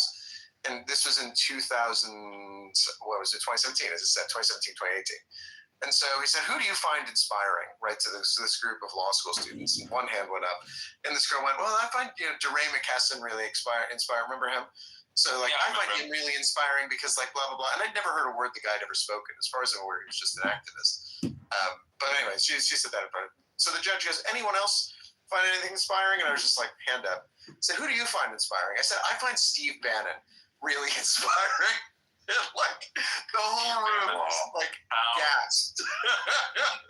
How is he inspiring? The guy looks so sloppy. Looks like he had a fucking. Doesn't matter. Finish the point. Well, so the reason the whole room just like gasped, right? And the point is to like just put it right in their face. You say something which is just like totally outside of their universe of acceptable opinion, and you just detonate it. It's just like, okay, fine, fuck it, let it go. And it's really, really entertaining to do. I think now it's like it's kind of old hat. So like back then it was just impossible to say something like that. And today we're seeing more and more of it.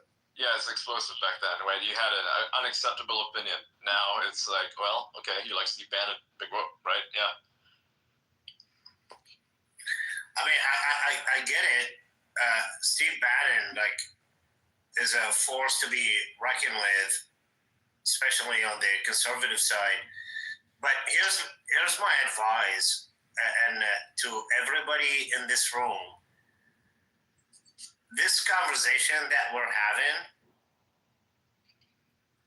is what makes America phenomenal, because like literally every speaker.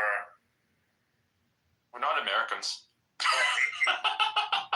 Yeah, I'm pretty sure I'm the only person that lives in America. Yeah. Preston and Preston is kind of an American, but he's more British than American, really. Yeah, but yeah, he plays on both sides. Like the extreme diversity of thoughts and the extent of the knowledge of every person here. That's what makes us a great society, to be honest with you. And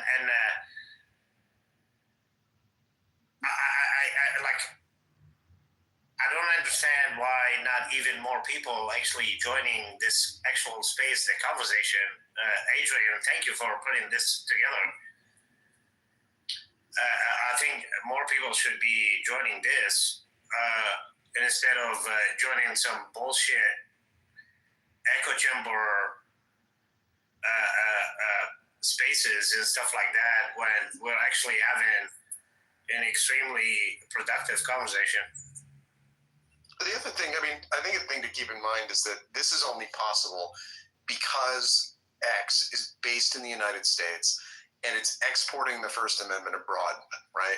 And that's something which in the US, if you're a foreigner on US servers, you have First Amendment rights as a general rule. And if you're a US company on US servers, you've got First Amendment rights. And if you want to defend those against a foreign country, there's nothing they're going to be able to do to penetrate. They'd have to basically invade the US, right, in the final analysis, or they'll have to do an ISP level block of your domain. So like this platform and the liberalization of opinion, which has been permitted since it was taken over by Elon Musk in 2022, like the EU and all the censors and all the moderators and everyone who's trying to control the internet, there was just so much content on here being said by so many people that when they took the lid off, it was too much for them to try to control. I remember a time when they would get hyper granular about which accounts they wanted banned on which particular platforms, and they would coordinate. Who is they? A bunch of NGOs, probably people in the U.S. Department of State, in coordination with certain foreign actors, and they would pile pressure on a company that Chris Cantwell is one example. He's the crying Nazi from Charlottesville. There was a really focused and concerted effort to get that person unpersoned from the internet, to get Alex Jones when he was a nobody from the internet, even when he was and Cantwell is a nobody, right? And they still beat anyone who platformed him over the head to try to. He was a Fed too. What's that? He was a Fed as well.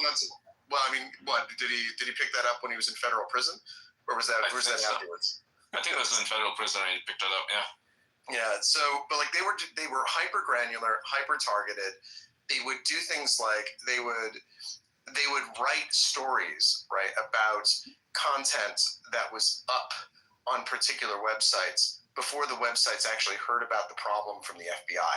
So what was happening is the FBI was leaking information to, or someone in the FBI was leaking information to, for example, a reporter who was then communicating with an NGO or entity like Graphica or the Stanford Internet Observatory, who would write a report, and then the subject website would hear about this content from law enforcement after they heard about it in the media, right? Which means that the media was being talked to by apparatuses in the state about this stuff. And so they were going around and just really like, almost like a gardener, just like pruning, trimming, like trying to keep all of the weeds in check, right, at all times. And they had the tools to do it because everyone was cooperating everywhere at the same time with these huge apparatuses, you know, trust and safety people, a lot of whom were ex-DOJ, all of whom know each other and, you know, roll in the same social circles. It was this big groupthink of identical, people with identical thoughts and identical backgrounds and identical ideologies running this enormous censorship machine. And then Elon comes along and just blows it all up. Like, and we're just like, okay, fuck it, let that sink in. Let's just do this. And within 2 years, where are we now? We've got Trump in the White House. Zuckerberg's pulling down censorship. You know, I assume other companies like Apple and Google will follow. Hopefully TikTok as well. I don't know if you guys know, but they actually held they sponsored a conference yesterday with conservative influencers and with people who have been banned for like multiple times for opening accounts there. So I think even TikTok is changing. That's really positive. I know people like to rag on TikTok, but they're doing the right thing now. Disclaimer, my previous agency that were responsible for downgrading and banning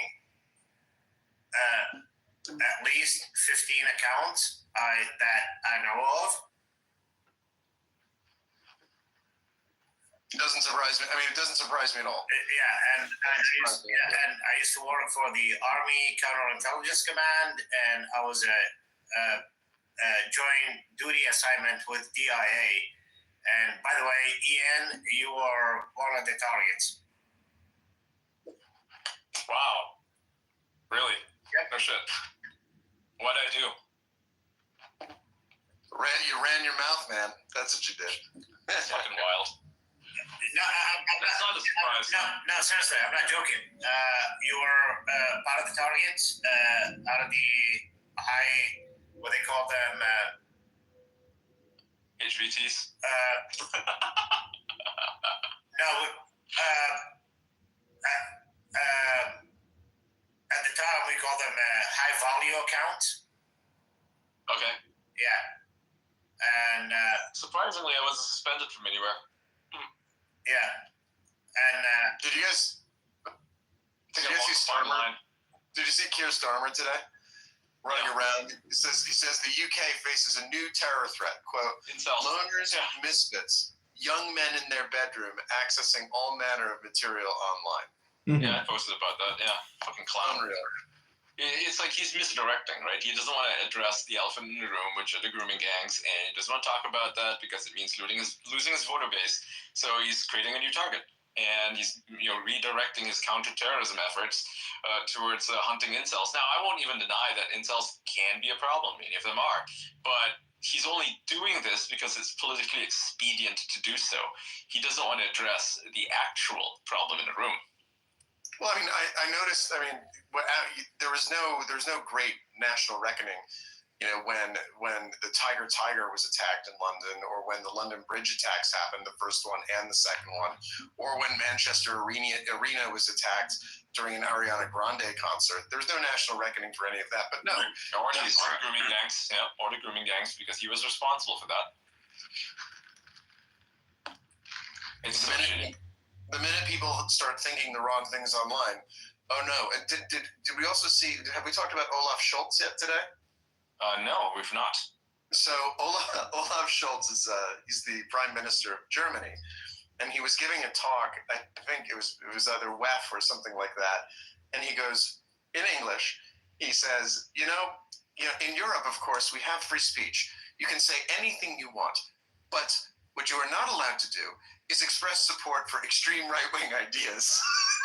Yeah, which is whenever someone from Europe wants to tell me or anyone else that they have free speech, they're lying to you. And they're actually ironically part of the problem, because you want to say anything that's remotely critical, you get fucking crucified, man. It's insane. Man, I should know. I am a German. There's a reason why I don't fucking live there. Man, Like you want an excuse. You want to know why. You know, I don't even care for the language much at all. You'd probably want to know why exactly would someone like myself maximize English, because I'm disappointed. I'm exceedingly disappointed, and you can't voice your disappointment, because if you do, you got various people with a very specific, unjust and invalid opinion try to somehow limit and suppress and invalidate what you are saying. Right? That's Germany for you right there. Absolutely. Yeah, And it's even worse. They have insane animosity for one another. You know, your fellow man doesn't mean shit to any of them. And you're like, oh wow, how could you say this? I'm pretty sure a bunch of Germans will actually get very offended by this. But I'll tell you one thing right now. If you have a fucking neighbor and you have like these weird bullshit environmental laws, like there's a specific fucking bird, or like there's this bug. Yes, they have this, by the way. If you accidentally kill a specific bug that is somehow, even though it's not supposed to be, on an endangered species list, even though it's a fucking pain in the ass, it should just fucking be eradicated in its entirety, but sure, it's on the endangered species list. If you accidentally fuck this thing up, your neighbor is gonna rat you out for no fucking reason. It's a bug. Yep. Bureaucracies. But they will do this. They will do this because they have no honor. They have no morals. They have nothing. Stasi mentality. They made it. It's stupid as fuck, man. There is no free speech in Germany, in Europe. There is none of that. There is no freedom of expression, because as soon as you express yourself, many things are going to happen to you, one of which is going to be a crackdown on who you are. Society will shame you. Institutions will look at you differently. All this kind of stuff will happen to you. And person you. Yeah, I know. This is how it is. You want to say free speech, and who exactly defines what is radical?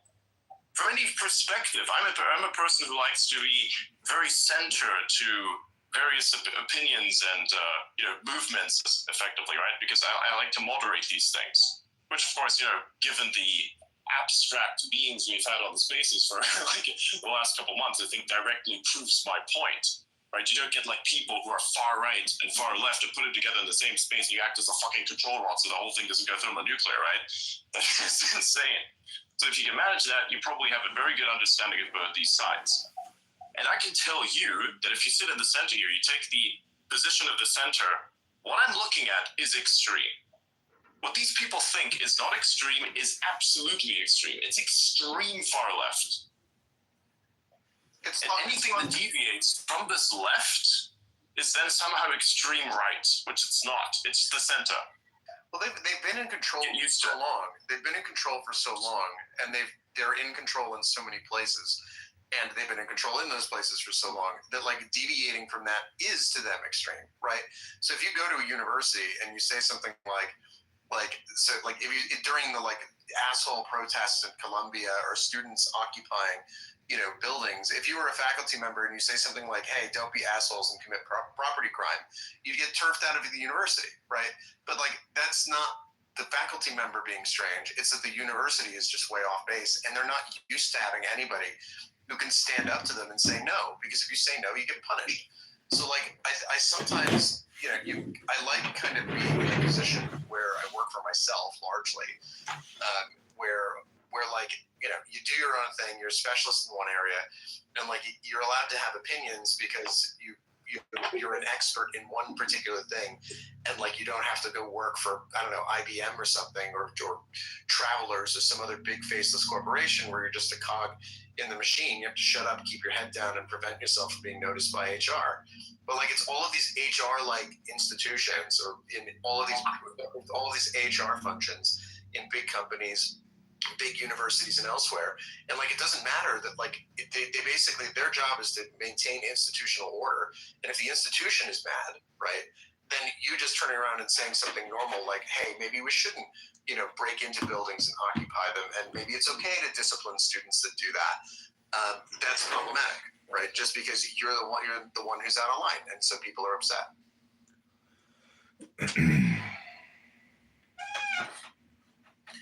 I spoke, a couple of weeks ago, Adrian, and I think I put that video up when I was in Germany with the AFD. Yeah. That's also an interesting thing. I think if we were to ever have a space where Germans will come in. Actually, that's another thing. There are very few Germans on this platform because they just simply cannot take it. I think it's very difficult for many. They're also they're very habitual creatures as well. So, I mean, look, here's the thing. If your administration still uses a fucking fax machine to this day, it's a sign that maybe you should start moving on. Just a little bit. It's a sign. You're using a fax machine. I know this is crazy. I know this is a very crazy opinion to voice that in today's modern age where I'm having a conversation with almost thousands of people daily connected right now, that it's somehow crazy to not use a fucking fax machine anymore. This inferior piece of dog shit technology that I'm so glad is useless and we don't have to use anymore. It's amazing that we don't have to use this piece of shit anymore. Forgot to mention how many. Damn. We forgot to mention how many Germans use Mastodon. Can you imagine? Oh God. A lot. I know. Can you? They think that's essential. They think that that's a place where opinion is fair. It's definitely not. You post the wrong thing, you instantly get ass fucked. There's an issue with Germans using X on both the left and the right. The leftists use Mastodon because they think it's free speech for them, and it is for them. It is free speech. They don't allow right-wing voices on Mastodon on none of their instances. And on the right, they're extremely paranoid. So they use Telegram, which is fine, but nobody really interacts with anybody on Telegram. So they refuse to use X because they are under the impression that Elon Musk is a globalist. They don't believe when he is, he's the good person that he is. They truly believe that he's a globalist because he is a billionaire. This is their view. It is quite patently insane, and they need to stop thinking like this. And fortunately, Elise Vidal, not even globalists. No, not even globalists. That's not even correct. They don't have a problem with globalists. Specifically, what they do have a problem with is they have a problem with people who hold very specific positions, right? Specifically, positions that they believe. That doesn't mean that it is that type of position. They believe to be right-wing positions, right? I mean, that's literally what the fuck. No, I'm talking about right-wingers. I'm talking about the right-wing Germans. Oh, the right-wing Germans. Oh, yeah, okay, yeah, cool. There you go. You don't clarify that. They're super anti-vaccine, and all they saw was that Elon took the vaccine because he had to, and he had to go to Germany of all fucking places. Right? They look at that and they're like, oh my God, he's one of the globalists. And that it's like. Yeah, some people didn't have a choice to take the vaccine. Other people didn't know any better. Exactly. Yeah, they don't get it, right? So thankfully, Max Kra and Alice Vidal, they're using X and they're imploring other Germans to do so as well, because X truly is a platform for free speech. And if you're a German in the audience, and obviously you're listening to this space, so you're German, and convince your friends to use X, right? That's the best thing you can do right now, is convince your friends that it is the place to be. And I understand that X in Germany is quite a different experience. There's a lot of censorship on it, and that's mostly because in Germany, Indian moderators. The stuff that I see in the German echo chamber of X is really kind of stupid. There's nothing actually useful in there. It's kind of funny sometimes, but realistically, I mean, I think there is a bit of a shift that is coming and that is already happening. The reason why I say this is because you had the official account for the German army disabled their account here because of all the responses that were somewhat negative. I was like, I don't know. So your citizens are complaining about what you're doing, and you don't like the complaints. So instead of solving the problem, you just get rid of the channel of access. I can feel the free speech growing. I can feel the free speech growing so much. I can really feel it. You know what I'm saying? Yeah. It's fucking it is growing. The European. You just you have more free speech in various third world countries where people usually would say, oh, you don't. You have more free speech there than you do in that fucking place. That is insane, by the way. You have more free speech in the third world countries because they don't have the advanced enforcement apparatus that Germany does. Like Germany has. And even then, they don't care about the same issues either. If I were to say go around in the country where I live right now, and they were to say a bunch of stuff against, let's say, homosexualism, right, or criticize some aspects of it, nobody would give a shit. They would agree with me, actually. They would love me for saying it because it's a very fucking weird thing to have a young person say, oh, wow, this guy actually still understands it. Now, I don't have anything against gay people, by the way. Many of my friends are, in fact, gay, and I like him, and it's all fine, and it's all good, right? We're not going to make an issue out of it. What I do have an issue is with is when people turn this into parades and try to force it on everyone. What used to be gay was actually pretty damn good. There used to be like the time where if you showed up at a parade and you were doing things that are really fucking weird, other people would call you out. Those other people would in fact also be gays. That is the peak. That was the peak right there. That is something that can be accepted. That is something that I can accept. If you're gay, that's perfectly fine. You can do whatever you want in your life. You can fuck whoever you want. It doesn't matter to me. Whatever your sexual orientation is, if you can function in society, you're going to tear it apart, you may do whatever you want to yourself and with others. It doesn't matter. Okay, just as long as you leave me alone, you don't try to fuck me over, and you don't try to fuck over my children either. You do what you want, and it's perfectly fine. We can agree on that. We can shake hands on it. It's perfectly fine. That's how I look at it. But I do get to criticize certain aspects, especially if you're trying to force stuff onto me that I don't want to have forced onto me, because I'm not forcing my opinions on you either. I'm not telling you to be straight, so you're not going to fucking tell me what to be either. It's a two-way street, motherfucker. The same thing in the federal government until the Obama administration.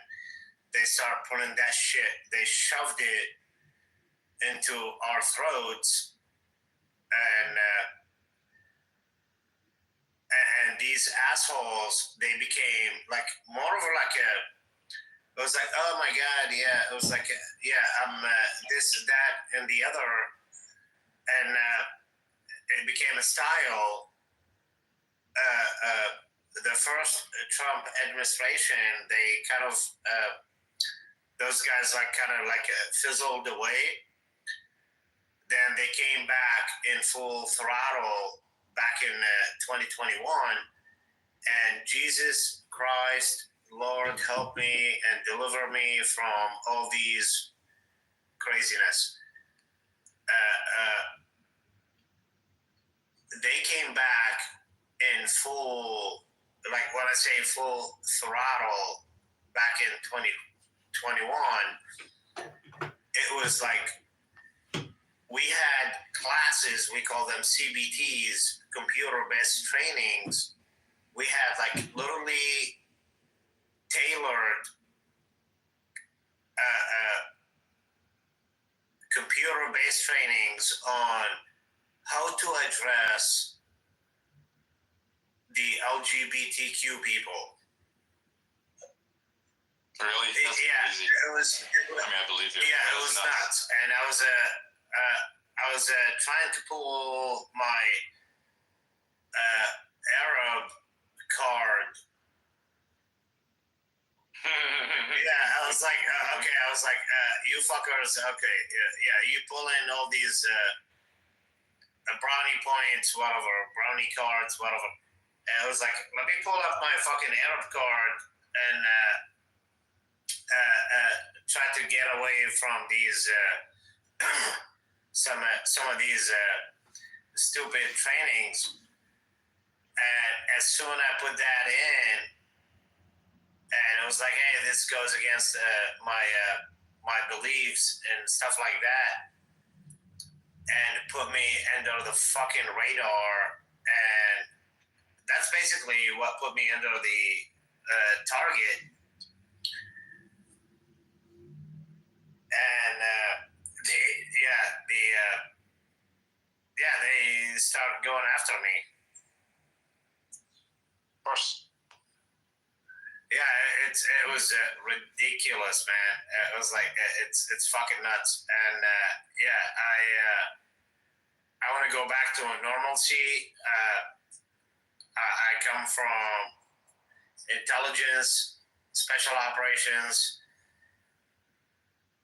I want to see lethality. I don't give a shit about what your background is. I don't give a shit what language you speak or what background you came from.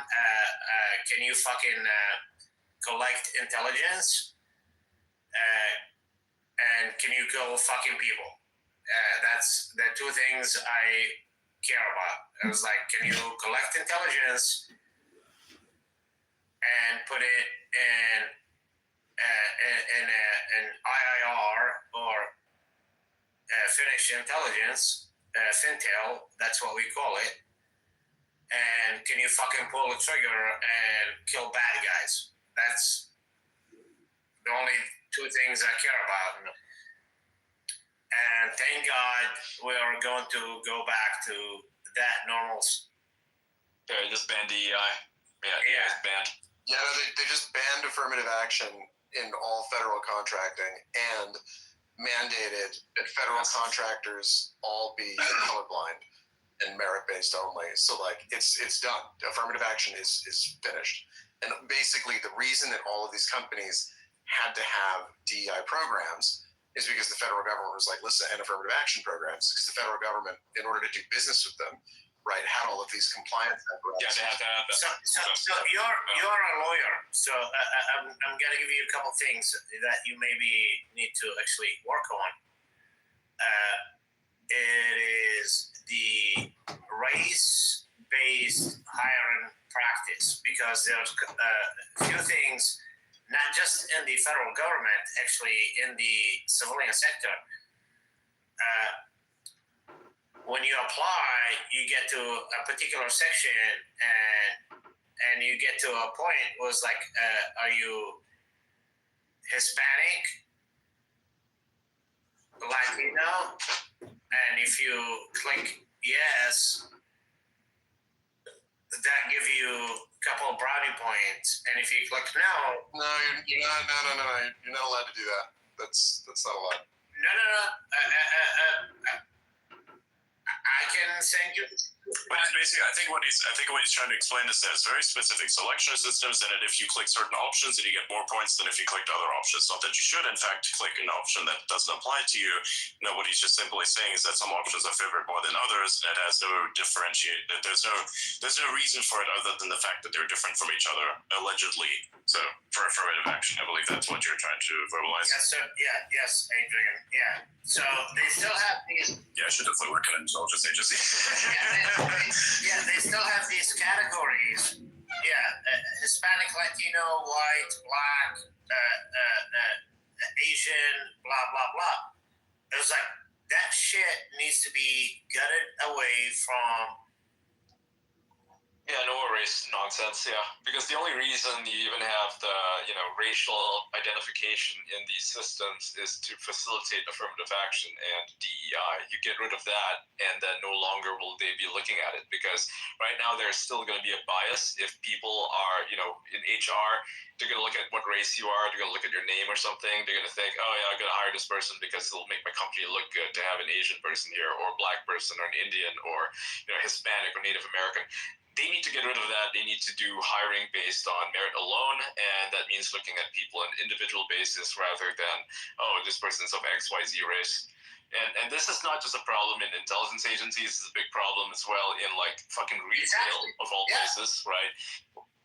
Like, I got a friend in Minnesota. She works as a manager of a clothing store, and she just wants to hire the best people for her job, but she's not even allowed to do that. So she kind of tricks the system where her bosses, let's say she wants to hire someone, she gets a bunch of applicants, and they're all pretty decent, and they happen to be white and female, and the boss is like, nope, can't hire that person. They got to fill in the blank for being like either like a Muslim or a lesbian or trans or something, and so the easiest way that she gets around it is just by listing them as bisexual. That's it.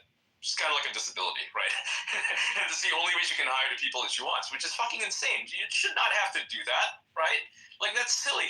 But because they want to fill quotas, like DEI quotas, they have like an internal metric that they're going by.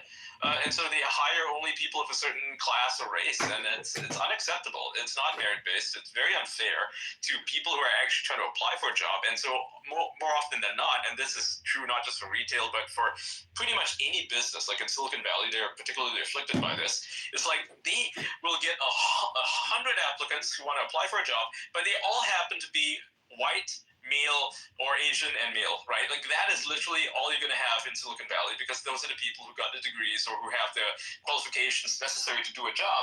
And they're like, nope, we can't hire any single one of these people. We got to find a black female. And so they'll be waiting for that application to come in, and it's never coming in. And so they don't fill these applications out. Like, nobody fills it in. And so as a result of that, the company is bereft of actual talent. It's fucking stupid. It needs to stop. And what Trump did today is a step in the right direction, and hopefully the rest of the industry follows. By the way, Ross Ulbricht looks very different. Oh yeah, I mean, he's been in jail for a long time. So He's been to jail for. I think he looks actually pretty good for a guy who spent 11 years in federal prison. That's that's what I I mean, was they generally do. They work out. Right. You know, you don't have much else to do. I'm so even though they should be, it's incredible. I'm so happy about that. Like it's been. Can we free Roger Ver next? Because the lawfare against him is fucking bullshit. 108 years of tax evasion is a nonsense, and it's not even legit, right? It's a bullshit charge. They should free him. Posted, I was long overdue for a haircut, so my friend did me a favor and trimmed my hair. Nice. Right. Don't they have barbers in prison? Yes, technically they do. They have a lot of things in prison that technically don't exist with the prison normally, but people are crafty. They don't think of things, No, I mean, like, actually, they do have barbers in there, I'm pretty sure.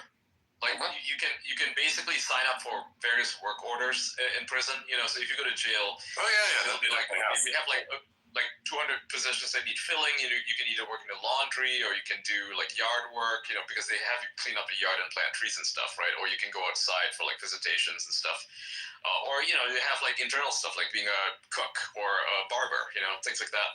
And it's a good way to score brownie points in the jail itself. So like when you're appealing for parole, you can say, hey, I was a very good inmate. I worked as a prison barber. I cooked for people, and I did X, Y, Z. This is my community work, and that reflects good on your resume, so to speak. So if you do go to prison, you want to be as a model of a prisoner as possible. I know it sucks, but for the most part, I mean, that's rehabilitation, right? And if prisons do in fact work, and sometimes they do, that's what you need to do. But unfortunately, a lot of prisons are just completely broken. And I mean, say what you will about the U.S. prison system, it is kind of shitty, but it's not the British prison system, because the British prison system, there was a report that came out last week from the Daily Mail. They did this expose on British prisons. They said a lot of them are pretty run down. The inmates essentially run the prisons themselves. They deal drugs. They don't do anything that's rehabilitative. And the prison guards are people that they hire from overseas, notably Turkey. They don't have any experience. They're just looking for job experience in the UK. And what happens is they apply for a job in the UK, they get a prison job, they get assigned to it, and they bring their whole family, and they'll just be camped outside waiting for like a residence. It's insane. And keep in mind, Britain's unemployment rate is really high, but for some reason they're hiring outside work to go man the prisons, and these are quote unquote prison guards who have like about 2 weeks of training. It's insane. It's really, really stupid, and their system's just completely broken. Prisons run the jails, right? If you look at what British prisons look like, if you look for videos, they are uploading their own videos using contraband phones, and their jail cells are, if you're like a gangster out in the real world and you're serving, let's say, a 2-year sentence or something, your fucking cell it has a fucking TV in it, and not provided by the prison, mind you, smuggled in. The TV that's smuggled in with like computer access, internet access, all this stuff is like completely illegal, but nobody wants to crack down on it because they'll have a prison riot if they do that. It's actually really crazy. Britain's fucked up, so when people say, hey, we need to jail all of the grooming gang members, yeah, they should. But at the same time, you got to fix the prison systems, because all you're doing is sending these assholes from one place to another. You're not actually putting them in jail. They're not learning anything there. So, my cousin has a family in England. Actually, I have a very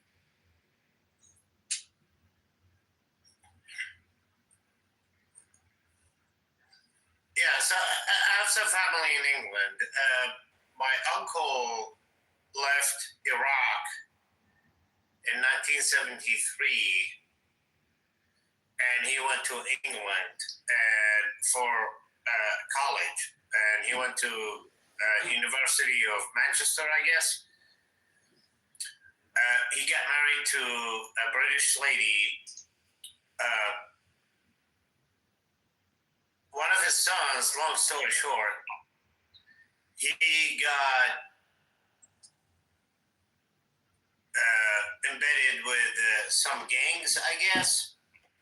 I don't know the whole story, to be honest with you, but was 14 years old, and he was indicted for a murder charge because I guess he was hanging out with some thugs, I guess, or some people like killed a guy. So he was implicated in that whole thing. Great fucking story! Wow! I believe he served 10 years and he got released on parole. Yeah.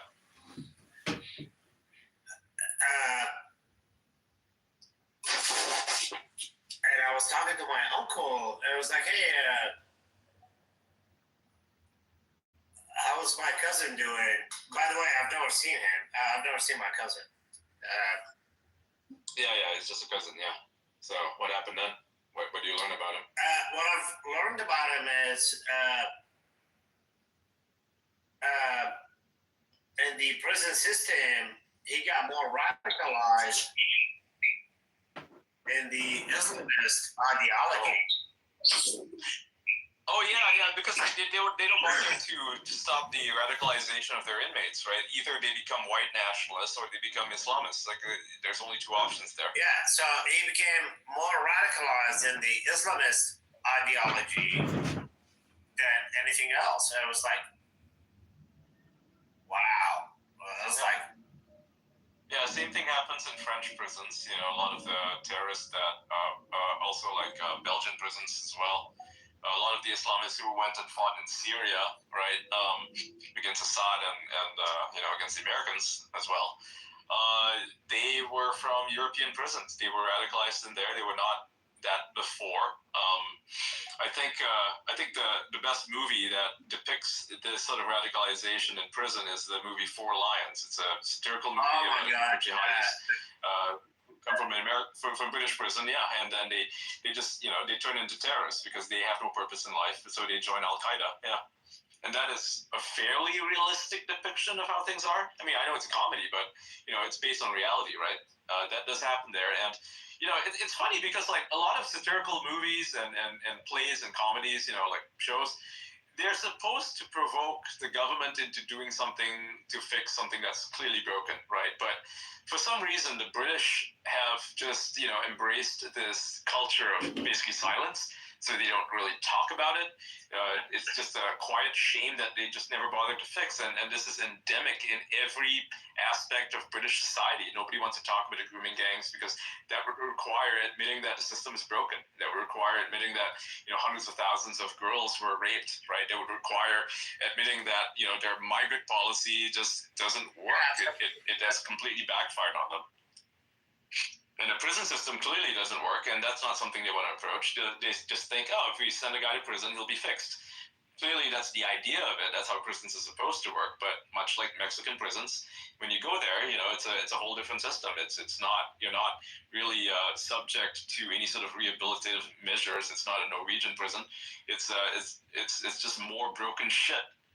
And Britain as a society, as a whole society, is just a completely broken mess. I mean, it's run by an establishment that the only reason they are members of the establishment is due to heritage, due to legacy. They don't want to lose their positions. They're not like, in America, if something is broken, you clearly fix it, and it might it might suck for like 4 years or something, but it does ultimately get fixed. I mean, there was a judge who did the school to prison pipeline. He would sentence these young black boys, 12 years old, who, were truant in school, not really a crime, just truancy or something, sentenced them to jail, and he was doing it for profit. He was actually being bribed by the people who ran these jails to send prisoners there. And he populated them and turned them into like actual criminals, right? He went to jail for this, right? They charged him. When fans found out, they charged him for this, and all of the his convictions are overturned because 99% of them were just bullshit convictions of him making money off of sending kids to prison. that is America. It fixes things. America can be fixed. It has always been a culture of fixing things. Britain, unfortunately, is not like this. Britain just sweeps it under the rug. I mean, we had this conversation yesterday where we talked about how Jimmy Savile, the notorious predator, pedophile, and children's entertainer for 30 plus years, the BBC knew what he was up to, and they did nothing about it because it meant, that a lot of these people in charge would lose their positions, and they didn't want to rock the boat. Nobody wants to rock the boat. Even the people working under him knew he was a pedophile. His assistants knew he was a pedophile. He was grooming children. He was raping a lot of young girls that came onto his show, and no one wanted to talk about it, right? It's just cultural silence. Everybody should talk about that. That's why we have these conversations. And X is facilitating a lot of British people who have otherwise been silenced by their legacy media. We see a lot of British voices on maybe not on this stage in particular, but on X. They're speaking about this, right? And they do get visits from police. I've seen a number of the former victim, well, not former, but like the victims of these grooming gangs have been speaking up about their experiences. And guess what? The police visit them, and they won't even charge them. They won't even arrest them. They'll just say, hey, we noticed that you've been tweeting a number of things that may put you in danger. I mean, that's a fucking threat. They're trying to silence them, and they're not being silenced. They're refusing to be silenced, I should say. The government's trying to silence them. It's not working. Yeah.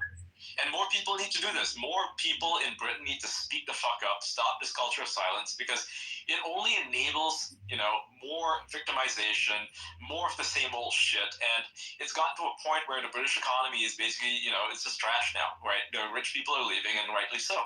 And it's gotta collapse. It's gonna collapse, right?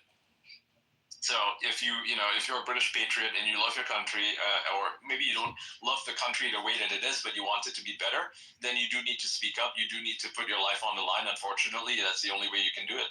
That's the only way you can have change, is to have a kind of a revolution, a vocal, a very non-kinetic but very verbal revolution, and that's what needs to happen. And failing that, you're gonna have a kinetic revolution. I mean, it's like the John F. Kennedy. No. You can't say that. No. I guess I can. Kinetic revolutions are never optimal. Kinetic revolutions Hold on. Let me finish my sentence. Look, I'm quoting John F. Kennedy. If you cannot have a peaceful revolution, you're going to have a violent one. I'm paraphrasing him, but that's literally, it's inevitable. I'm not saying that you should do it. I'm saying it's inevitable. It's going to happen, whether you like it or not, if you don't have a peaceful one. So it's in your interest, your very own personal interest, in the interest of your family, your society, to have a very peaceful revolution. Otherwise, a violent one is inevitable. It will happen, and then you'll only have yourself to blame for it. So don't silence me. I have to finish my sentence.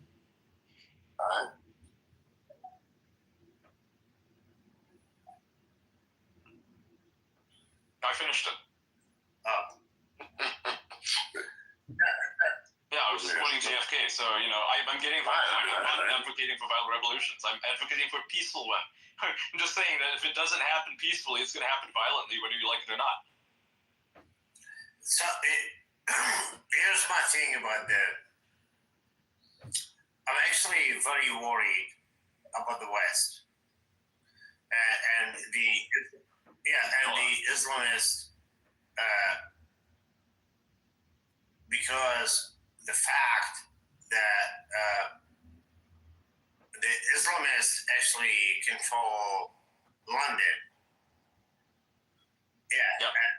Yeah, Sadiq Khan. Islamists, So the extremists, of course. The extremists, right? I think there's a not Islam itself. Islam itself is fine. Yeah, it's the Islamists, the kinds that would their activities would be prohibited anywhere else. Go to the Middle East and you can't pull that. Yeah, absolutely. Yeah, so these are the people who congregate in mosques and stuff, and they're not praying. They're actually advocating for total societal change, and not in a good way. Yeah, absolutely. And the stupid part is, Keir Starmer will say that the biggest threat to the British society is Islamophobia. Like, he's literally facilitating this. He's preventing people from even having the discussion about Islam because they happen to be his voting base. The West has no idea how dangerous the Islamists and the Western countries and how much they've been actually infiltrating the Western society. Institutions, yeah, they're in schools. Not just schools, dude. There's like, it's everything between the caliphate, everything between the resurrection of the 12 imam of the Muslims. It goes deep, and their obligations as far as like the Islamists, their obligations like get everybody out there. Doesn't matter which Muslim ideology they fall under, with like Shiite, Sunnis, or whatever. But at some point, the 12 imam that will come back,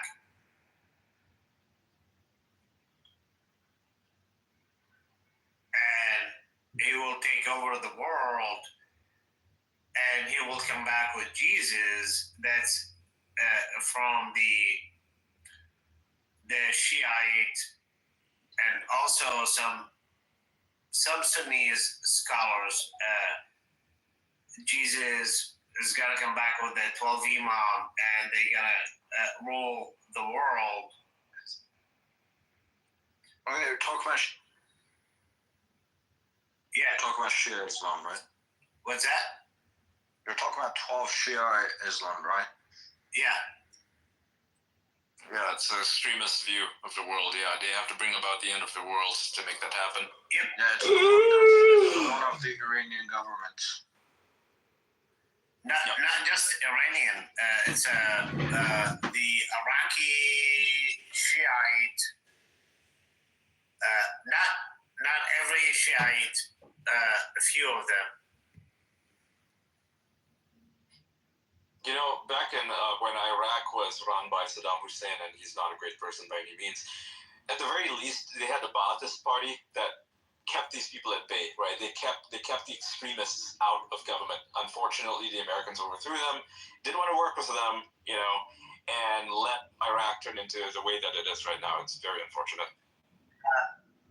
Americans have this, not the Americans today, right? Trump is pretty smart, but the Bush era Americans, they had this stupid view, this neoconservative, neoliberal view that if they were to just export American democracy worldwide, everybody would embrace it. They would embrace democratic American values. That just isn't the case. What they did was they created power vacuums. Obama was, I would say, the worst in this regard when he sparked the Arab Spring. Him and Victoria Nuland, they planned the whole thing out, got rid of all these quote-unquote dictators, these strong men, and then, you know, allowed the power vacuum to, you know, just be filled by whoever the fuck had the most guns. And it just so happens to be militants. And that's why, certain part of the Middle East is kind of a mess right now as a result of that. And when, you know, prevailing wisdom from the Saudis, for example, says that, hey, we need to shut this down. We need to shut down these weird guys called the Houthis, which are not a race, by the way. It's just a cult, right? People like to think, oh, they're a race of people. They're being genocided. No. The Houthis. Well, first of all, the Houthis is not a race. Yeah, it's not a race, but they think it is, right? A lot of people, they don't understand anything. They think Houthis, oh, there are people there. They're being oppressed. It's like, no, they're an extremist organization, just like Al-Qaeda is, right? And they think that the Saudis are oppressing them. No, that's also not true. You don't oppress Al-Qaeda. They're fucking terrorists. And that's what people don't understand, right? A lot of Americans thought, oh, we were just going to let these people run rampant. And Biden, you know, he didn't help. He took them off the terror list. What the fuck? They're bombing Americans and you're taking them off the terror list? You're trying to negotiate with them? Are you nuts? Like, so that's what he did. And, so, like I said, when the Saudis and, you know, UAE try to do something right with the region and keep these people under control, Americans are like, no, you can't do that. Like, it's like, you almost think that maybe, you know, Obama and Biden, they want instability in the region. Like, they don't want peace. It's so dumb. Yeah, Thank God for Trump, man. Like, Trump gets it. The Abraham Accords, amazing. More of that, please. Absolutely. Like literally, like oh my God, how do I explain this?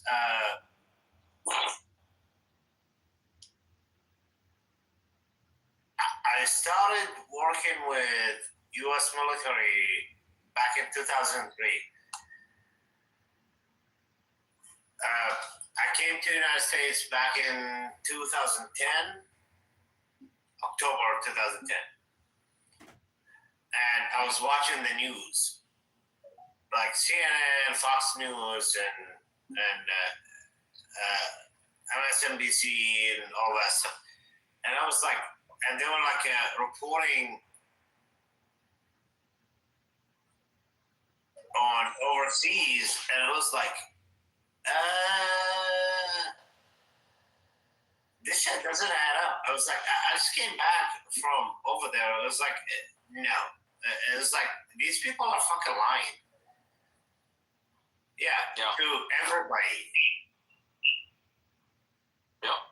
They promoted the establishment's narrative, like with Afghanistan in particular, that I can think of it. So I'm just. Dude, Afghanistan. They're like, oh, the Northern Alliance are the good guys. They love democracy, you know. Yeah. But what they don't mention is that they're actually worse than the Taliban. They oppress people. They have slaves. They have boy rape slaves. You know, the whole Bakabazi thing. They just completely omitted that. Right? They hid it for years and years and years. And it's worth And considering. then you find out that soldiers are being fired for It's for also reporting worth it. considering how those same situations created a lot of the migrants that are causing like the issues in the UK and elsewhere. You can kind of see the connections between the things. So, By the way, guys, This hot dog was a hint, and Please don't scroll. I'm just trying to become a big content creator one day, but I have no supporters. So if you have the chance, please subscribe. Afghanistan was actually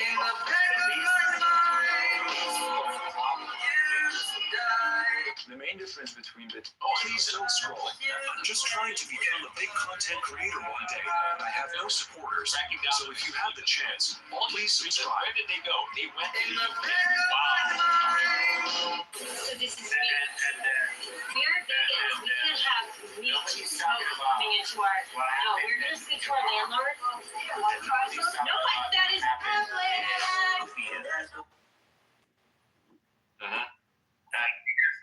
Yeah, they killed Gaddafi. Great job, guys. Yeah. Still legal. Yeah. I think is that some can in Afghanistan and Pakistan because there's a border that is like not super secure right between the two. Of course. Yeah. It's not guarded. It's incredibly crazy. That's like nobody's talking about that stuff. And Its impact on the West has been a disaster. Oh my And you can largely thank Merkel. oh my God. Yeah. Merkel, Gordon Brown, all these fucking people, man. What the fiasco they did overseas, and they transferred that fiasco into the West from mass migration and everything else. Yeah.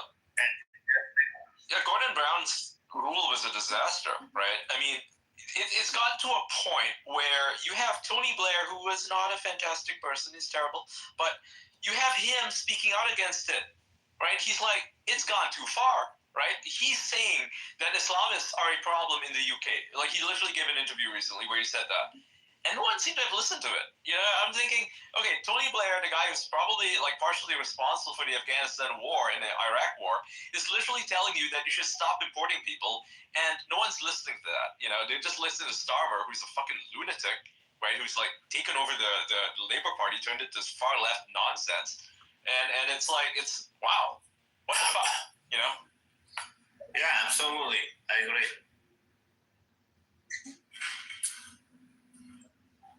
Shameful.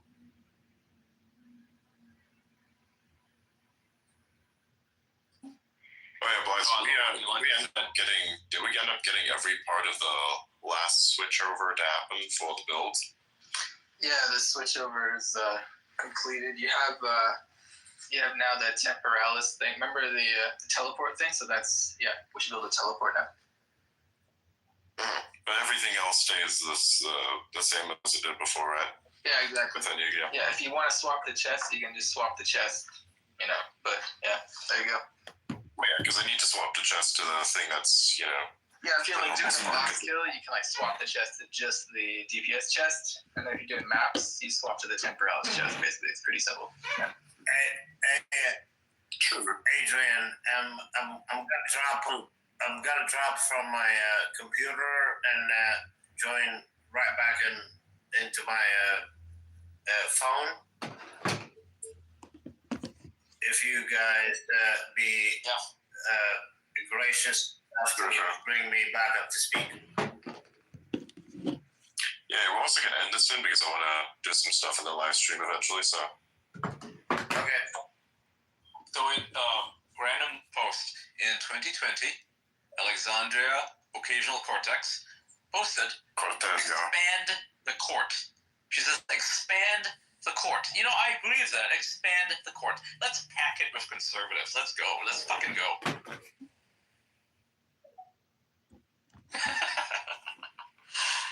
What a dummy.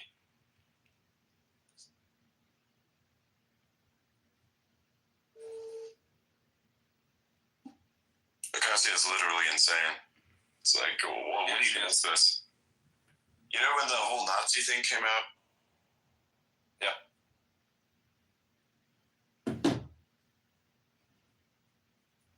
There's an angle of what? Oh my god, how controversial. Complete bullshit. And you had this person trying to explain how the ADL's assessment was wrong. Like, what? Mm-hmm. It's like the ADL, of course, big, GG move from their side, of course, very good move. They basically stated the obvious of what was effectively true. It's a misinterpreted thing. It's not what people say that it is. Few delusional people say that it is.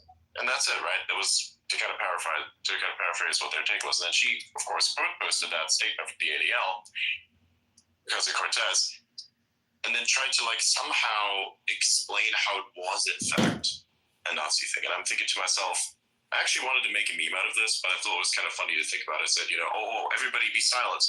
Silence. The bartender is speaking.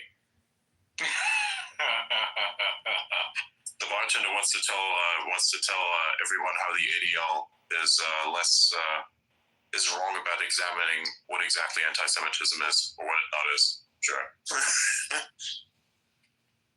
I don't know what fucking qualifications she thinks she has that she can Jew-splain the ADL, I know, right? It's absolutely insane. Like, she's acting like she's more Jewish than them, and it's like, no, you are actually an anti-Semite, AOC. Like, you have supported the destruction of Israeli homeland, the Jewish homeland. What are you doing? And now you're, telling them what a Nazi is, really? You, of all people, who have, stood shoulder to shoulder with people who have actually given the actual Sieg Heil? Really? You're going to tell people what a Nazi is. So your buddies who are all, anti-Jew, they're fine, right? No, they're totally not anti-Semites. But Elon Musk, a friend of the Jews, man is very openly Jewish. I mean, openly friendly to the Jews and openly supportive of them. Oh, he's the real anti-Semite. Okay. And, I saw this horrible tweet from Hassan Piker, right, where he was quote tweeting Elon Musk. Elon said, so I might be the first person who's both a Nazi and a Zionist, ha ha ha. And, Hassan, quote tweets it, and it's like, yes. What? What delusional fucking planet do you live on where a Jew is a Nazi? And we're not talking self-hating Jews here. They literally believe the Jews are the actual Nazis. This is how deranged people on the far left are. They actually think the Jews are Nazis. That is just next level. So if the Jews are Nazis, then who are the real victims anyway? It's such a disgrace. To try to think about the way that they think will give you a headache. Yeah. And it's fucked up, even now, so more more than ever, it's very, very difficult because people are going to believe whatever they want to believe. And, you know, it's you will find instances of blatant untruths being spread, you know, and ironically enough here on X, you know, this is a place where you have a lot of free speech. People will make these takes which are absolutely delusional, and you are allowed to make them, but the comments will, of course, criticize you, and that's fine. It's a good thing, actually. That's what I like about this platform so much, is that people can make delusional takes, and that there's people on here who then get to voice their opinions on that take. Look at something like Reddit, for instance. Any dissenting opinion of any kind, be it valid or invalid, is censored if it doesn't so happen to agree with the moderator's twisted worldview. So, like, you know, even the comparison images where other people have also waved their arms you know, into the air, that you cannot post on Reddit. They'll like ban you for it. So that's incredible. Yeah, and you can say a lot of things on it. Like I really like X because there is a lot of things that you can say on here. Not that you should say them, because I think a lot of them are very stupid, but you can say them and people will roast you for it, and rightfully so. That you can't say on other platforms, even on TikTok. There's various things that you cannot say because you'll literally just get fucking banned for it. Mm-hmm. I've seen some crazy shit on here. You know, but that's a good thing. It's a good sign that there's crazy shit on here sometimes. I think that's an amazing thing because it really shows you that there is really free speech. It doesn't normally get the most reach, even though technically some of the insane stuff that's being said, like especially when people are complaining about censorship, it's like, oh my god, I feel like I'm so censored, I'm so this, I'm so that. I'm like, you literally get 1.6 million impressions on your fucking post. You want to tell me that you're censored? You want to tell me that you're censored? Or the person who gets like fucking 20k impressions in like 30 minutes on their post wants to say that they are censored. Sure. Yeah. You know, they got millions of followers, and they get like 20k impressions on a post that they made 30 minutes ago. They get like more impressions than most other people do. That's insane. With the same follower counts. They do, yeah. And the worst part is they feel like they're entitled to payments. Mm-hmm. They act as if they are entitled to a fucking payout, even though they agreed to the terms of service that says that X can, for any reason whatsoever, without providing you with a reason, can terminate your ability to be monetized because they don't want you to be paid. And that's the terms of service. You agreed to it. You may think it's unfair, but you fucking agreed to it. So I don't understand how these people feel like they're entitled to Elon Musk's money. They can post for free.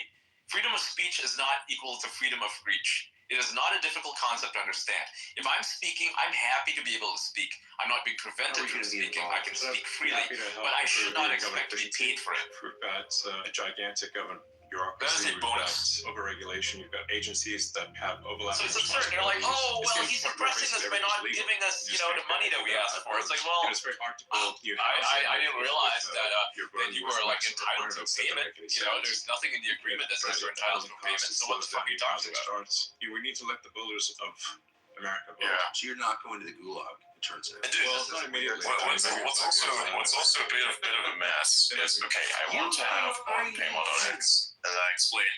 There is one way to do it if you just more actively post, and if there's a lot of replies under what you have, specifically verified replies, then you're going to get a higher payout. That is simply how it works. Now, that doesn't mean that you should post things that maximize engagement. You should post things that are genuinely valuable. This is what most people don't understand. They then begin to farm, and then the farm works for a little bit, but then the system is optimized to counter the farm, and then all of a sudden that vanishes, and then they complain about how there isn't any money anymore. It's like, my dude, you used a bug in the system to basically gain a reward that you would have naturally never gotten, and then you complain when there is a correction, even though that's how it should have been the entire time.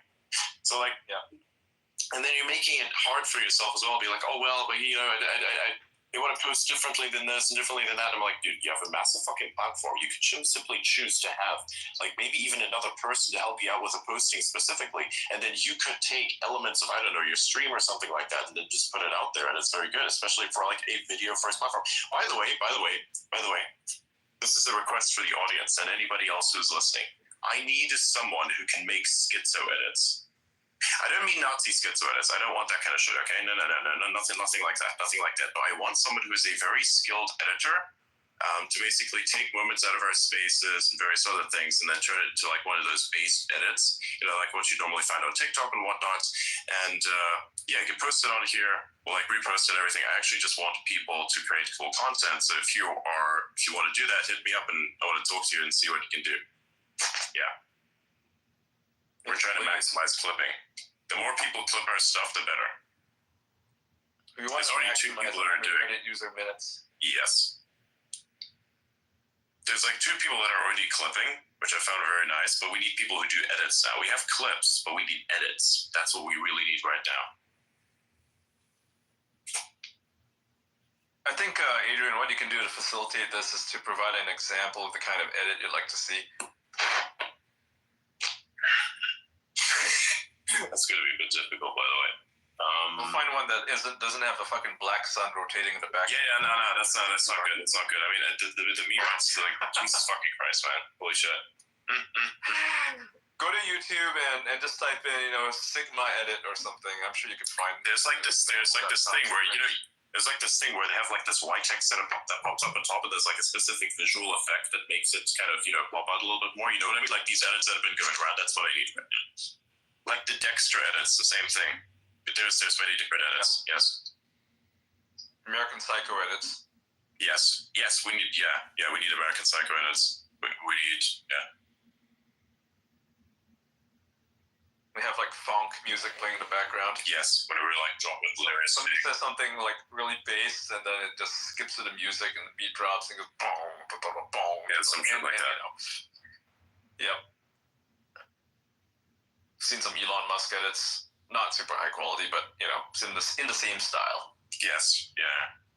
And we'll like it's a great thing for you as well, because if you want to say grow your platform here, and you provide things like this, that's amazing, because you know then you promote you. Yeah, exactly. I'll just like promote some of your stuff. Do one of me, and I'll promote you. Yeah. And we got a show here, and we desperately need people to make edits of what we're saying here, stuff that's really, really based, you know, real curation. And if you happen to find good things that we're actually posting out there, then you know you can repost that, find good takes, and then we'll, you know, yeah. Because that's what we're looking for ourselves as well. There's actually a few that are doing this. My friend is doing this here. Blai's doing it. There's another guy who is, it's called Rex Spaces, who's actually created a tool where our spaces are actually available in recording form. So that's pretty cool. So if people want to get access to a specific piece of information, they can also do it that way. It works very well. Those spaces are all recorded. They're not recorded publicly here, but they're recorded there. So you can actually take stuff out there. I would actually take my spaces and publish them directly. It's just certain elements of the spaces that I don't kind of like want, because it's a very raw format. So stuff needs to be edited and sanitized and whatnot. Yeah, this for moderation. Yeah, wouldn't it be enjoyable to sit through, you know, 2 minutes of dead air? Exactly. Yeah. It's great live. Like we're doing it live. It's nice when it's live, but like, you know. Yeah, because when you're listening to it live, you're probably doing something else at the same time. Exactly. You know, I'm sure some of you are cooking or like cleaning your house or something, you know, maybe working out. So it's nice to just tune in. I mean, I do this with spaces all the time. I just sit there anonymously and listen, right? But if you're watching a show on YouTube, you kind of want to be seated somewhere, and you know, yeah, sure, you have it playing in the background. That's the one. Fucking like Thomas Shelby edits, shit like that. Yes, that's the one. Yeah. Yes. Yeah, pin it up at the top. Stuff like this, for instance, similar to this actually. This guy gets it. Yeah, something like that. Not exactly like that, but something like that from the format perspective. You don't have to have like that much afterwards as well, because that's a little bit overdone, I think. But it kind of gives you the general idea of what we're going for. We're like looking for an ending that's a little shorter than that, because it's a little bit too much. It's overdone in this case. But it's an example of kind of a format. But then again, you know, people can also make schizo edits, like, you know, taking together what we have said over the year, like the most based takes, if somebody can actually put that together, you know. So yeah. And look, at the end of the day, if you can produce cool shit and it's awesome and it's nice, send me examples. Like, if you can do this, if you think you actually know what you're doing, send me examples. I will look at it. Like, don't tell me you can do it. Show me that you can do it. Okay? I need examples, always.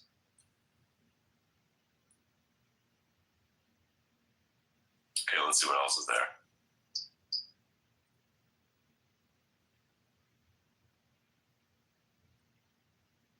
Nice.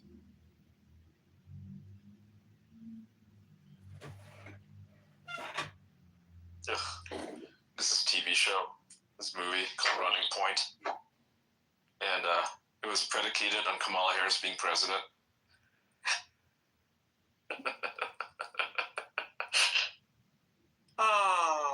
It's coming out on February 27 and did not age well.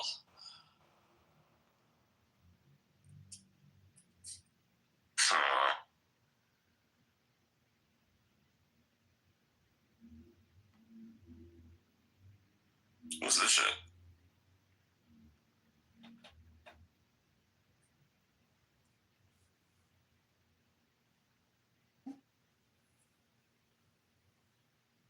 Have you ever seen snakes? Have you ever seen snakes fight each other? No. I've seen them eat each other, but not never fight, no.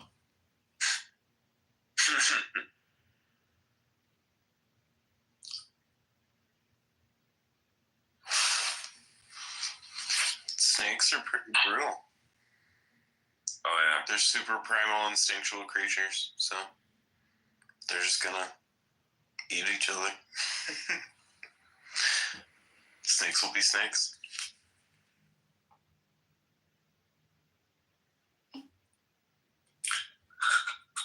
This is funny. I'm gonna keep that posted later. I got a bunch of memes I'm gonna post later. It's gonna be fun. Yeah.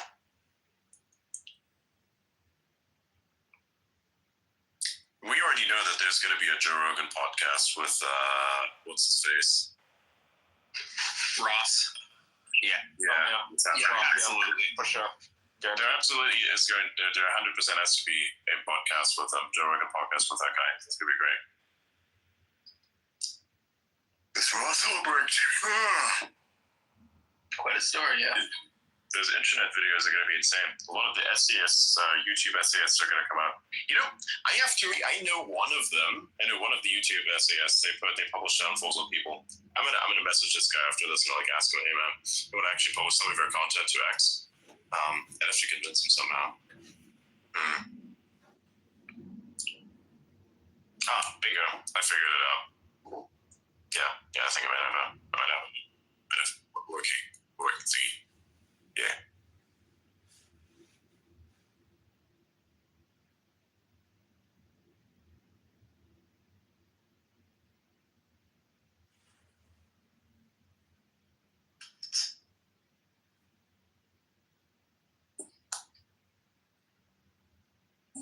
Oh my god. These edits are insane.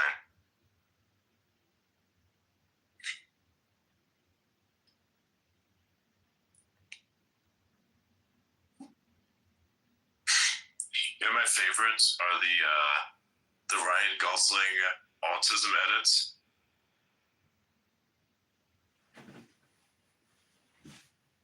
Oh yeah, they're hilarious. Oh hey, check this out. I'm gonna send you guys something in the chats. Oh, let me find it.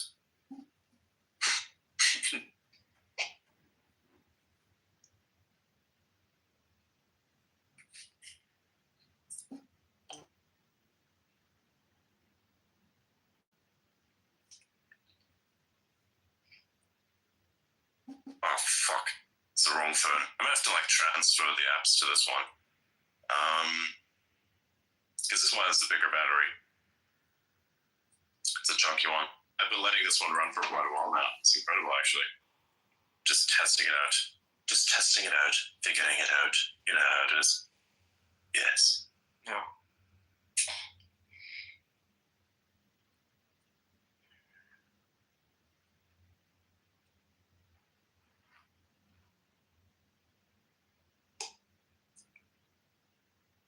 Yeah, guys, is it too soon to say this, or is this just right? But I think OpenAI is kind of cooked.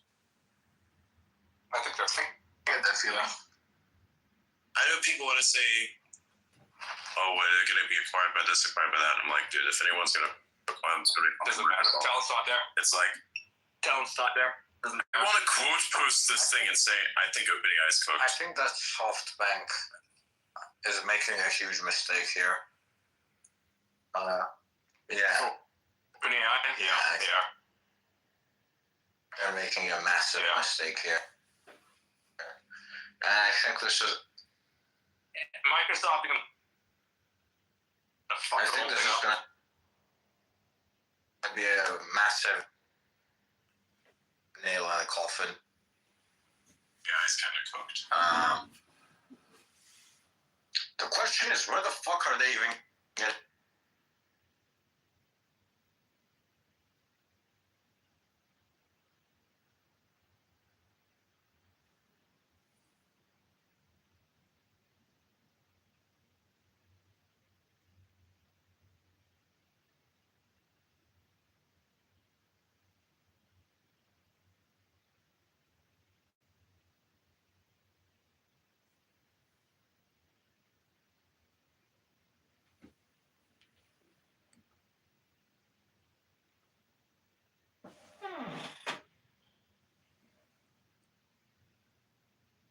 Does that mean that they are calculating this off as well as its own type of funding? Because that's what you could technically do. I've seen what charities do. Charities do this trick sometimes, by the way. Do you ever see like a charity that says, oh, we've donated X amount of money? Let's say, for instance, there's a charity that says, we have donated 500 million. We'll do this, but I'm saying that charities do this quite a lot more than people would actually care to know or even admit but to know. It's like this. Let's say make a charity donation, right? You can donate not just in money, but in resources. So let's say hypothetically, I donate $500 million worth of wheelchairs. Now, I can either have the wheelchairs priced at a normal rate, or I can charge $20,000 per wheelchair. Do you see what's happening here? I can now basically get a bunch of wheelchairs there.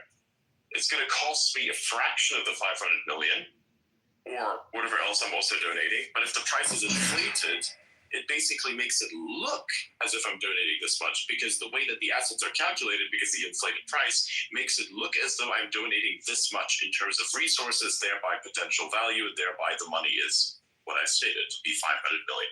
Make sense? Yeah. It's a very disgusting trick, by the way. It's a very disgusting trick. Is this fraud? Is that fraud? How much money are we talking about, though? How much cash? See, that's the thing. I don't fucking know. I don't know how much cash there is. How much greed are we talking about? So it says deploying. So the verbiage is we will begin deploying $100 billion immediately. From what? Well, $100 billion. Cash. That's actual cash. That $100 billion is actual cash. Yes. So from what is that? Okay, so SoftBank already has $100 billion worth of shit because they can raise them pretty easily.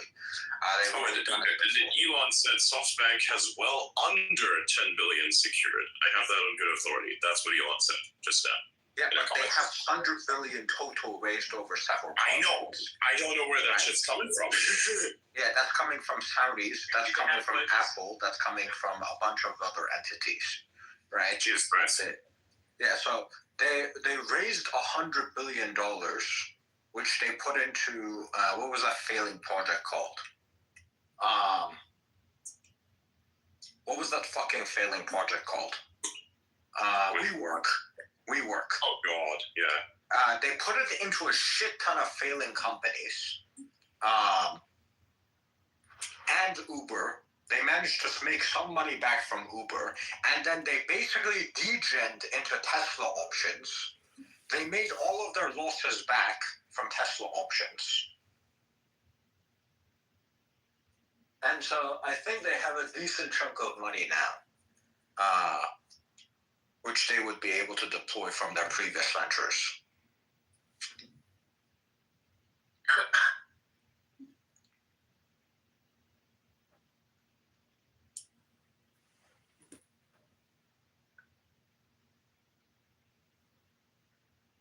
By the way, this is actually a pretty funny story of when SoftBank completely fucking degened to Tesla options. This is actually one of the major reasons why Tesla exploded in price.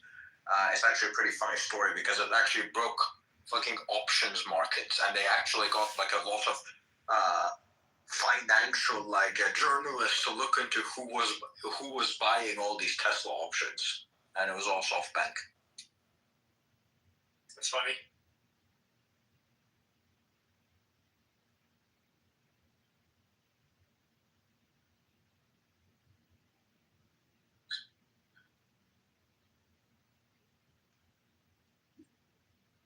Wow, that's funny. You know, it's interesting looking at spaces that I've had like a year ago or so, comparing it to what is today. My speech has greatly improved. It's amazing. Before, I used to have less. I used to have more apprehension, which was a bit of a problem. Should get the point across more effectively. One of the great problems with space, especially if you are going to share the stage with other people, not here. Here it's relatively dynamic. Is that everybody has like the 2-minute allotted time for speaking, and they don't actually know what the fuck they're saying. They get caught up in their own words. They repeat what somebody else has said, so that they can get their airtime and just kind of rely off of somebody else's failing context window. So if you're like don't stick and you're not able to force your way into the system and stay there and be persistent force, then you're gonna get fucked on a stage like that. So having done that a lot has kind of changed the way that I speak. Like there's a lot more force behind how I speak. I'm also able to use my voice a lot more effectively now, meaning that get better breath work so you can speak better and have your voice be more fully formed. You know what I'm saying?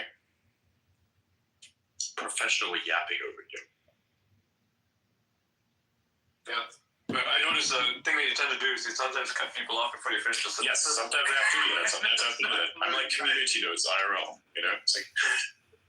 Yeah, but the problem is that you interrupted me earlier. I know. I kind of had to do that, just to be honest. You interrupted me way too early before I was able to complete. Oh, yeah, I know. And the context is so important. I know. Yeah, because like if I let you interrupt me, if I let you not let me finish my sentence, then it would have painted me as if I wanted a violent revolution, which is not at all what I want. Right. So yeah, it was very necessary for me to basically force myself into not making you not interrupt me. So. Oh yeah, that happens to me sometimes as well, where I'm making my point and I get cut off in the middle, and I know if I don't finish my point, I'm gonna sound like a complete dumbass. Yeah. Yep. In my case, I would sound genocidal, which is not necessary. It's so necessary to have context.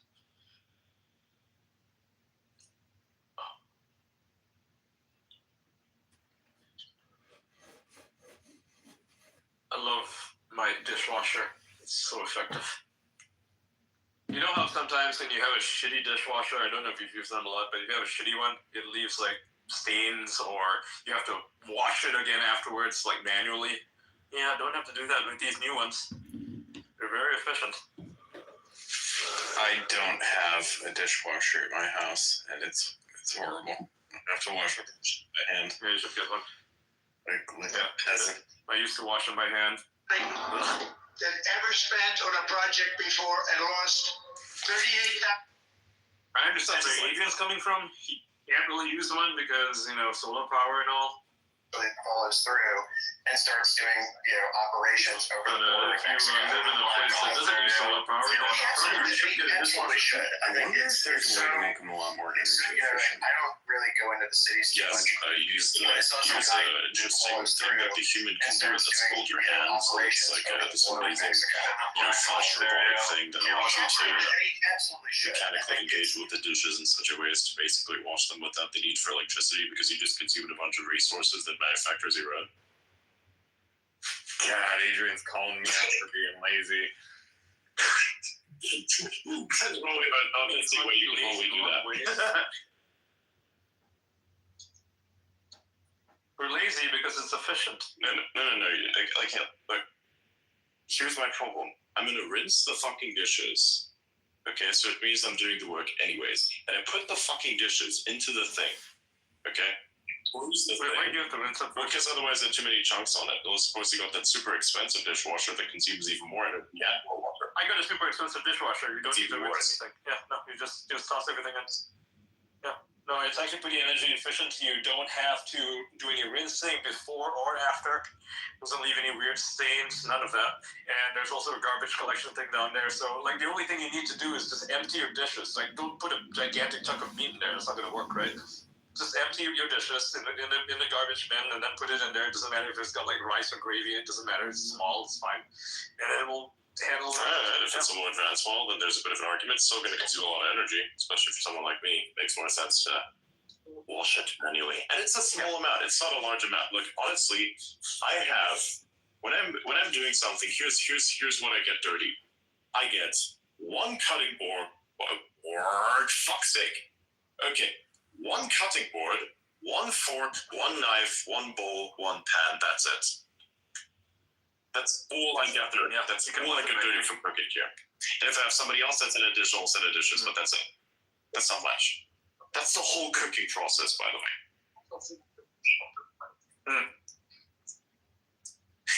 And I use it in such a way to basically max optimize like the amount of washing I do. So I basically do most of the washing. Because I don't want to wash up. It's fucking annoying. It's an inefficient thing. I don't like it. I don't like a lot of things in life. I don't like eating. I don't like sleeping either. I don't like shitting. I don't like peeing. I don't like any of those things. I like using my brain. By the way, do you guys remember Pal World, the Pokemon slavery game? Yeah, the Pokemon slavery game. Yeah.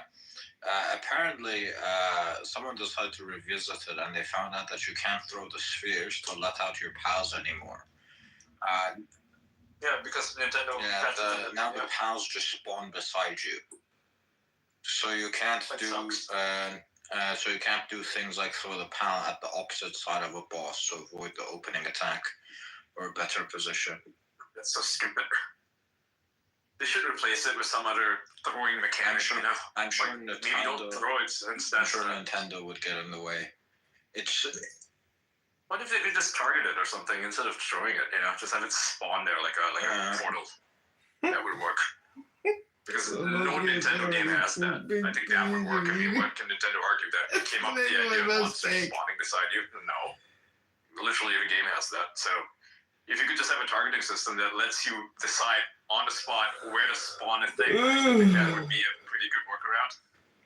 I think at this point the solution is just to buy Nintendo and stop them from suing everyone. Yeah. And good luck. They have any billionaires want to help me out here? I don't think Sony could even afford that. Probably not. No. You should do that. Yeah. Right. Yeah, extremely rich. I mean, if you saw how much money they made in the 90s. Yeah, but they're we'll do the other way around. That much right we now. get them to embrace. Here's what we do: we get them to embrace the woke ideology a lot more. Wait until they become bankrupt, then we make our move. But then it wouldn't be worth anything. No, it will be worth something. So you're killing a golden goose by making it woke. No. You can bring that back. You can bring that back 100%. You can bring stuff like that back. The brand is still incredible. Unless you're doing some bullshit like you would never have it. You'd be like, he would take a gun and he would shoot you before you would let that happen. Yeah, but even if you were to, you can definitely bring that brand back even after you committed what is effectively brand suicide. Nintendo's worth $70 billion. Yeah, no, that's not really possible. Yeah, they're worth a lot. They would sell though. They wouldn't sell. No. I mean, it's a public company, so you could pretty much buy any. You could probably get a large percentage of it, so that's true. Yeah. I don't think you could get away with it because a lot of them are pretty tight with the Japanese government, and they would literally say, "No, you can't let this happen." And the Japanese government would just step in. And I think at this point, the Japanese government would want any type of cash infusion into their companies. No, not like this. Like they would not let it be sold. It's for them. It's a matter of pride, national pride, to have Nintendo, and they don't want it to be owned by foreigners. If that's the case, I'm not surprised that they're kind of dying as a country right now. Yeah, they're like that. I mean, keep in mind, this is a country that has literally kind of wasted money to force Japanese companies that were spending money in China on equipment and manufacturing, and said, hey, we're going to actually pay you more to make stuff here at a loss, to themselves, to the government itself, and not to the company. The company is whatever, they'll absorb it. But yeah, no, like Japan doesn't want foreigners to be owning its companies. They're really against that. Which, I mean, that's good in a sense. I'm not sure about that. Staying warm. I mean, it doesn't really make financial sense, but you know, for them, it's more than just making financial sense. They don't always make. Yeah, but you're not in the luxurious position to not have those decisions being made. Doesn't matter. I mean, and keep in mind, this is a kind of country where it's airlines. So Japan airline, not great, right? But in 2008, when that whole thing happened and a lot of companies were shutting down, the CEO, he fucking fired himself. Yeah. You're like, I take full responsibility and fired myself, even though it wasn't actually his fault. It wasn't even his fault, but he took responsibility. This is the culture we're talking about. They're very different people. They think differently. I'm not saying that in a bad way, by the way. I mean that like a really good way. Yeah, I respect that. I It's like, respect holy crap, that these guys have to some principles. extent as well, but you're completely fucking your country. Like Japanese it makes culture, sacrifices. so Japanese culture works amazingly when you have a proper demographic, right? Because the minority of the country is old people, right? And old people are respected, and the old people are kind of giving wisdom to the younger generation, right? And they're giving humility and all of these things, right? And as a result, they kind of suck up more of the resources of the country, but that's okay because they're preserving the culture and they're preserving discipline and they're doing all these things, right? That's good. Yep. Where it starts to break down is when old people are not making up a minority of the country, they're making up a majority of the country, right? They still work, by the way. The old people there, they still work because they want to contribute. The problem is they live very long to the point where they can't work anymore. So, like, when I was there in Japan, I lived there for a while, a lot of the old people work. Like, we're talking senior citizens are working, right? And they're proud of it. They are happy to contribute. The problem is they get too old to work. Like, they physically cannot work. So they're not even sucking up resources on purpose the way that some old people are in other countries. Some people, they just want to retire, right? The Japanese don't want to retire. They're kind of forced to on account of their being too old, right? If you're 90 years old, you're not fucking working whether you want to or not. So that is the problem. They live too long. It's a kind of an interesting problem to have. It's a solid state society, if you will. And it's not a subject that it's not taboo, by the way. Like the whole concept of old people like kind of being draining too many resources. That is a pretty openly talked about issue in Japan. So it's not a taboo thing. They're not shaming old people. They can't figure it out. They want to figure it out. The old people want to figure it out, and they don't know how to do it. Because I don't know if there's a solution to it. It's one of those problems that it's like a three-body problem. You can't solve it. It's unsolvable. It's a paradox. Which, I mean, credit to them for actually, engaging in the problems. And I wish the rest of the world, like obviously some parts of the world have solved these issues, but I wish the rest of the world had that mentality where they want to solve problems, even if it means, making sacrifices.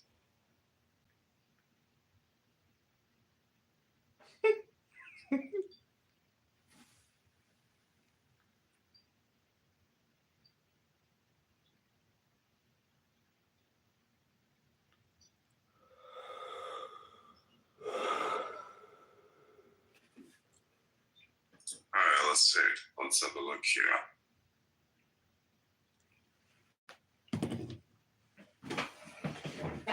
All right, everybody, I'm going to sleep. I don't give a fuck how long these motherfuckers go. I'm going to sleep. We got enough Elon fucking meat for the night.